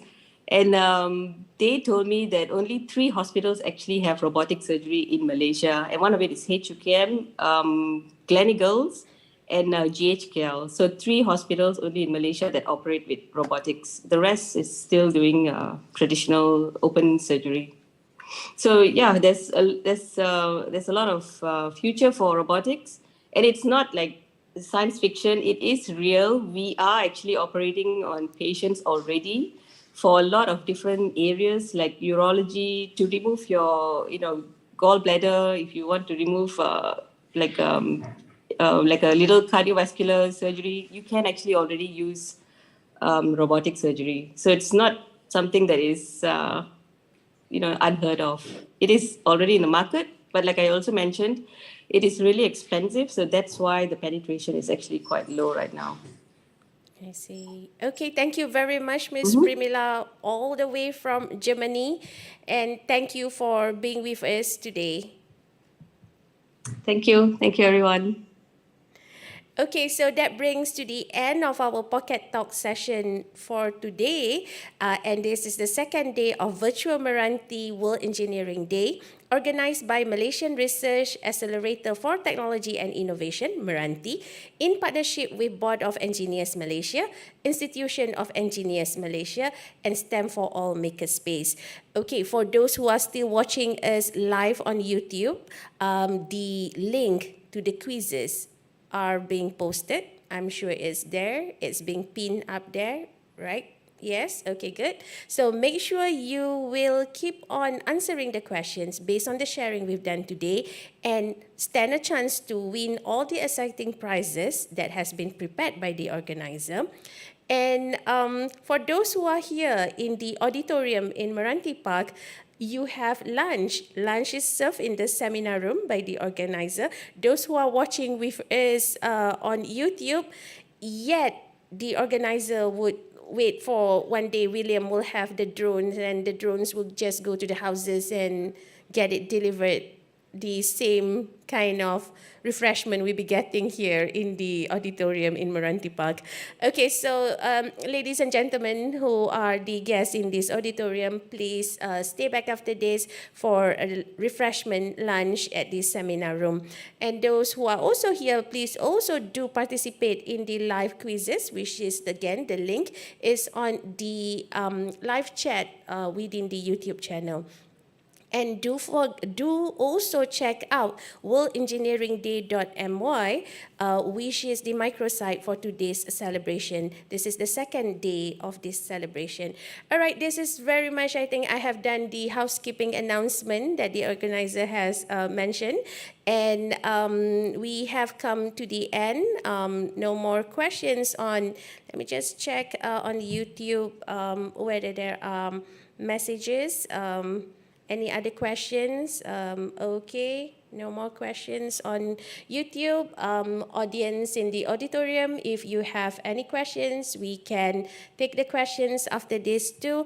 And that brings to the end of this Pocket Talk session. So this is Pocket Talk series on the second day of Virtual MRANTI World Engineering Day, again organized by MRANTI, which is Malaysian Research Accelerator for Technology and Innovation, in partnership with Board of Engineers Malaysia, Institution of Engineers Malaysia, and STEM for All Makerspace. Thank you everyone for joining us. I am Natalia Shamswa, signing off for Pocket Talk. Thank you.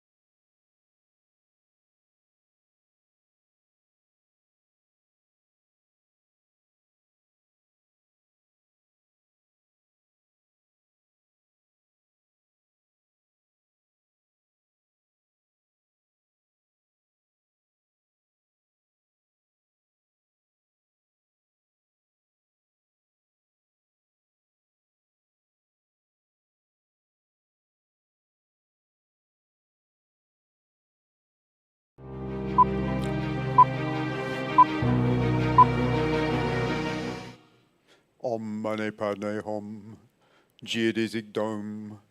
Hello. Good afternoon, everybody.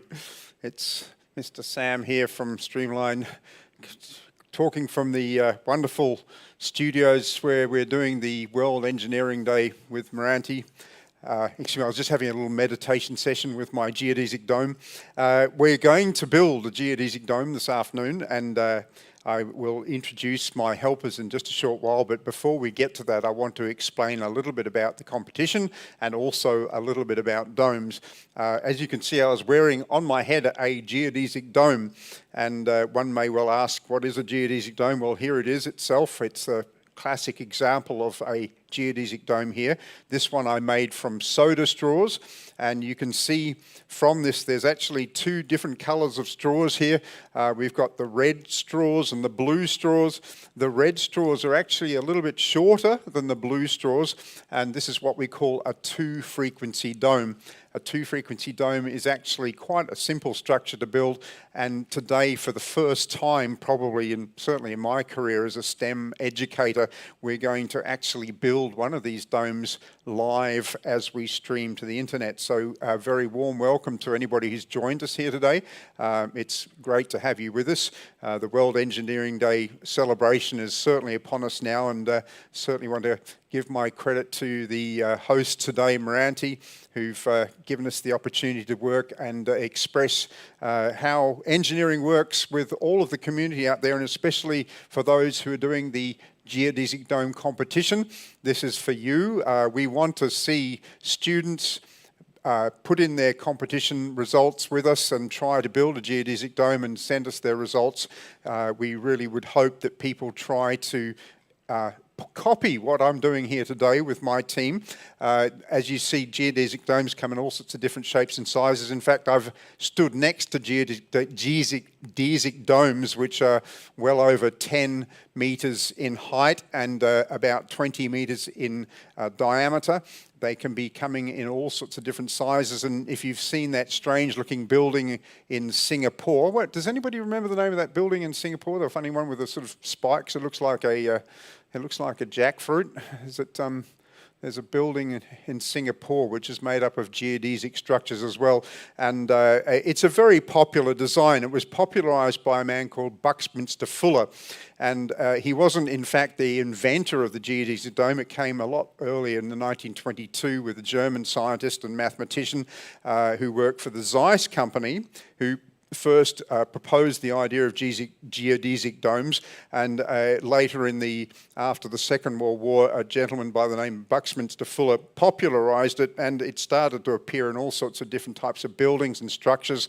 It was first used to build a planetarium, and as you can see, it's essentially what we call a hemispherical shape.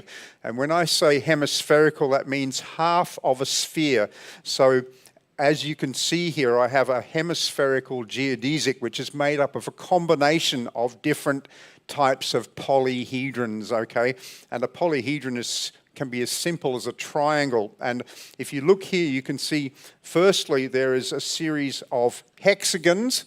And if you look at this shape here, you can see the 6 sides of the hexagon here is 1, 2, 3, 4, 5, 6.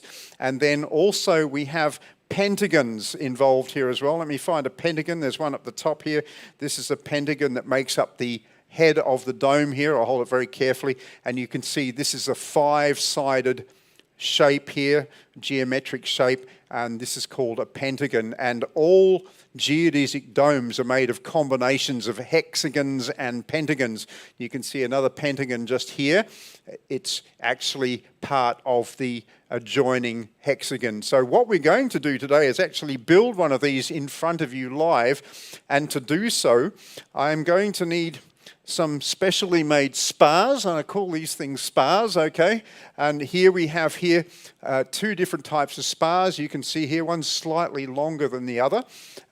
These ones are in fact 79 centimeters long and 70 centimeters long respectively. So it's very important for your 2-frequency dome to have the right spar lengths. And if you are looking to build a geodesic dome yourself, there's actually some really good websites online, and all you have to do is Google dome calculator, and you'll all see these websites coming up which allow you to enter certain specifications which will give you an output on exactly how long your spars will need to be to build a 2-frequency dome or 3-frequency dome, a 4-frequency dome, but we recommend you stick with the 2 and 3-frequency domes to begin with. Today we're building a 2-frequency dome, so all we need is 2 different size of spar. And some of the work we've done in advance, I'll just make sure I put those in the right place again, is we've also built what I call the hubcaps. These are pentagonal and hexagonal hubcaps which go at the intersection of the domes, and you can see I've done something similar here with my model dome here. I'll just bring this back to the center of the stage, and you can see at the center of the hexagons I've got a small cardboard hexagon which holds the center of all these pieces together, and likewise where the pentagonal sections are, I have a pentagonal hubcap on these sections here, and this allows us to adjust the angle. And as you can see on the back here, we've got some double-sided tape, and it allows us to maintain the angle of all of these construction pieces. Now, we've built a few of these pieces in advance here. You can see this is one of the hexagonal structures here, and if I look carefully, you can see it's made of 2 long, I'll just get that the right way around, which is the short, which is the long pieces. I think it's written on it somewhere, but we'll work that out in just a moment. But this is made a combination of 2 long pieces here, that's the ones there, 2 long pieces here, 2 shorter pieces, one on this side and one on this side too, and 2 long pieces at the bottom here. And as you can see, that corresponds to exactly what we have on the dome. And I'm going to show that next to you there. And if you can look carefully, you can see the hexagonal sections there. And I'm just going to point to this one here, has 2 long pieces and 2 long pieces and 2 short pieces on each side here. So this corresponds to this exactly. And what we're going to try and do is to put all of these pieces in place, but to do so first, we'll lay out the circle that we need on the floor, which requires 10 of the longer pieces. And once that circle is laid out, we're going to try and put these pieces in. We're going to use special pins to hold them all together. And then we're going to fortify the structure with the cardboard hubcaps. So it's a bit of a operation. And as I mentioned, I've never actually done this live before. So for me, it's a learning experience as well. But remember, engineering is about learning as you go along. So what we practiced yesterday was a procedure. We laid out some of the pieces, we experimented with some of the pieces, and we've come up with a procedure which we think will work for this particular session. But please be reminded that we haven't done this before, and what engineering is all about is literally learning the procedures as you go. We have an outline of a procedure. If it doesn't work properly, we may have to adjust that procedure to a certain extent, but this is what engineering is about. It's about learning as you go, improving your techniques, and hopefully by the end of about 35, 40 minutes, we'll have a fully constructed dome in this stage here. So what I'm going to do now is introduce my team. We have from all the way from Nilai, which is way, way away. That's a long way away. It's almost like far as Africa is from America. They've traveled by horseback all the way out here. They've left their horses tethered outside. So can I get my team of helpers up here now, please?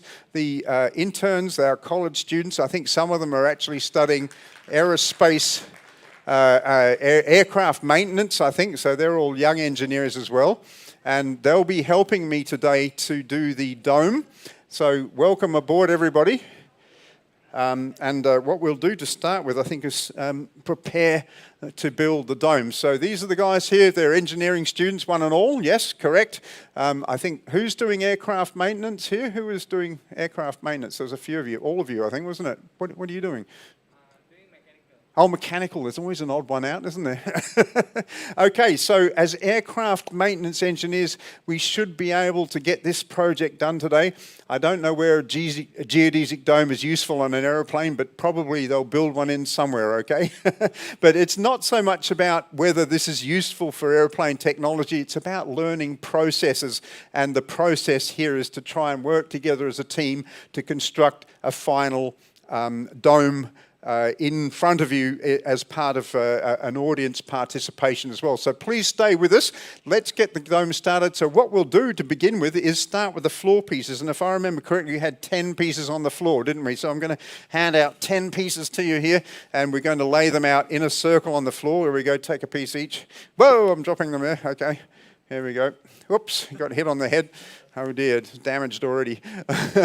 Okay, so let's get these pieces on a floor. I'm going to sort of stand in the middle here, and we'll try to get it in the center of camera, and let's get these 10 pieces. So first you're going to start with one piece facing towards me, work your way around, let's get them on the floor. Make sure those holes are more or less lined up. That's looking pretty good. You remember how we had it yesterday. So we have one blue one starting, 1, 2, 3, 4, 5, 6, 7, 8. Yeah, we maybe need to make it just a little bit bigger, so pull it out a bit. Okay.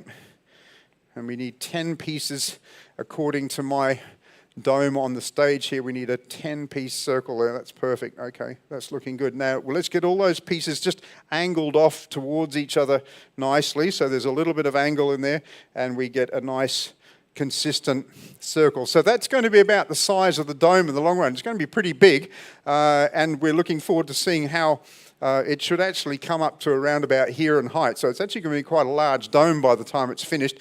So the first thing we're going to do now is we've got our long pieces on the floor, just here, some spare longs, and we've got all of our short pieces here. And I think what we're going to do is decide to put the first elements in place, and what I think would be a good idea is that for every second space we're going to have 2 short pieces. So can you do that one there for me, please? And then we'll leave a space and just triangle them out for me. Just put them on the floor. I think just you can lay them out here. That's right, those 2 there. I need some more, don't I?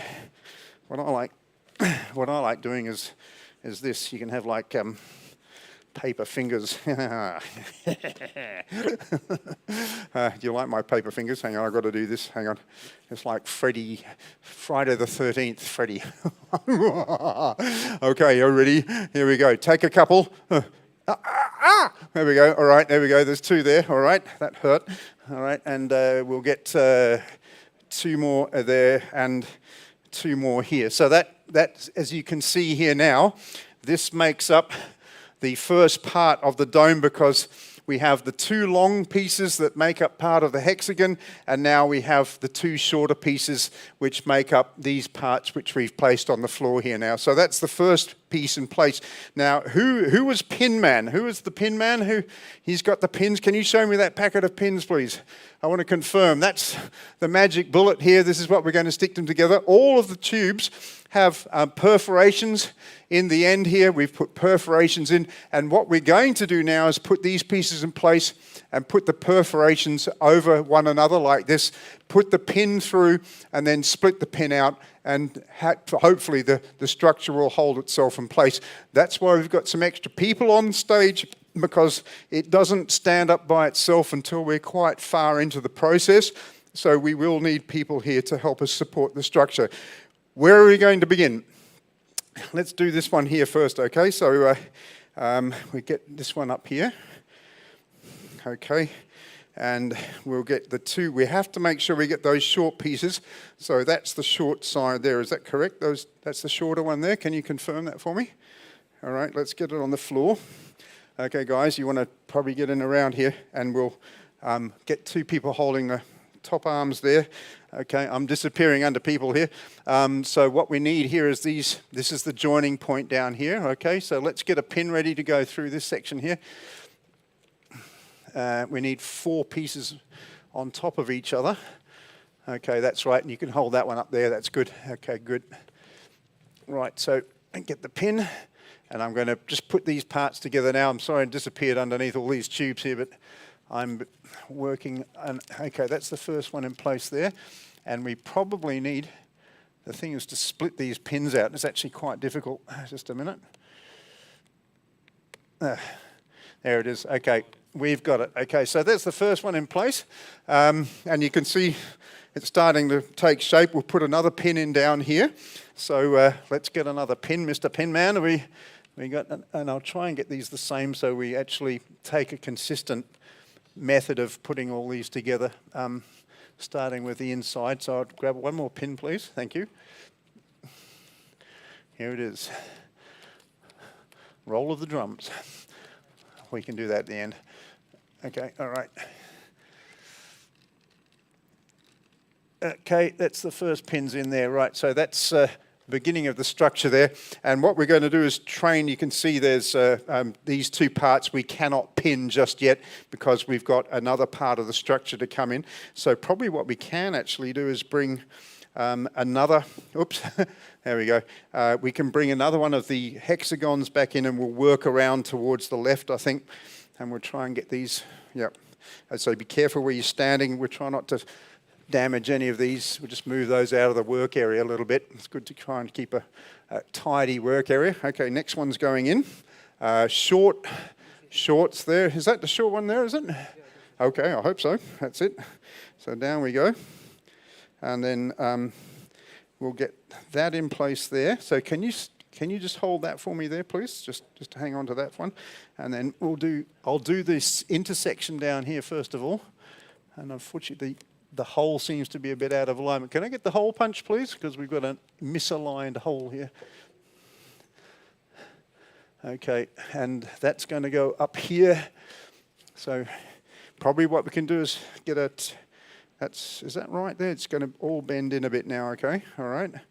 Is that one of the shorter ones there, is it? Like that. Something seems to be a bit funny here. So that's going to come across. Yeah, oops, okay.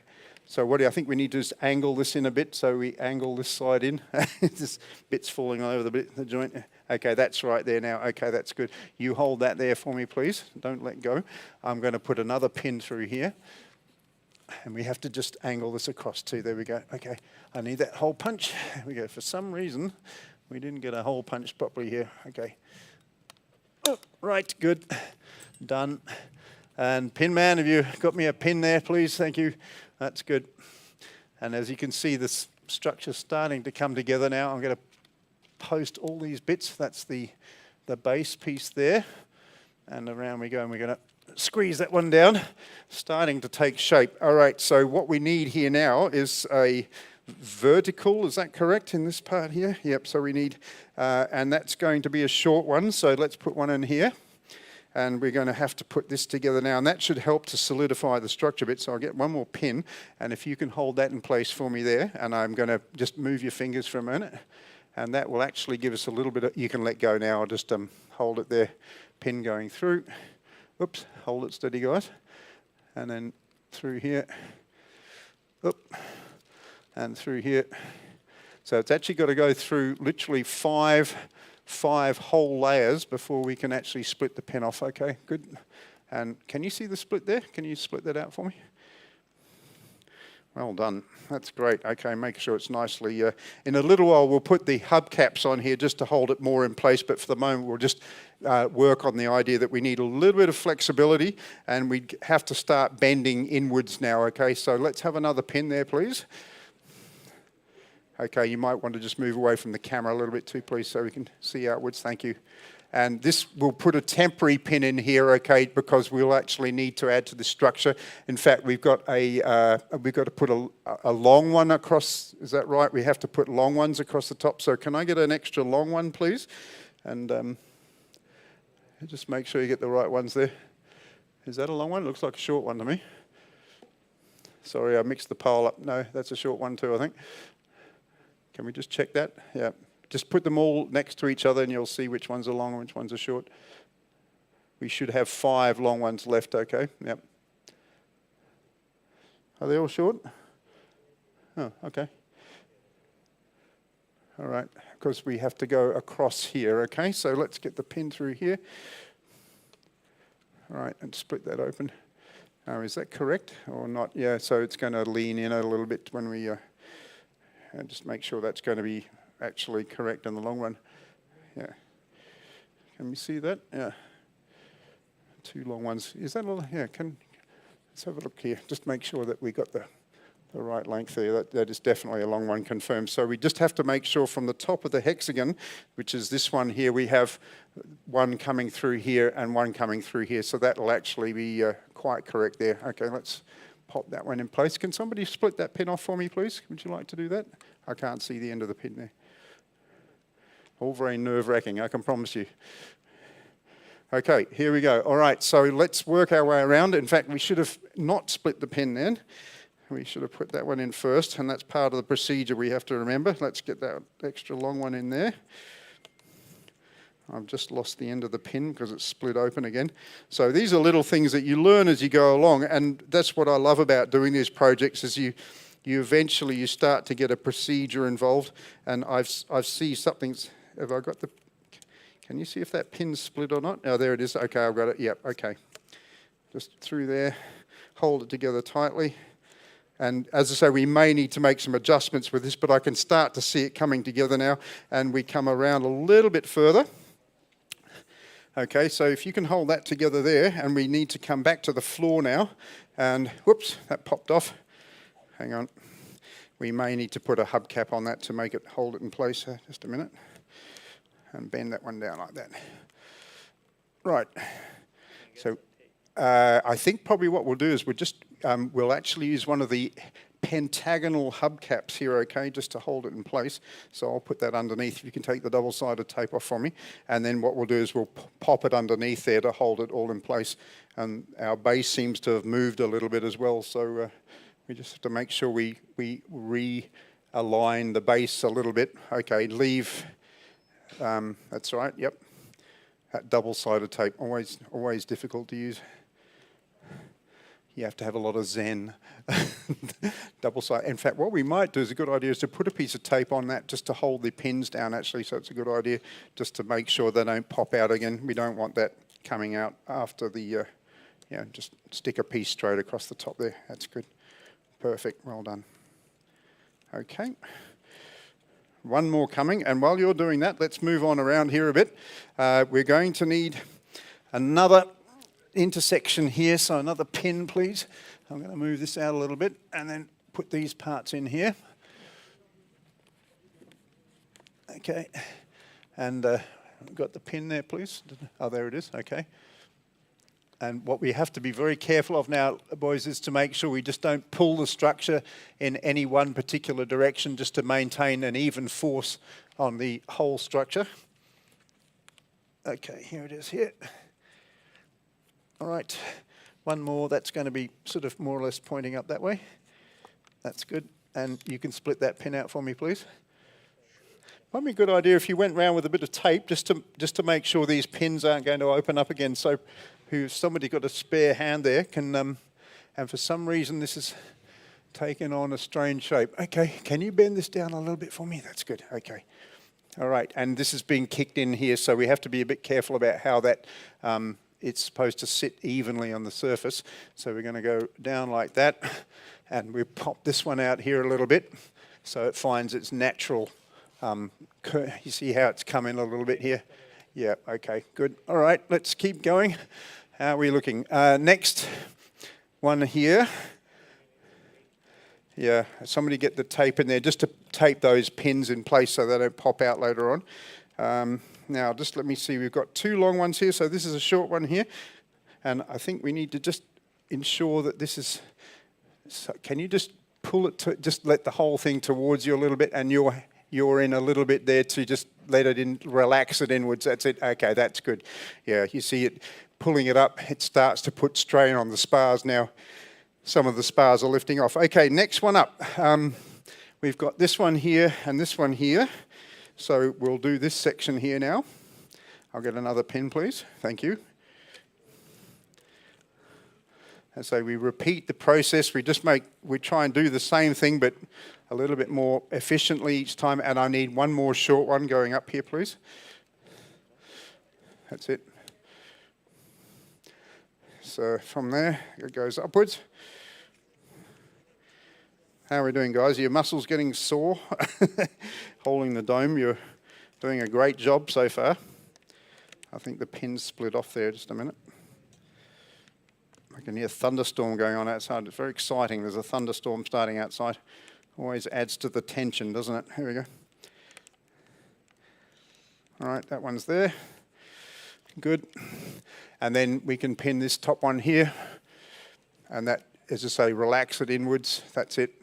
And we should find the structure is starting to stand up by itself now. So we are getting to the point now where things, and you can see the hole didn't go through the right place. So when oh, there we go. We got it. Okay. That's it. And the main thing with this is that we had to be quite precise with the way that we produced these spars and also did the holes in them as well. So it was a bit of a process to make sure we got everything repetitively done and looking the same as far as the dimensions are concerned. Okay, on we go, around we go. We're starting to see this falling into place now. Just relax it inwards a little bit. That's right. Yep, that's it. Okay, I think it's starting to show its form now. Once again, we're going to need more pins down here. I thought you fell over for a minute there. We lost one already. Okay, that's fine. That's about right there. Can we get another hexagon, please? Oh, there's snuck up behind me. He's a stealth hexagon man. There we go. All right, here we go. So we put this one in here.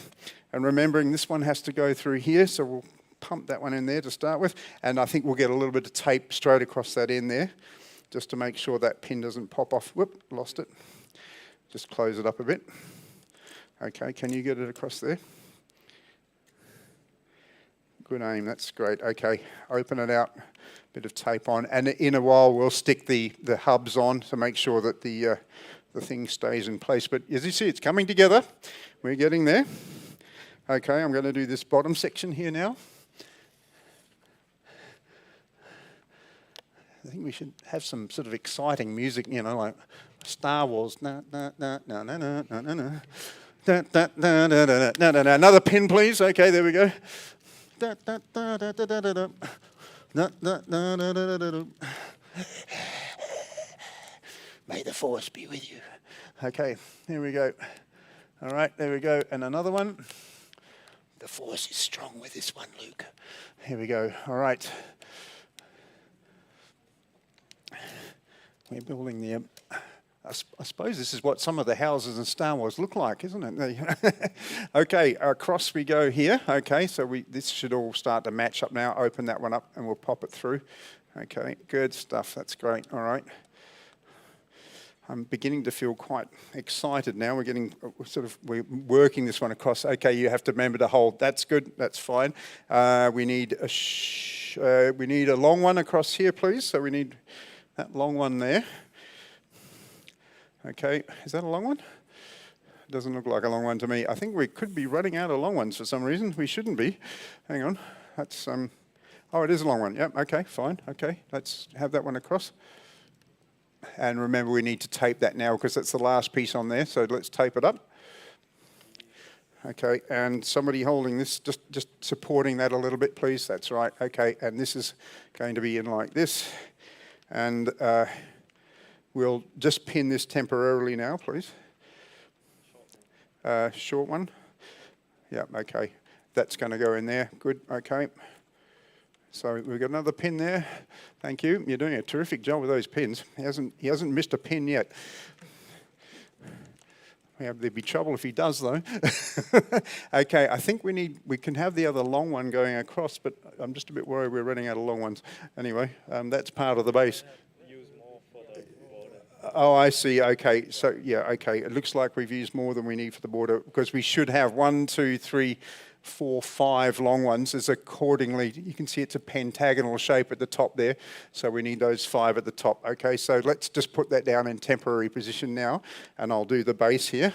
Pin man, present your pin. Thank you. Right. Okay, here it is.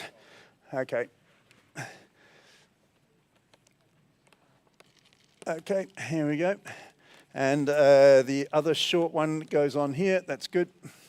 And once again now, gentlemen, we have to make sure that we just try to see how the structure is forming itself into its natural shape and not try to work against that shape now. Can you see how it will settle down on the floor in its natural form, but you can see part of it's lifting off here, so we need to just be a little bit careful about how that all's, there it is, and you'll see this one comes around here, and this one comes around here, so it's starting to form a natural pattern, and it almost is the point where it's self-supporting now, so that's really exciting, and we're getting to that critical stage now, thank you, of having the structure being self-supporting. And that's one of the amazing things about geodesic domes, is that they are actually, do we need another short one there, please? Yep. I'll just get the pins through this one, I've got that, yep. Yep, I've just dropped the pin. All right, here we go. Another short one. Okay, I'll split that open. And a bit of tape across there, thank you very much, just to hold that in place. 30 minutes left. Oh, well, we've got plenty of time. We're going like a train here. It's absolutely fantastic. I think we're really doing well. We should get this done probably within the next 15 minutes or so, I'd say. Well within the time limits. Okay, next up, let's just rework this floor here. I want to make sure that we've got the floor in the right position now. So we need those 10 pieces. That's going to be a bit like that. Can somebody count the floor pieces for me? So if 1, 2, 3, 4, 5, 6, 7, 8, 9, 10. Okay, that's good. Is it a short one? Okay, I think we're good for the floor. So we know now this is the actual dimensions of the floor. And can somebody just look at which ones are short, which ones are long? We get them in separate piles now so we don't get confused. I'm going to put another one through here. And here we go around this way. Starting to look like a dome. All right. And that one goes through there. That one goes through there and split it open. All right, that's good. A little bit of tape on that would be good. I think we should just bring the hexagon because yeah. That's okay. Is that all right? Yeah, sorry. Oh, we need another hexagon. You're exactly right. Thank you for noticing that. We're going to give this guy a medal. We had to put a hexagon in here, and we've just made our first mistake of the day. So sorry, viewers, to disappoint you. We need another hexagon in there, please. Thank you very much. And here is the hexagon. Well done. So well noticed. And that's the good thing about teamwork, is that I used to be a captain of a boat, many boats actually, and one of the things I always used to do was to ask my crew to pitch in as well, and sometimes your people that you're working with will see things that you don't, and I think it's a really important part about managing any project is that you confer with your crew because they can see things that you might not notice, and that was exactly the case then, is that we had a little bit of an error there. And one of the crew members noticed what was going on, and I'm very grateful for the fact that he mentioned that, and we managed to save ourselves an embarrassing problem. Okay, we're really nearly there now, actually. I'm just going to come outside here to face the camera a little bit. In fact, you guys can more or less see how it's all coming together. And remember, we need to relax that down a little bit like that. Makes the distances a little bit easier to get. Okay, that's good. Okay. How's it looking, audience? Yep. Don't clap yet. No. You can only do that at the end. That's like that's bad luck. Okay. Here we go. You can only clap at the end. In fact, you can stand up and clap at the end if you want. You got that there, guys? You see, you're probably trying to hold it to a little bit. There we go. That's good. Okay, good. And remember, we've got to get a long one across here, so there's a lot more to go on there. Okay, see how you go with that one. How are you doing over there? You've had a long, slow job over there, haven't you? Very little thanks. Thanks, no, oh, sorry. Don't let go. All right, starting to look good. Okay, now we just got to make sure we don't try not to distort the base of the dome. You see it's starting to kick out, and so let me do the adjustment. Just pull it out a little bit, and that one in a bit. That's right. Okay, that's it. It finds its own length. Okay, so here we go. Here we are in business now, and we need another. Actually, we probably should do. We'll just pop that one in temporarily at the top. We notice that we can open the pins out again, which is quite easy. I was a little bit worried about that and how easy these were to... Oh, you want to put that one? That's a short one, is it? Okay, let me just pop this one in quickly, and I'll just... because we actually need another long one at the top here and another short one going down. So would you like to hand me a short one? This will be a long one across here, and then there'll be a short one coming down, so we'll actually get those all in there now, okay? There we go. And that's a long one, is that correct? That's the long one, is it? Right, okay, good. And the short one, actually we'll put the short one in first, and the long one facing down. Okay, facing across. Okay, good. And split that pin out. And I think we've only got like literally 2 sections to do now, so the end is in sight, folks. If you're going to sleep right now, please wake up, because we need you on the job. That one comes down a little bit like that.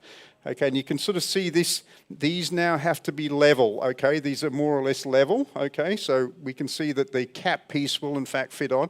Are we ready? I'll come down here, and we'll do the base. And just relax that into me, please. Yeah, that's good. Okay, and Mr. Pinman, there he is. He's got another pin. He's doing really well. How are we doing for pins? Have we got enough? I hope we have. This one's a little bit difficult to put in, this one. Hang on, I'm just not getting the alignment there. Hang on, just one moment. Whoops, I felt something fall on me then. Are we having trouble? Okay, we're good. And we need one more short one going up. That's it. Okay, and you can open that one out. Very good. Okay, good. Excellent. Bit of tape on that. And I'm just going to get up very carefully. The other day, I got up too quickly and busted the dome. Okay, so what we're going to do now is to put these final sections in here. Across we go. And that one sort of relaxes in like this. And let's just make sure we got the base the right length. Yep. And we may want to sort of just have those who are not necessary inside. I think after this one it should stand up by itself. Okay, so we need another. We need another short one in here, please. Okay, pop that down here. And, yep. Okay. That one comes down here, doesn't it? Yeah, okay. All right, pin.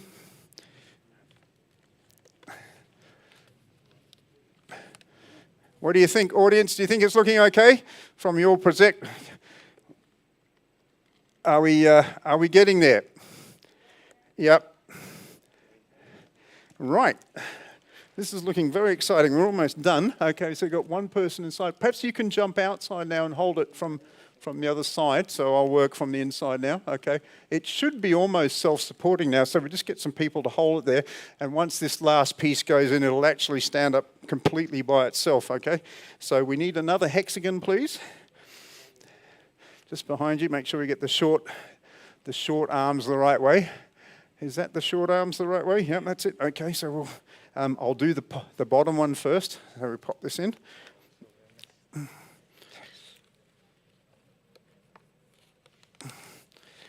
Okay, that's almost there now. Okay, and this one we'll have to pop that open again and pop this one through. Can you just line that up a bit? There we go. Have we got it there? There we go. Right, done. Wow, okay.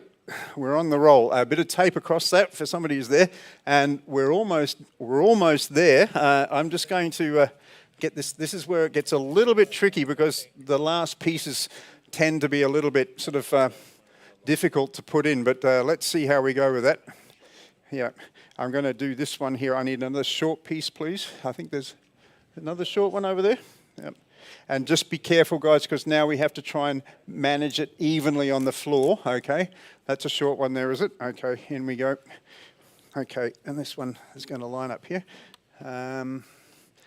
Okay, pin, please, thank you. Okay, and we'll just put that through there.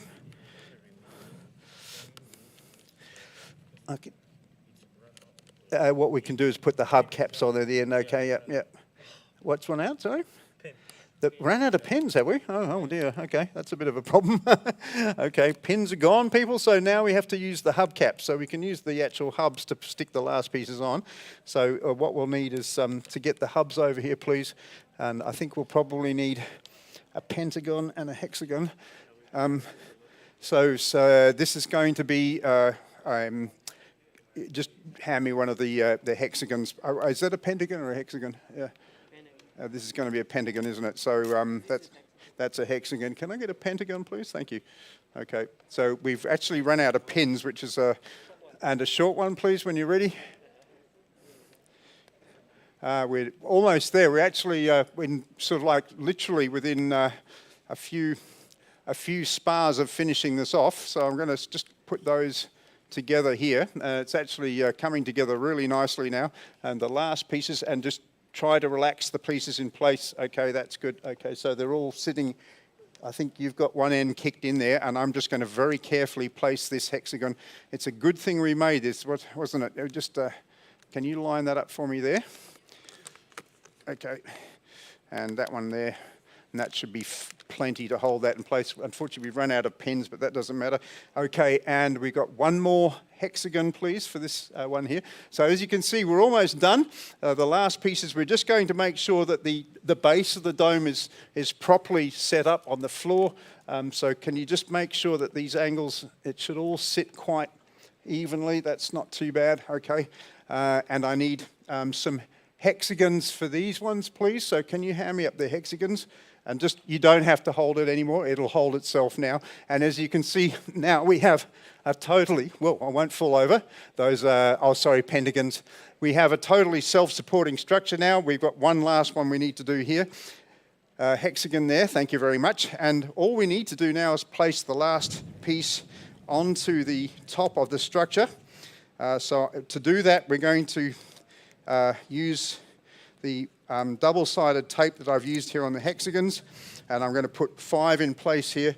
There's just a little bit of lack of support, but actually one of the beautiful parts about geodesic domes is once they are all, the spars are in place, it's a totally self-supporting structure. Okay, let's just get in behind there with that one. I don't think it's lined up. Isn't it? Yeah, okay. That's pretty good. That's good. Oh, hang on. Sorry, this goes this way. Sorry. Got it around the wrong way. Okay. Can you see that now? Hang on. It goes that way, doesn't it? Hang on. I just got to get that completely correct, because if it isn't around the right way, we're going to have a problem later on. 1, 2. That's going to be a hexagon or a pentagon? That's right. It's the flat part across the top. I'm just having a look at this one here. So it's 1, 2, 3, 4, 5, 6. I'll need a hexagon for this one. Yep, sorry. So we're working this out as we like. Another little mistake there. I've just realised that one of these intersections will be a hexagon and the other one will be a pentagon. So just hold that structure in place, please, gentlemen.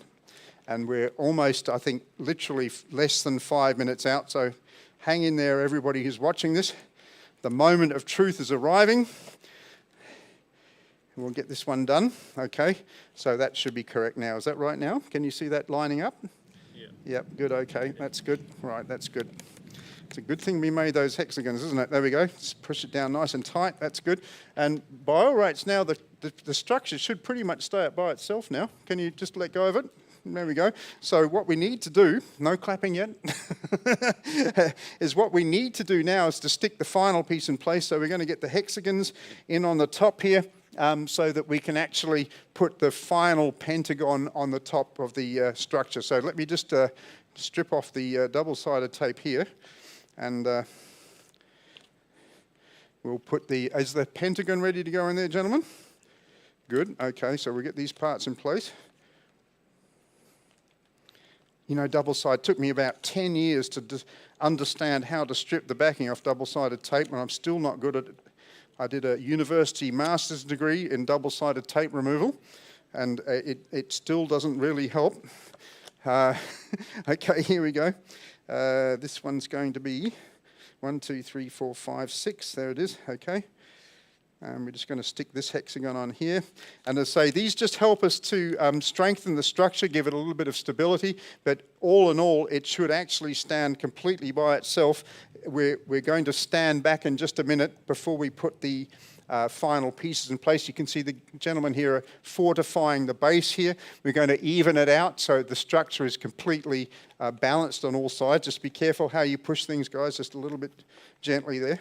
And what I should see is essentially a fairly flat structure here, which is going to take up the final pentagonal spars on the top here. So I need one more hexagon for this side. Here it is here. No, that's a pentagon, sorry. Have we got another hexagon there? Is that a hexagon? Good, okay. I'm going to just tidy up the workspace here because we don't want a messy looking geodesic as we've finished. So if I can hand those out to you there. And those ones there, okay. And then we get the final hexagon in place. There's some spare pentagons there, just put them over there. All right, this is it. The moment has arrived. He needs a degree as well. You haven't done your master's, your doctorate. You need a doctorate in double-sided tape removal. It's one of the most difficult things you'll ever learn. You've got it's all in the fingernails. He's shaking it. Hurry up, the audience is going to sleep. There we go. Oh, yes, good. Give him a round of applause, ladies and gentlemen. That was a beautiful job. There we go. Okay, so the final one's going in place here. There we go. We'll just get this one to fit in there. Okay, I'm just going to push that in place there. And what we need to do now is to put the final piece into the dome structure now. I'm just going to bend these down a little bit to make it a little bit easier for us. And what we need to do is just to make sure the base is more or less evenly placed. So I'm just going to work around the floor a little bit to make sure that these parts of the base and the whole thing sitting evenly on the floor. As you can see now, the structure is pretty much self-supporting, and by the time we get the pentagon in the top, can we have the part over the top, please? Okay, so let's line it up. Can we have 5 of you just bringing the spars down? Okay, I'm going to sort of disappear inside it here. Okay, here it is. And just lay it over the top, a little bit over the top there. You can actually overlap so that's, okay, all right. Okay. We got that one in that side. That's perfect. Right. Ladies and gentlemen, I give you the geodesic dome. Guys, let me out. You can't go now. What am I going to do? I'm stuck in my geodesic dome. Anyway, thank you very much, everybody. As you can see, the dome turned out pretty well at the end of the day, but it's actually a very, very solid structure. I wouldn't suggest sitting on it. Oh, there's a pin that popped out there. Just let me fix that quickly.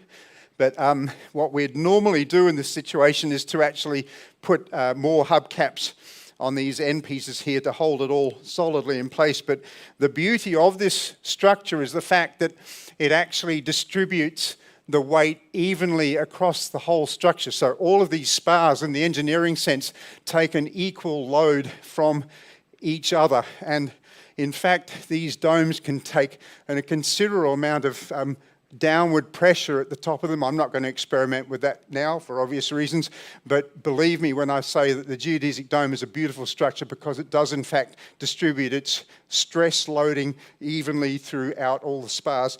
And as you can see, the 2-frequency dome here, it's a very nicely done. I'd like to big thank you to my interns from Nilai. they can get back on their horses and go home now.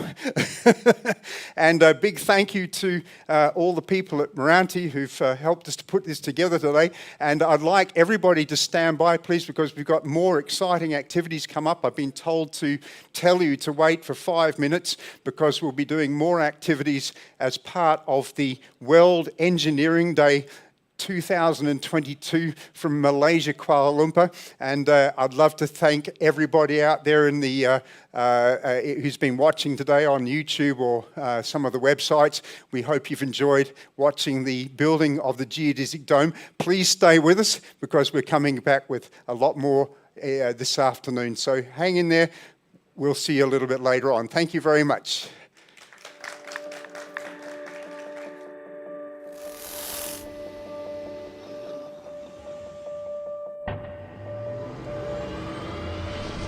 Ideas. They're more than just ideas. They are a testament to originality and resourcefulness. Malaysia has shown, time and again, how ideas transition into greatness. So, what if all ideas had a shot at standing tall among the best? Great ideas aren't always perfect. Disruptive ideas rock the status quo. Big ideas are often belittled. Creative ideas are often scorned. But no matter where ideas come from, whether labs, classrooms, or mountaintops, or even our struggles and motivations, these inspired visions deserve everything it takes to accelerate change with the new return on ideas. Because every masterpiece has to start somewhere and needs room to grow. So now is the time for the seeds of ideas to mature and strengthen and highlight the value of Malaysian ingenuity as we reach for new heights together as a nation and forge the return on ideas. To all fellow innovators and game changers, we are here for you. Ideas to impact. MRANTI.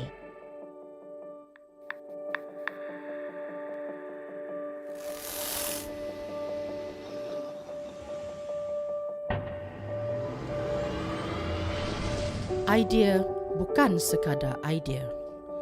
Idea adalah bukti daya cipta dan kebijaksanaan. Malaysia telah menunjukkan kepada dunia bagaimana idea diperkasakan demi pencapaian gemilang. Maka, bayangkan jika setiap idea dapat dibangunkan dengan peluang yang sama. Idea hebat mungkin tak sempurna. Idea yang disruptif menggegarkan status quo. Idea yang teragung sering diperkecilkan. Idea kreatif kerap dipersendakan. Namun, idea tetap wujud di mana-mana, sama ada di makmal, bilik darjah ataupun puncak gunung tertinggi. Visi yang menginspirasikan harus direalisasikan bagi memacu perubahan melalui return on ideas. Kerana setiap karya pasti ada permulaannya. Masanya sudah tiba untuk setiap benih idea bercambah dan tumbuh dan menyerlahkan nilai kebolehan rakyat Malaysia demi menempa return on ideas untuk para inovator dan pengubah dunia. Kami persembahkan dari idea ke impact. MRANTI.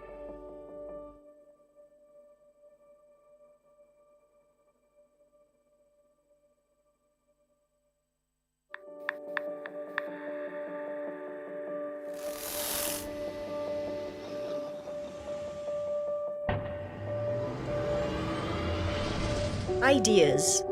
They're more than just ideas. They are a testament to originality and resourcefulness. Malaysia has shown, time and again, how ideas transition into greatness.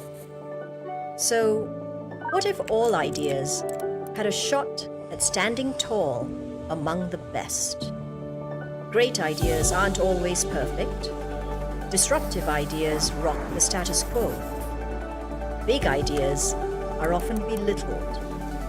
Creative ideas are often scorned.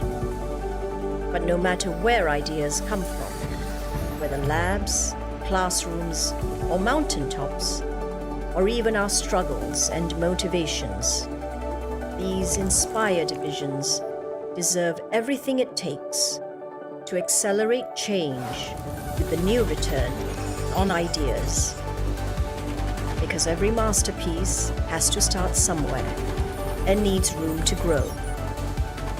So now is the time for the seeds of ideas to mature and strengthen and highlight the value of Malaysian ingenuity as we reach for new heights together as a nation and forge the return on ideas. To all fellow innovators and game changers, we are here for you. Ideas to impact. MRANTI.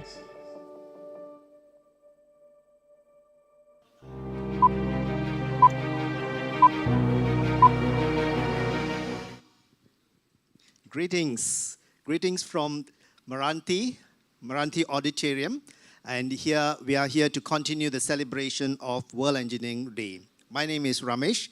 I'm from STEM for All Makerspace, and with Encik Norzaini. Yes, I'm Norzaini. Yes, so Encik Norzaini is very much involved in the setting up of the MRANTI Makers Lab.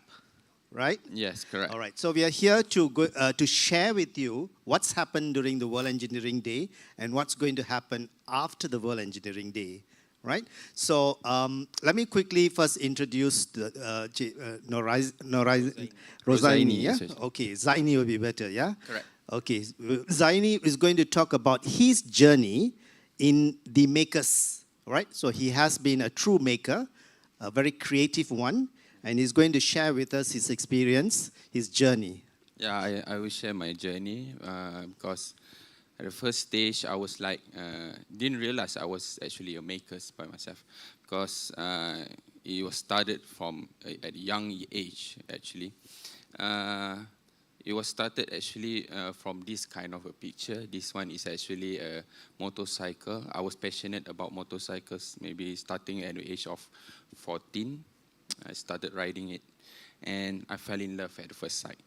So it's actually, I've been making this motorcycle. It's actually like a customizing motorcycles, actually. So I've been making part by part all of it by myself.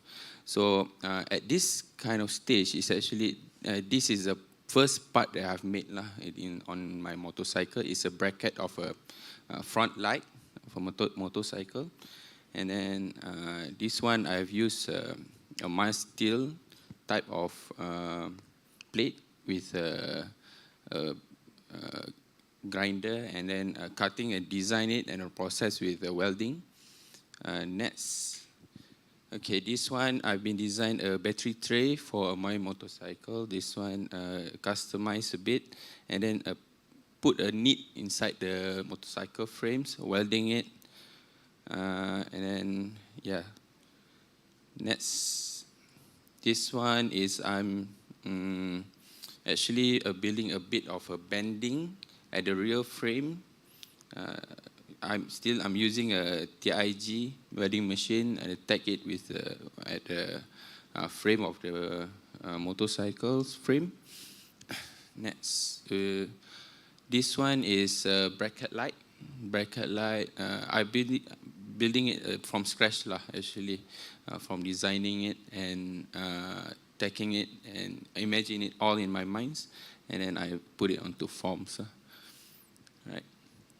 So this one is involvement of fiberglass seating. I've been using a fiberglass, and then shape it with also a cutting and a grinder, and then shaping it with the frame, with a foam, creating a new shape of leather seats. Yep. So this is another process for electricals. I've been doing a tachometer, rear light, brake light, and then the front lights all by myself. So I believe, yeah. So the final product, like this one. So actually, I've been building an old motorcycles from scratch. It's a custom made all by myself. It was actually a 1998 CB400. Actually, I redesigned it, remodeled it, and then try to look at, how to say, the best of its times lah. Yeah. It indeed looks the best, and it is still. Yeah, Yeah. I must say, it looks so fabulous from the time from scratch you started up, and yeah, this is very much the spirit of makers that we are looking for. Yes, I agree with you.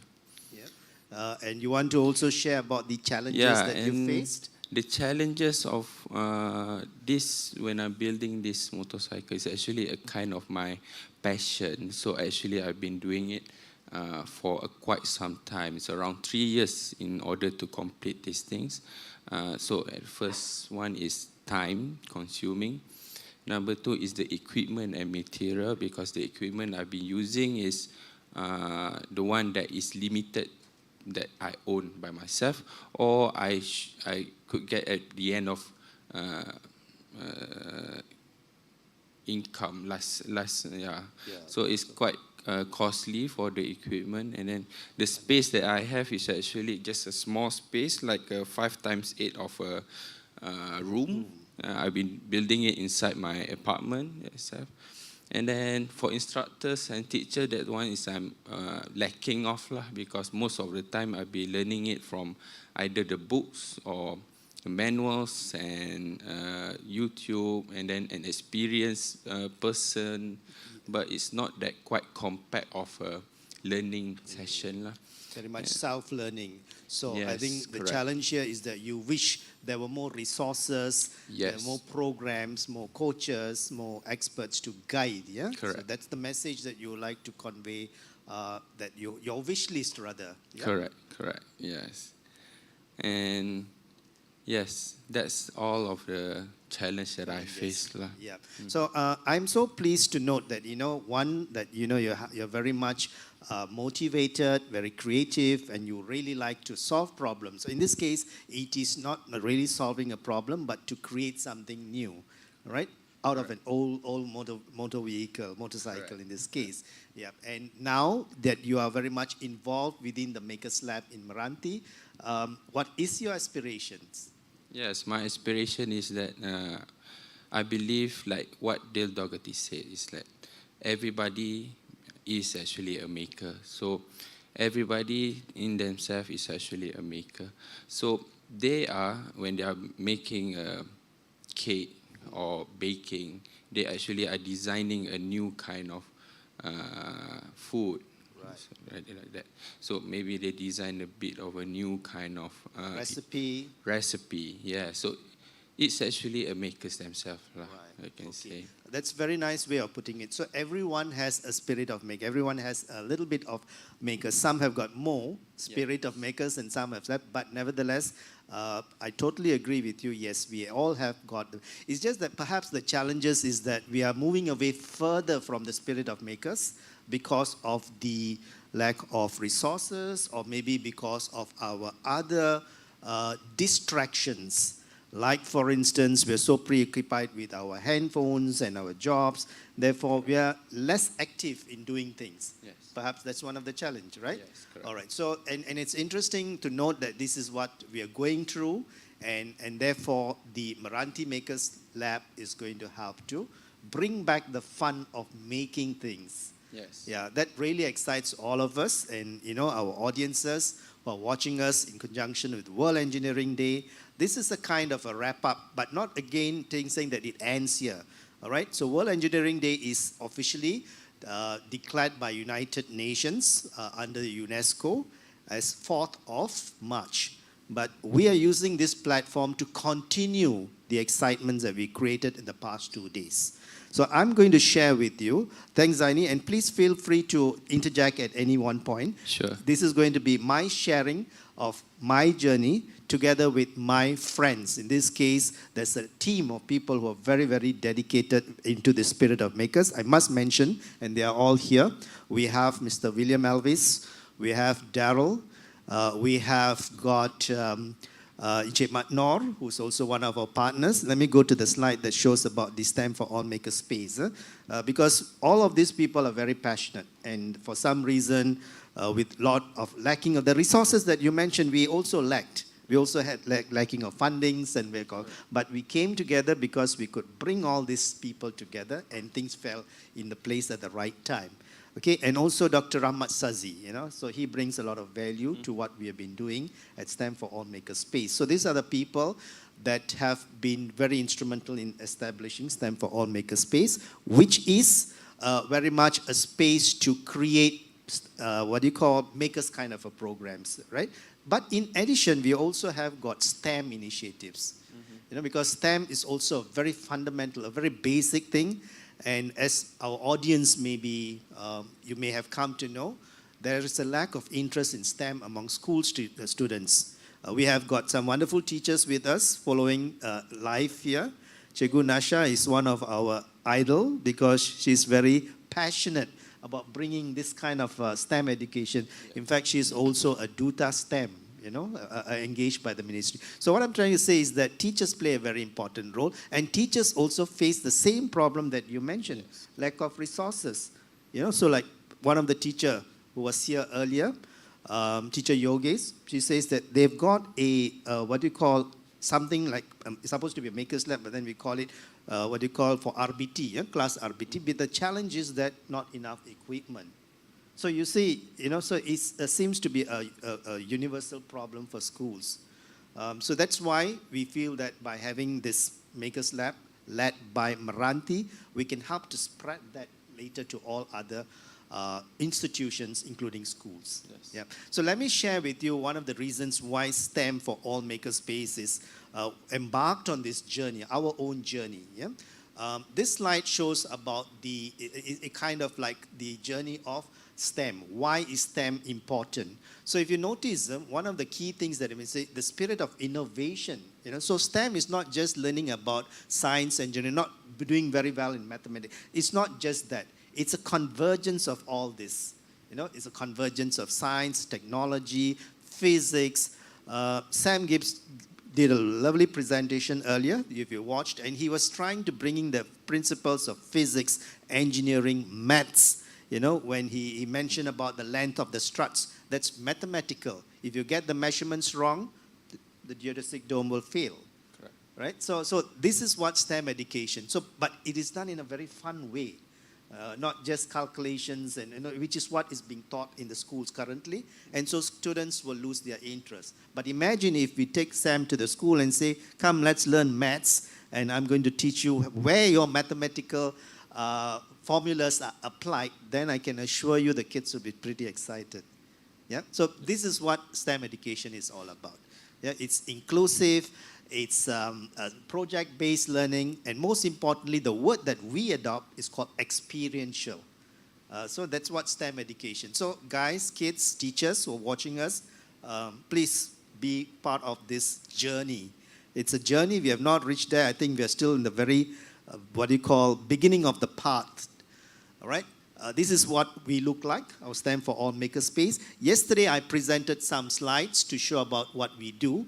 More to encourage the spirit of makers. Today I'm going to talk more about STEM because I believe our audience today are very much school teachers, students. We've invited many of them, and we'll be sharing what we have recorded today with our communities.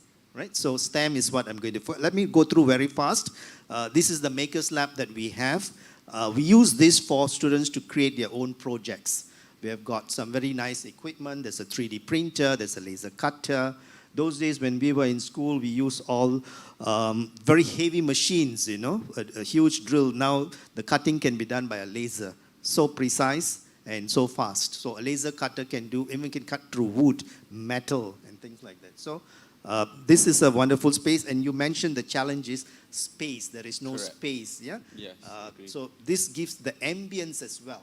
when a teacher walks into it, says, wow, this is what we like. This is what we hope our RBT room looks like. Yes. Yeah? So very much relates to the challenge that we face. And this is Mr. S.D. Liu. He does wonderful programs for kids, on the electronics, on soldering. And here we have some of the celebrations that we do. So this is like a climax, Minggu Science Negara. Since 2018, we have been doing it as part of Ministry of Science, Technology and Innovations Initiative. It's an annual thing. So they pass some of the work for us to do, and we are very happily doing that. So for the past 4 years, we have been doing Minggu Science. So it's a climax. Of course, in the good old days before the lockdown, physically we can see their ideas coming to be exhibited, and students to get recognition, and a lot of your fellow makers, who are coming up with their own innovation, will be converging at this Minggu Science Negara, right? But now, because of the lockdown, so we have been doing it online. World Engineering Day, as I mentioned previously, first we did it at our makerspace in 2020. This was just before the lockdown, so you can see physically there's a lot of activities. And many of these things, we had a marble run done with PVC pipes. And that was all made possible because we had a small little maker's lab. And so you're very right to say the resources, the equipment, that's what is lacking. And because we had that, we could do this kind of a thing. Right. So I'm sharing this because this is the path, I think, to achieve greater things, And with MRANTI's Maker's Lab taking shape, I can tell you that this is going to be a fantastic achievement for all of us, yeah? Yeah, I agree with you, Mr. Ramesh, because I myself is actually a project maker. So we actually at MRANTI, we are currently renovating a room, a space for a maker's lab. So we are really inviting all the communities, the makers community, all coming together and enjoy what our facilities has to offer. Excellent. So we will be very pleased to be part of that engagement with the communities. Yeah, I'll run through quickly. So this is what you call STEM activities that we've been doing. So it's very pictorial, so I don't have to explain. You can see, but the most important, you see, they're all having fun. They're doing something, making something, they're learning something, and this is what we call experiential learning relating to STEM. So this is a rocket stomper. These facilitators, they're actually young university students. They come, they teach how to make a rocket, and you stomp on it, and it launches. And it goes very fast. So the students are so amazed, wow, with just paper, and you roll it up into a rocket, and you can launch it into like 30, 40 feet high up. So amazing. Why? Because the science behind it. And here we have something to do with, this is supported by Gamuda. Gamuda Engineering was very keen to support engineering base. So, in fact, last year, during the World Engineering Day, also they did something at our center. Renewable energy, so you name it. Why? Because we have got such partners, those who can do coding, those who can do robotics. So these are the people who we rely, and so they can teach students to do all this. All right, and this is Teacher Lai, who's also quite actively involved. So she's a retired teacher, but very passionate in teaching. So she comes and helps us out, in teaching using the, what you call 360 goggle. Okay? Here we have Sam showing his rocket car. Yeah. So this was done recently. So I'm sharing this because I want to keep our audience excited. I want to tell them that this is what we are going to continue to do. Okay, this is not telling that this is past. No, this is also future. It's coming, and better and more programs. Right? Here, of course, we have William and Daryl. Their expertise, they've got multiple expertise besides doing live streaming and managing all the machines. They fly drone, and Daryl is also a very good maker. Right? So we rely on them to conduct such programs on drones. And so moving forward, we are very pleased to be collaborating with the MRANTI Makers Lab. And I just want to share some of the things that is in the pipeline. We are in the midst of getting more STEM partners to come to conduct programs here at the MRANTI Makers Lab. As Zaini said, you'll be hopefully in the coming months, it should be ready. But in the interim period, we have already set up our pop-up Makers Lab. So As Puan Natalia was mentioning earlier, this is ongoing till today, and we have a few activities that is being conducted there, right? So this is how the pop-up makerspace looks like, and we'll be conducting more programs. Okay, we just saw Sam conducting this program. He did a geodesic dome live in 1 hour. So we can teach these skills to kids, to school teachers. It can be even more complex ones, yeah? So name it, and Sam will be able to do it, right? These are some of the projects. I'll just skip through all this. I just want to show you that these are all exciting programs, and this will all be made available at MRANTI's Makers Lab, okay? Even 3D design for kids. It's not only for university students, So we have got some. We work very closely with a lecturer from UTM. His name is Shukri, and he has been doing this for kids, teaching them how to use programs to create 3D design, and then they can see it being printed. So within half a day, they can design. And also, as you mentioned in your motorcycle, you had to scout for these parts. You had to use metal parts. Yeah, I have to use actually a 3D software actually. Oh yeah, SolidWorks, yeah. just to make a part of for the motorcycles. See, so the kind of lacking that is actually the 3D printers or making the prototype. That's right. a problem. So now it's made available, Yes. So kids will be, and they I can agree start with off with simpler projects, their own craft. Like I mentioned, SDLU has got something called magnetic levitation. So they can use a 3D printer to print certain parts and then make it into a sculpture, a technology, marrying technology and craft. So all these are possible because these are the programs that we will be conducting at the Makerspace, as I mentioned, so we have got things to do with LED blinkers, 3D design and printing, and this is done by one of our partners in Chimat Nor, and build a drone. Okay, this is a fixed wing drone. We have seen the quad drones which has got propellers. I mean, it's got a fan-like propeller. This is a fixed wing. So it works like a glider. And this too is a workshop, can be done within a day. And so within a day they can actually see the plane flying and remote control the plane. So I think this is a very exciting, experience that we can offer the kids. Yeah. All right, I'm coming to the end to show that these are the kinds of programs that we'll be rolling out in collaboration with the MRANTI Makers Lab. And to thank all of you for joining. We can see the excitement in the kids that came to our center. And a similar thing can also be done here at the Makers Lab, MRANTI's Makers Lab.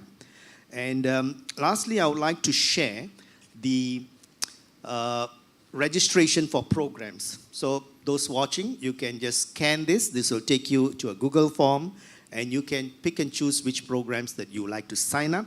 The details are not ready yet.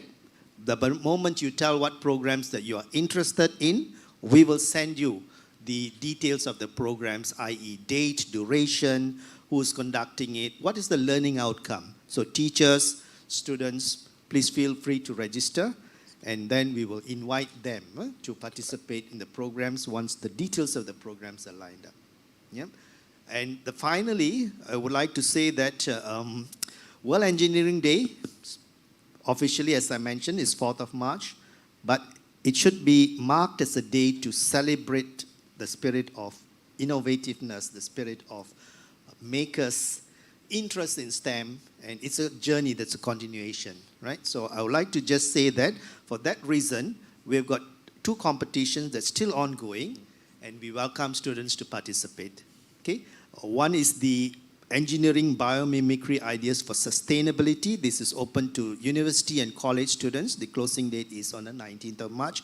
Very attractive prizes, cash prize of up to 3,000, together with programs, that they can come and sign up. So it's something that we're looking forward for the university and college students to participate.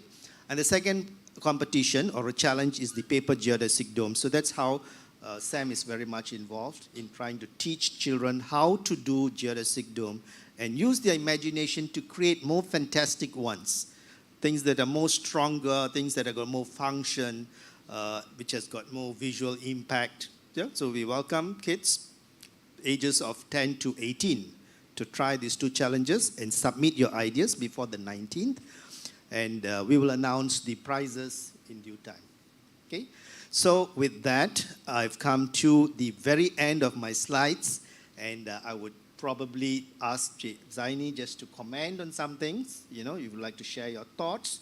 I will do a wrap-up, and I will invite our next guest. Yeah, in conclusion is that our Makers Lab for MRANTI is actually ongoing and is targeted to be finished around mid of April. So from there, from now on, actually we can actually start registering for the programs and all others information that we can get from there. So anything that you want to see about the equipments and the material that we actually have set up a pop-up maker space that you can see at MRANTI itself. Great, thank you. So he's the man who's going to be leading the team. They've got a very strong team in MRANTI's Makers Lab. So Zaini will be one of them who's leading that team, all right? And I, on behalf of STEM for All Makerspace, would really like to thank the MRANTI team for this wonderful opportunity given to us and the community. When I say community, it's a STEM community. Our STEM partners, I must say, are very excited. I must say the teachers that we've been dealing with are also very excited. I must say that the makers community that we have are also very excited. So on behalf of all of them, our deepest appreciation to MRANTI for this opportunity given to us, and it's just the beginning. All right, and with that, I would like to call upon Mr. Peter Pan, who has also been very instrumental. I just had a chat with him and say he has not had this kind of a fun in a very long time. All right, that gives us so much of a pleasure, even though it's so very tensed. But you know, his approach to things makes it so much more interesting. So he reduces the tension in all of us because of the excitement that he sees. I wish we have got more people who would be very much inspired by this kind of leadership, you know, to inspire everybody to do our best. Yes, there will be some hiccups, but look at the bigger picture, right? So with that, I would be inviting Mr. Peter Pan, and he is the General Manager for the International Innovation Hub and Center of Excellence at MRANTI, right? So Mr. Peter, please come up on stage. And I think we'll be taking a short break, right, to just remove and reset this thing. With that, thank you again, and we look forward to your participation in our upcoming events.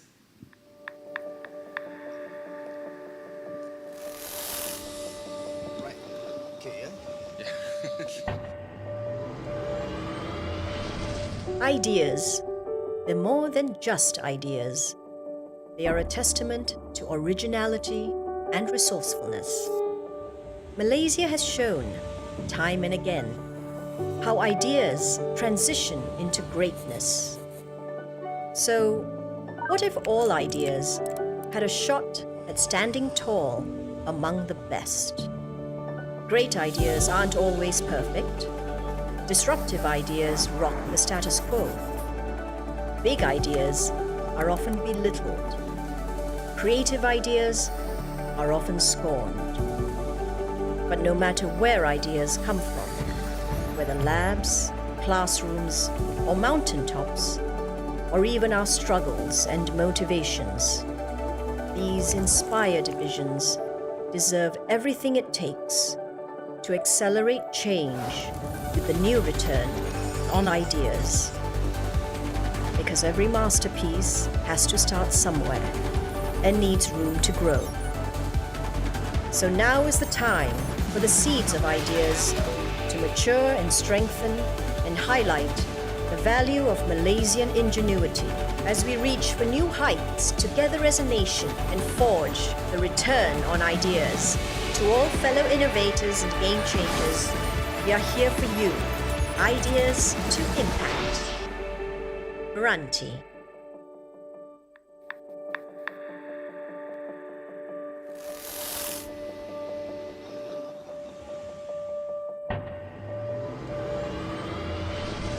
Idea bukan sekadar idea. Idea adalah bukti daya cipta dan kebijaksanaan. Malaysia telah menunjukkan kepada dunia bagaimana idea diperkasakan demi pencapaian gemilang. Maka, bayangkan jika setiap idea dapat dibangunkan dengan peluang yang sama. Idea hebat mungkin tak sempurna. Idea yang disruptif menggegarkan status quo. Idea yang teragung sering diperkecilkan. Idea kreatif kerap dipersendakan.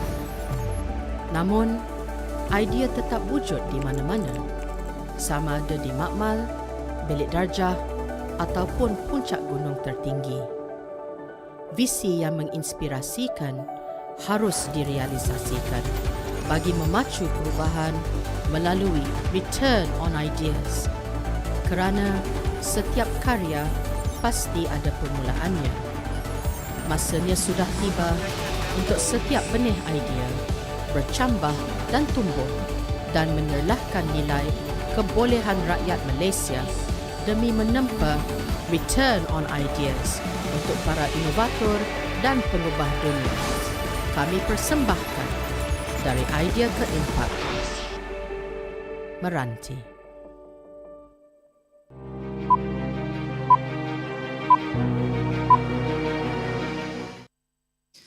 Well, thank you so much for staying with us for 2 days. Terima kasih for staying, for watching 2 days of very exciting talks and also the engineering challenge, which is going to close in 19. Jadi kita nak galakkan semua peserta-peserta untuk pertandingan World Engineering Challenges. Ada 2 yang akan tarikh tutup adalah 19 ya. Jadi the date of closing for the World Engineering Day, as mentioned by Ramesh and also my colleague Rosaini just now, make sure you submit your entries sebelum 19 hari bulan Mac. Okay.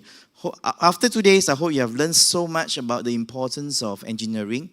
We will celebrate this every year at MRANTI Park. Jadi kami akan mengadakan acara World Engineering Day atau Hari Kejuruteraan Sedunia setiap tahun. Jadi make sure that we will be tuning in to our website dekat MRANTI dan juga worldengineeringday.my. I hope that you have learned so much and you will inspire all of you, semua orang-orang muda, to become an engineer in the future. So if you're not sure after studying, and you're wondering what kind of career you need to be in, make sure you think about being an engineer. Sebab the world requires all of us. There's a lot of issues like climate change, and environmental issues, electric cars. Everybody talk about all kinds of technologies that are coming here, drones and so on. There are so many challenges to work on. Very, very exciting days. Yeah, we have MRANTI Lab, Makers Lab that is coming up soon. Jadi ada ruang untuk semua kanak-kanak pelajar university to come to our Makers Lab, which will be launched in May. And then one thing that I want to mention today is very important untuk semua pelajar-pelajar, everyone, or even engineering students yang just graduated. There's the upcoming James Dyson Award, which will be open on March 16. Ya. Jadi selain daripada pertandingan World Engineering Day Challenge dekat MRANTI yang akan tutup pada 19 hari bulan, there will be another very exciting international award, James Dyson Award, that will open on March 19. Yang ni, the prizes will be very exciting. It will give you a lot of opportunity for exposure, and at MRANTI, we will support you in taking part in this very, very exciting international award. Yep. So if in case of you have any questions after this, you can also go log into our microsite, worldengineeringday.my, or watch out on our social media at MRANTI Park. So all the best. This is not the end. This is just the beginning of the journey. We have many challenges ahead of us, and hope one day we'll see you all again. Thank you so much.